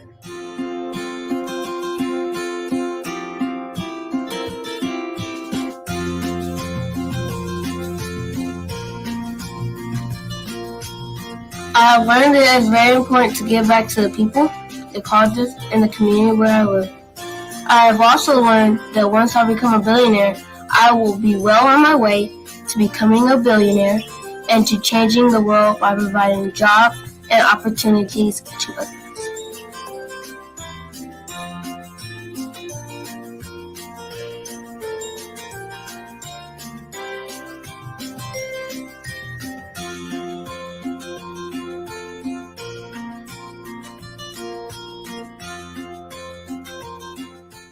I'm Boshel, the little icing dude, and my genius is coming.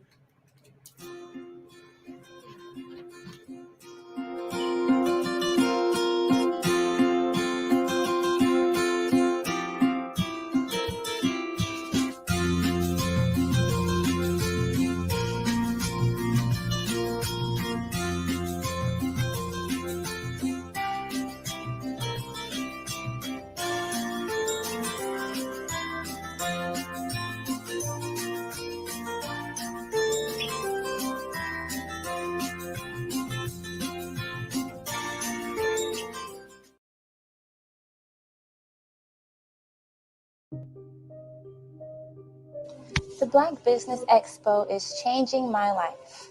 This year, they are giving away laptops and even $5,000 in cash to students just like me. I'm Alexis, and I want to go to college to fulfill my dream of becoming an entrepreneur. Help the Black Business Expo going to www.blackbusinessexpousa.com and also becoming a vendor, a sponsor, or donating.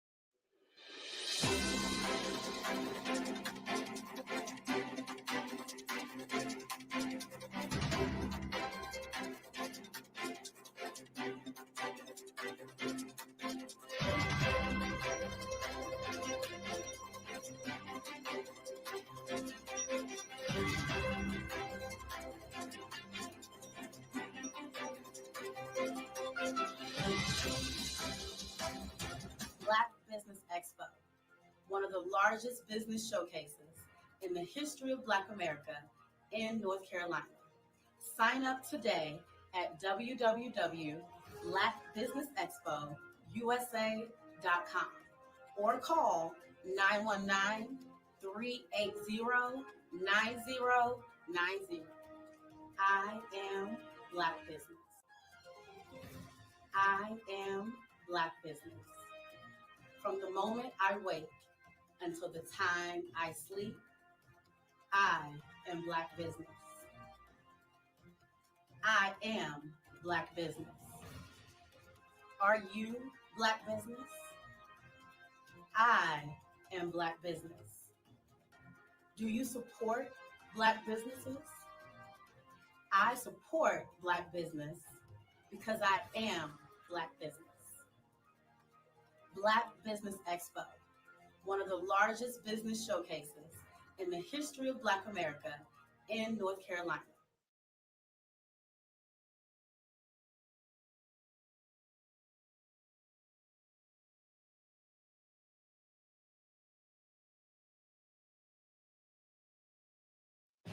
Tonight, the historic hurricane speeding toward the northeast. Henri now at hurricane strength and growing more powerful, on track to hit Long Island and New England, which hasn't seen a hurricane in 30 years, tomorrow. Coastal areas now evacuated, and the rush to board up and stock up. Lines for gas, empty store shelves. Governors calling up the National Guard. You should be prepared to deal with the possibility that you could lose power. We have the latest on its path. New terror threats in Afghanistan. Americans told not to come to the airport. It's too dangerous, despite the president's promise yesterday to get everyone out. Mr. Biden canceling his vacation today, and the dramatic report from outside the airport walls. At the front, people are just getting crushed. School shutdown. One district canceling school for 2 full weeks after a COVID outbreak with no remote learning option. Parents across the country bracing for a chaotic school year. Criminals going to extremes to steal your identity, even wearing masks to pretend they're you. They've already stolen hundreds of billions of dollars. And the special visitors that comforted this grieving father and how he turned it into a global movement. This is NBC Nightly News with Jose Diaz-Balart. Good evening. As we come on the air tonight, Hurricane Henri is beating a path that no hurricane has taken in the past 30 years. The storm now on track for a direct hit on the Northeast. States are now preparing for what could be strong winds and severe flooding. Voluntary evacuations are taking place in some low-lying areas. And The Statue of Liberty and Ellis Island will be closed tomorrow as the storm comes in. We are covering it all for you tonight, and we begin with Ron Allen on New York's Long Island. Tonight, with millions in New York under a state of emergency, officials are calling for voluntary evacuations for some coastal low-lying areas. Tourists cutting vacations short. I'm going to the airport, trying to take a flight out to Los Angeles before they all get canceled. Long Island racing for what's expected to be the first direct hit by a hurricane in more than 30 years, when Gloria in 1985 caused $1 billion in damage. So with hurricanes, you really can't mess around. It's going to be our anniversary on Sunday, so those plans got canceled. We're just going to hunker down, drink some champagne. If you have to move, if you have to stock up, if you have to get to higher ground, it has to be today, please. With time running out before Henri's expected landfall around noon Sunday, residents lining up for gas and boarding up, preparing for 3 to 6 inches of rain, 75-mile-per-hour wind gusts, and massive power outages that could last for days. What worries you the most? Well, this is a significant storm event. It's high hurricane force winds. It's a significant rainfall, storm surge. Emergency crews are on standby. 500 National Guard called up. Officials urging residents to stay home on Sunday. And Ron joins us from Long Island. So, Ron, what's going on there now in what may be the bullseye? Well, the clouds are getting darker, thicker, and more ominous, and it's just starting to rain. We expect that to intensify, along with the winds in the coming hours, and then overnight strengthen. And then no one knows exactly what's going to happen here. Jose? Ron Allen in Long Island, thank you. A state of emergency in Connecticut tonight also as Hurricane Henri sets its sights on New England. Kathy Park is there. The threat of Hurricane Henri closing in on New England. Connecticut now under a state of emergency. Two things. Stay safe, stay home. Rhode Island opening several shelters for residents to safely ride out the storm. And the governor of Massachusetts activating members of the National Guard. We plan and prepare for the worst and hope we never have to use those plans. Tonight, coastal communities on high alert, with officials shutting down beaches and ferries starting Sunday. Residents stocking up on essentials, emptying store shelves. What seems to be flying off the shelves? Batteries, flashlights, gas cans, generators, just all the standard preparedness stuff. Do you have all those things ready to go? We're running low on a lot of them, but we're stocking up as much as we can. Hurricane Bob took a similar path 3 decades ago, slamming towns with high winds, knocking out power for days. Once Henri makes landfall, the slow-moving system could also trigger widespread flooding and outages. I got a flashlight and some batteries and some tissues. Could not find water. Wow. Henri cutting the weekend short as millions brace for impact. And Kathy is in New London, Connecticut. Kathy, they have some searing memories there from Superstorm Sandy. Jose, that's right. The damage from Sandy was extensive. We are told that the water got all the way up to the boardwalk. Debris was scattered practically everywhere, and this beach was closed for a week. Jose? Kathy Park in New London, Connecticut, thank you. Meteorologist Dylan Dreyer is tracking the storm's path. Dylan, what's the latest? Well, Jose, it is a Category 1 hurricane at this time, and will most likely maintain that strength as it approaches either Long Island or Rhode Island or Connecticut. The track of the storm has been wobbling just a bit, but either way, we're going to see the same conditions. They do deteriorate overnight. It's going to be really nasty across Long Island and southeastern Massachusetts going through the day on Sunday, and then it will rain itself out as we go into Monday and Tuesday across the rest of New England. We are likely going to see flooding concerns because of the rainfall itself. 3 to 6 inches of rain will be widespread across the Northeast, with as much as 10 inches of rain in some areas. Then we're also looking for flooding along the coast because of the storm surge, especially eastern Long Island, southeastern Massachusetts, Rhode Island. A 3 to 5 foot storm surge is likely. We're also going to see the risk of power outages because winds could gust up to 60 to 80 miles per hour. It topples trees, it topples power lines on that soaking wet ground. So we have a lot of facets that we need to focus on, and it all starts tonight. Jose? Dylan Dreyer, thank you very much. We're watching the effects of another hurricane tonight. A deadly Category 3 hit Mexico overnight. Hurricane Grace battered the country's eastern coast with high winds, floods, and mudslides that killed at least 8 people. Some areas got up to 18 inches of rain. It was one of the most powerful storms to ever hit the country's Gulf Coast. And now turning to the crisis in Afghanistan. Fear and desperation are growing as Americans and Afghans try to escape. And now there's a new warning about an ISIS terror threat against U.S. citizens and the Kabul airport. We have 2 reports tonight, starting with Monica Alba at the White House. A chaotic crush at the Kabul airport. Thousands struggling to reach the gates. As the U.S. Embassy told Americans today to avoid going there unless specifically instructed, due to potential security threats, including from the ISIS affiliate active in Afghanistan. Defense officials tell NBC News their specific concern the terrorist group could target Americans and the airport. The threat comes just hours after President Biden pledged to bring all Americans home and claimed there were no instances of U.S. citizens having trouble accessing the base. We've made an agreement with the Taliban thus far. They've allowed them to go through. It's in their interest for them to go through. Contradicted by his own Defense Department, with Secretary Austin telling lawmakers Friday some Americans had been harassed and assaulted by Taliban fighters at checkpoints. Yes, some physical violence has occurred. What appears to be happening is that not every Taliban fighter either got the word or decided to obey the word. A new strategy forming as the U.S. military explores alternative ways to get U.S. citizens, Afghans, and third-party nationals to the airfield safely, just as it did Thursday when helicopters rescued 169 Americans from a nearby hotel. The mission even more urgent as time runs out ahead of the president's August 31st deadline, just 10 days away.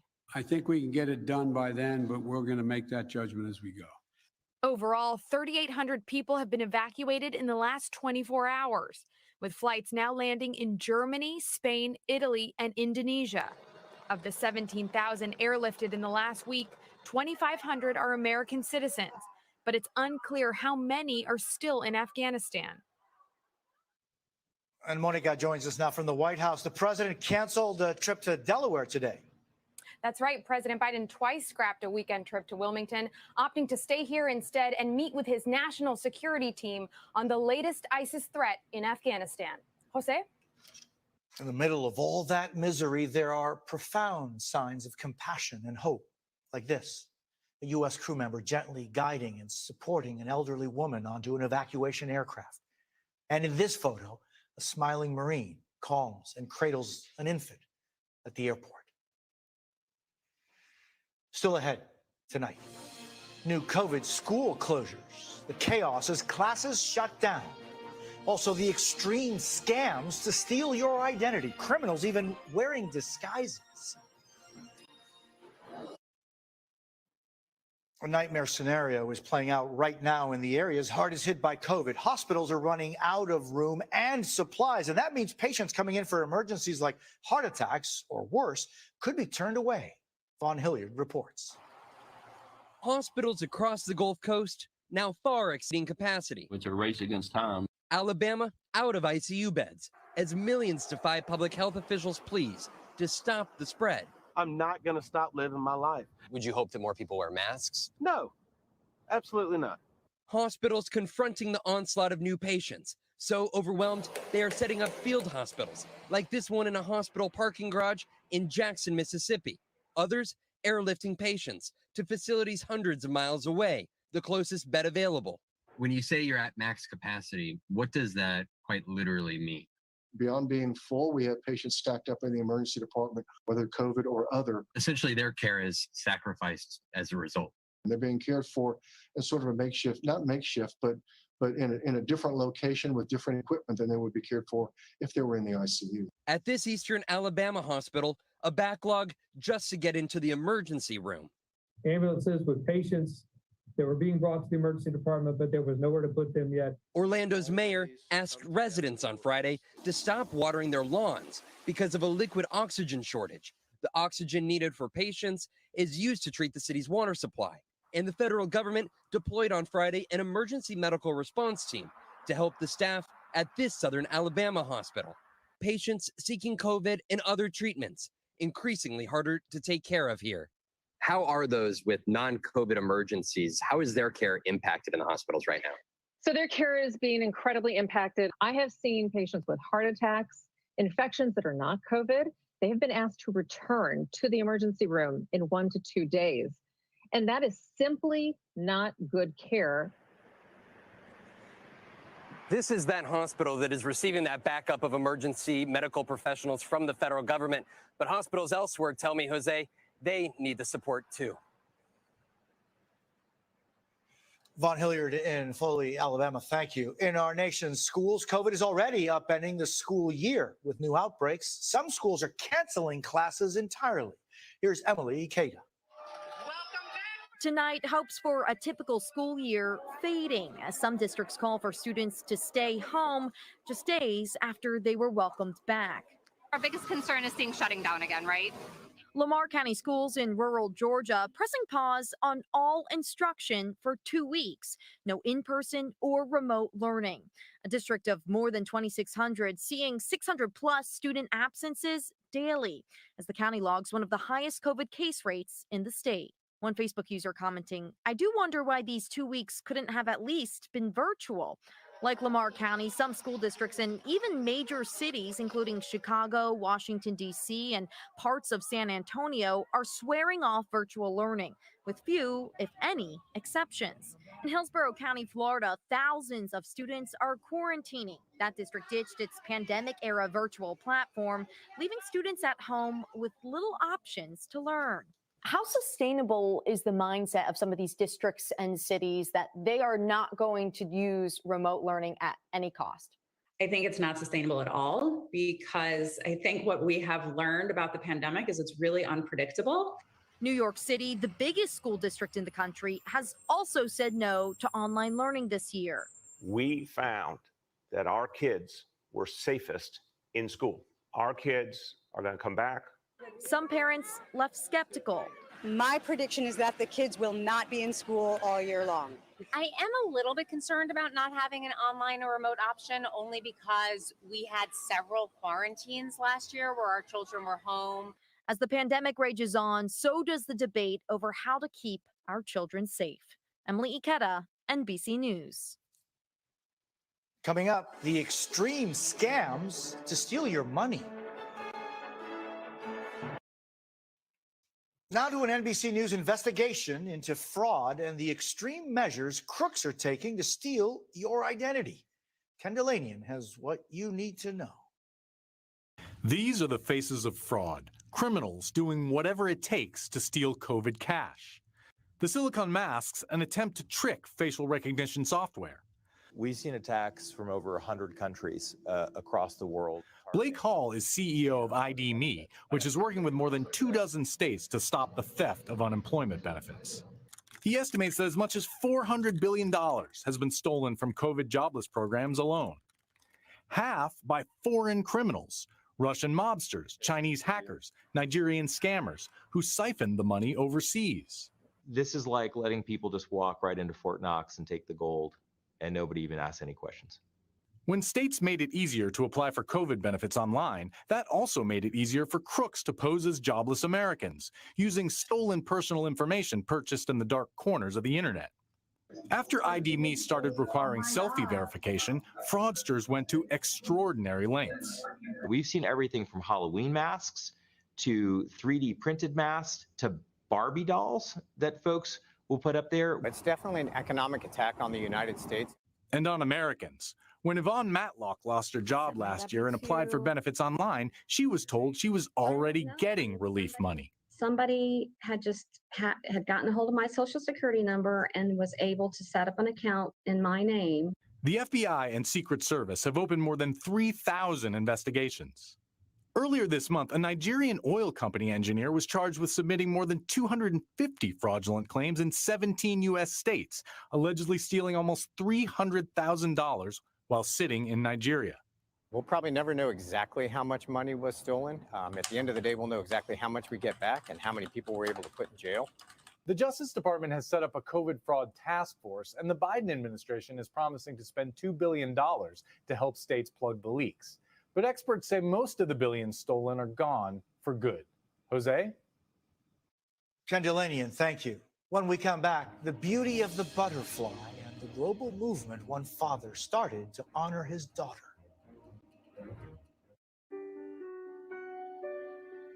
There's good news tonight about the power of nature, not only to heal, but to help remember. Frank O'Donnell was in his Rhode Island backyard just days after the death of his daughter, Carrie, when he had a visitor. Take me back to that day. I noticed over my right shoulder that an orange butterfly had landed on the side of our house. It was 2010 when 15-year-old Carrie died in a car accident. Did it click with you in any way that, why that butterfly? Was it Kerry looking over my shoulder? I don't know, but I kind of felt like she was there watching. Frank, so moved by the moment, planted a garden in her honor, filling it with dozens of milkweed plants, hoping to attract more of the bright orange butterflies. Why milkweed? It's where monarchs lay their eggs, and it's vital for their survival. And we just started having butterflies visit. It got a lot of visits, but also produced a lot of seed pods, which gave me a bunch of milkweed seeds. Those seeds sprouting an idea. I said, you know what? People I know might want them. Frank posted the offer on Facebook in January, where it bloomed into a global movement. More than 1,000 requests for the seeds so far, along with words of encouragement like this. I would like your beloved daughter to be free and beautiful, as is the monarch butterfly. I applaud your resiliency. Thank you for sharing your story of healing. For Lucy Contente, those seeds brought her joy during a difficult time. Especially during COVID. So this was a wonderful distraction. An avid gardener, Lucy's efforts to nurture the monarchs now has an even more special meaning. When I tell other people about it, I get to tell them about the story of Carrie. Sharing seeds of love to keep her memory alive. How many untold butterflies are out there flying because of Carrie?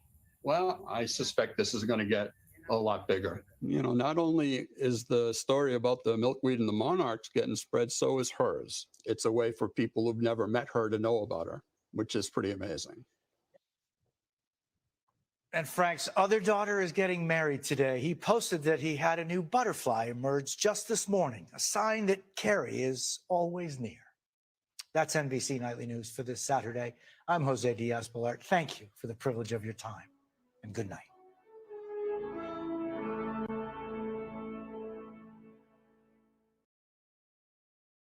Thanks for watching our YouTube channel. Follow today's top stories and breaking news by downloading the NBC News app.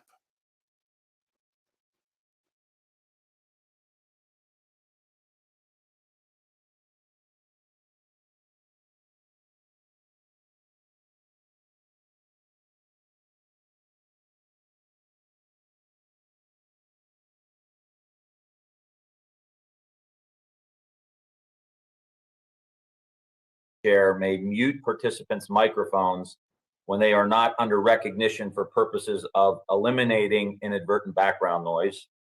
Second, members are responsible for muting and unmuting themselves. If I notice when you recognize that you have not unmuted yourself, I will ask you if you'd like the staff to unmute you. If you indicate approval by nodding, staff will unmute your microphone. Third, I want to remind all members and witnesses that the 5-minute clock still applies. You will notice a clock on your screen that will show how much time is remaining. And if there's a technology issue, we will move to the next member until the issue is resolved, and you will retain the balance of your time. Fourth, in terms of the speaking order, we will be beginning with the chair and ranking member. Then members present at the time the hearing is called to order will be recognized in order of seniority. Finally, the House rules require me to remind you that we have set up an email address to which members can send anything they wish to submit in writing at any of our hearings. That email address has been provided in advance to your staff. Good morning to our panel. I'm pleased to welcome Acting Chief of the Capitol Police, Yogananda Pittman, and Acting House Sergeant at Arms, Tim Blodgett.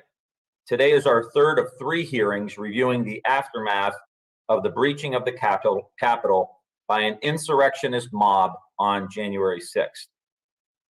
The purpose of this hearing is to dig deeper into the failures that occurred on January 6th. I and the members of this subcommittee will be asking some very uncomfortable questions as we conduct a thorough review of what went wrong. I want to emphasize at the outset that the hearing is not a gotcha exercise. None of us at this hearing can forget the events of January 6th, but how we respond will determine how we collectively learn from the trials of that day, not as Democrats and Republicans, but as Americans charged with the responsibility of being caretakers of our republic. As we move forward, we do not want to fall into the trap of preparing to fight the last war. We must be prepared to ensure the next one never happens. And if we ignore the mistakes of the past, the Capitol campus will continue to be vulnerable to unknown and unexpected threats. So I am going to start with a meeting I had on January 5th. I was briefed by then House Sergeant at Arms Paul Irving and U.S. Capitol Police Chief Sund. During the briefing, both Chief Sund and Mr. Irving provided assurances that the Capitol complex had comprehensive security and there was no active intelligence that groups would become violent at the Capitol during the certification of the electoral votes. I was later told by Chief Sund that his department did not have intelligence that there would be an armed insurrection. Although we now know that there was in fact an intelligence report from his own department released on the 3rd, which states, quote, unlike previous post-election protests, the targets of the pro-Trump supporters are not necessarily the counter-protesters as they were previously, but rather Congress itself is the target on the 6th.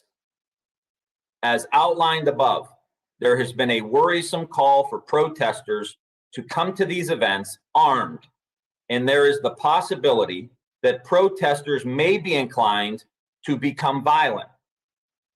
This, combined with Stop the Steal's propensity to attract white supremacists, militia members, and others who actively promote violence, may lead to a significantly dangerous situation for law enforcement and the general public alike, end quote. But even putting the Capitol Police intelligence assessment aside, how could the security planning, policies, and procedures apparently be so lacking and ill-prepared?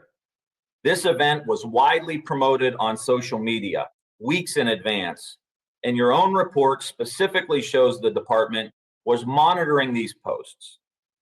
There were numerous groups with a history of violence known to be planning to attend, and these groups were actively discussing their plans on social media. I, for one, am at a loss to understand how your intelligence report, and then later as the mob walked 16 blocks, growing in size and aggressive demeanor, failed to impact the Capitol Police Force security posture. I also would like the panel to address the failures regarding command and control and communication. I have spoken to many officers who felt that on that day of the attack, they were left alone and unsure how to respond. How did command and control break down so quickly? What needs to be changed? It has been widely reported that senior leadership was not reachable, nor providing direction to the officers. Is that true? We have also been told that there was not a clear understanding of the rules of engagement and the level of force that officers were expected to use as the attack unfolded.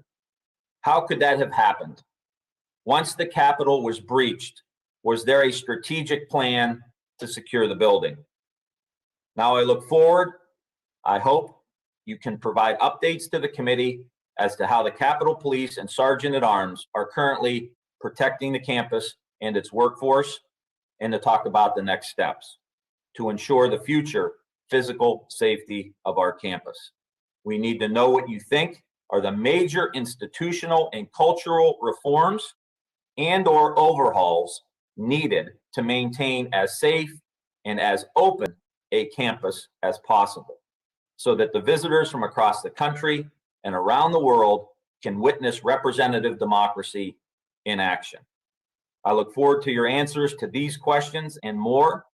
I want you to know that we are very thankful for your service and that of the staff of your organizations who work so hard to make this House run. At this point, I would like to yield to my friend and colleague, the ranking member, Jamie Herrera Butler, for an opening statement that she would like to make. Thank you, Mr. Chairman, and thank you, Acting Chief Pittman and Acting Sergeant at Arms Blodgett, for being here today. January 6th, the whole world watched in disbelief as the center of American democracy was assaulted. The very ideals of democracy that make us the envy of the world were attacked. It was the Constitution in action. It was the counting of the electoral votes. It was the transfer of power that takes place every 4 years.